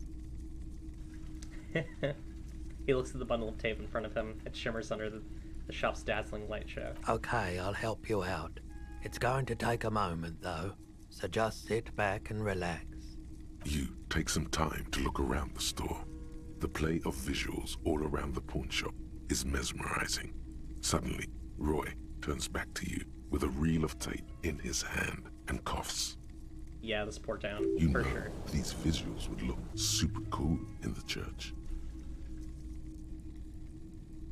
Hey, those visuals you got here would look great in the church. Points at the lights, point at the lights in the pawn shop. Yeah, I bet they would. All those lights in a massive church hall. He stares at the intricate interplay of light and shadow all around him, suddenly moved by the idea. A sanctuary filled with hand-picked positive photons. There would be no room for sadness in such a place. It's a brilliant vision. There's a but, isn't there? There's always a but. But? I rather like it here, too. So yeah, I'm not giving you my projector. This tape is all I can do for you and your friend's nightclub project. He nods at the fixed tape on the countertop. Looks like he really means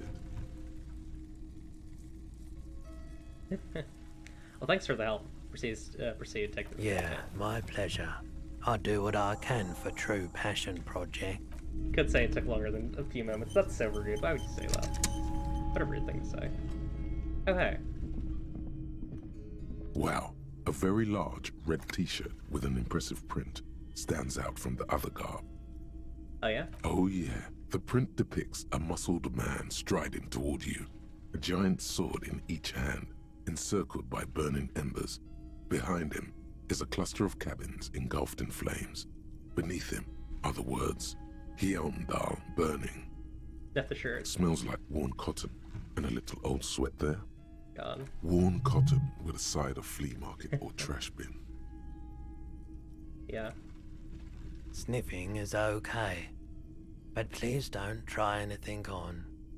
Can't have you leaving your photon emissions in the fabric of things you're not going to buy. Says the shopkeep. You're not imagining it. Photon emissions? What is he talking about? What's the deal with the man on this t-shirt? That's the man from Hjelmdal walking away as his village burns. He's surprised at your non-recognition. I guess I'm supposed to know who this man from Hjelmdal is, but I lost my memory recently and need help remembering basic facts about reality. Huh? Never mind. Tell me more about the man from Hjelmdal. The man from Hjelmdal is the hero of a series of popular books based on a fictional version of Kotla.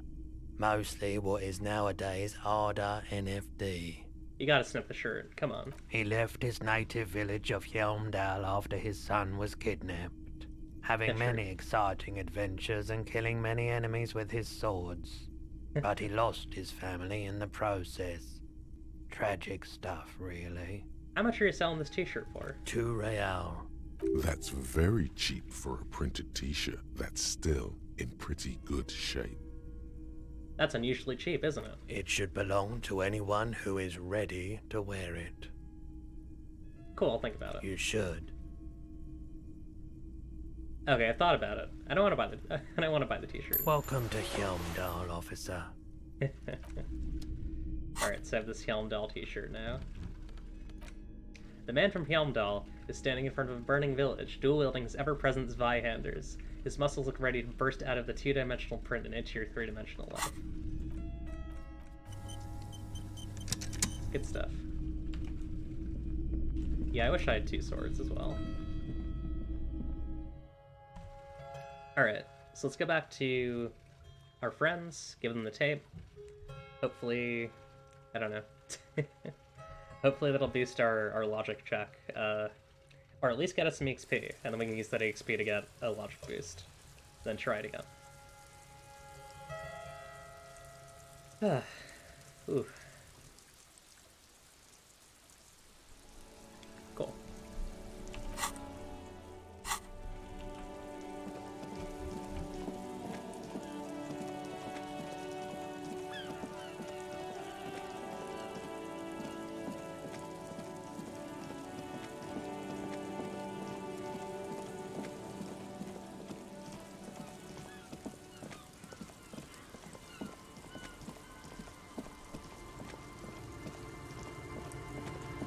I probably could have just fast traveled, but honestly this might be a little bit faster.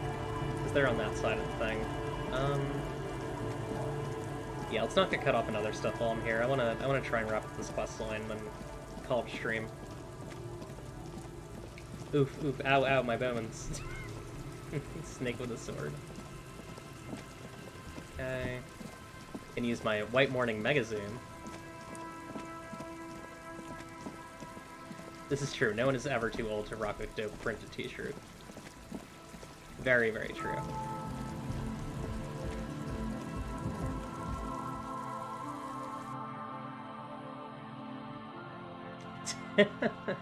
Older than 3? Really?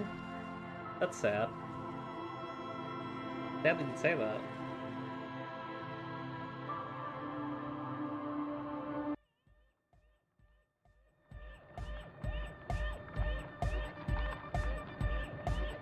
Okay.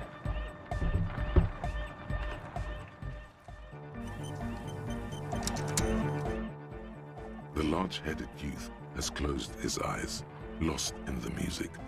Sensing you, he opens them. Good morning! Yeah! Pump it up! Pump it up! Pump it up! God. Love the party boy. I found this reel of tape. Maybe you can use it to hard up Ake's jam. Give him the fixed Hawthorne tree tape. Yeah! Remix time! Tape goes here, into deck B. His voice booms through the church as he takes the tape and attaches it to the empty reel slot. He clicks a switch. The tape starts spinning. A hand on his ear. He listens to the audio through his headphones and shouts. You're older than 3. Wow! Did you get this from Arno himself? His face lights up with delight. A great excitement is bubbling to the surface within him. This is big. What do you mean? Listen, I'm just going to show it to you. Ready? Ready.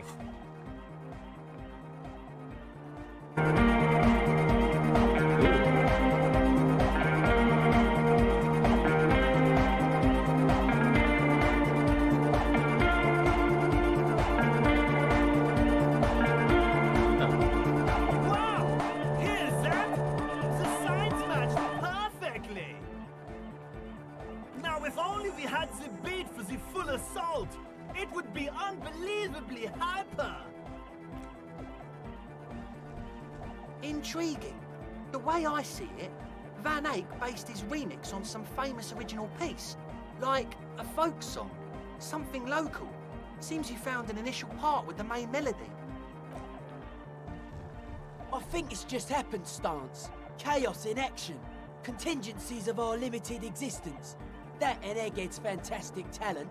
He nods to his friend behind the turntables. No, this is definitely part of the same song. Something cut from it. It fits too well. It's the smallest church of Sanson, isn't it? Something mysterious is going on here. Maybe Arno Van Eyck lives around here and just threw a part of his song away because he thought it was shit. Be how it may, if it fits, it fits. Bring up the volume. He pumps his fist in the air. What about the bass? Do you have any ideas for that? Andre looks back at you. Yeah, I remember. You said it needs more bass. Honestly, nothing springs to my mind right now, but I'll see if I can come up with a solution down the lane. Yo, the warrior!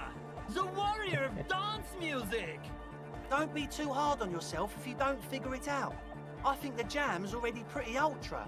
But it could be hyper hardcore! Alright, goodbye, iCat. Don't I have the, Oh no, I guess I don't have the... Huh, okay. Let's see. Might take... Okay, so it's probably another day. Gotcha. Hi Damn, again. sad. So, goodbye, officer. Where am I on... God, alright. I guess we'll come back here later. Yeah, this might be a multi-stream thing. Might have to go back, follow the Ruby thing a bit, and come back to this another time. But that's alright. I think we're closing the end here because a lot of the loose threads are getting tied up. We also have so many open tasks though. I need to finish a lot of them. Like, I'm gonna show you the task list. So this is all the stuff we have to do. Find it. Cindy has the armored gloves. Maybe. Need to figure out why Suna can hear anything through the headphones. Get a cell to talk about her associates. Find a way to offer figurines to Dolores Day. Help the ravers start a nightclub. Help Egghead with the beat. May take a while. Sync the signs with Noid. I don't know how that works. Ask about Ruby in the village. The doomed hostel. I might do this one. We'll see. Get yourself organized. I don't even know who to talk to for this. I need to go to Billy Majan's apartment. I need to perform an advanced analysis with hand-eye coordination. I'm not sure where that is. I'll have to double check. Determine where the shot came from. I still need to check the boardwalk and island for bullet traces. Ask Klasha about Sunday night, which I can do now that I'm alone. Ask the scab leader about his tattoos. Find one armor piece. Ask him about the pissing competition. And I'm not finding smokes and smoking them. So we have a lot of stuff to do. We are not anywhere close to being done. But, you know, we're getting closer. We're getting closer every time. Yeah, it's got a lot of stuff in it. It's lighter than a lot of, like, mega RPGs, like, you know. And all the content is meaningful, which is cool. But it does make it kind of tiring sometimes. It takes a lot of energy. You gotta, like, focus and think. And read. And watch as you fail rolls. Okay, it's closing and crashing, which is funny. Yeah, just get out of here. Thank you. Okay. Yeah, I had a really good time. This was a fun stream. It was a long one, but it was fun. I feel like we got closer. I'm probably gonna keep streaming this like almost every day this week, just to get to the end. I guess not Wednesday, but and I think maybe not Tuesday. Yeah, I'm out on Tuesday, but that's okay. I'm allowed to be. Yeah, who am I rating? There's a lot of people streaming. I need to actually look through. Oh my god, yeah. I'm gonna raid Melody. Actually, am I? Sorry, yeah, I don't really see anyone else who's streaming anything that I'm, like, super interested in rating right now. Melody's streaming near. Go say hi. Bye, everyone. Hang on, let me become big really quick. Bye, everyone. I'll see ya. Y'all are awesome. Thanks for watching. Yeah, hope you have a great night. Hang on, I'm gonna... One sec. How do I do this? Yeah, and then...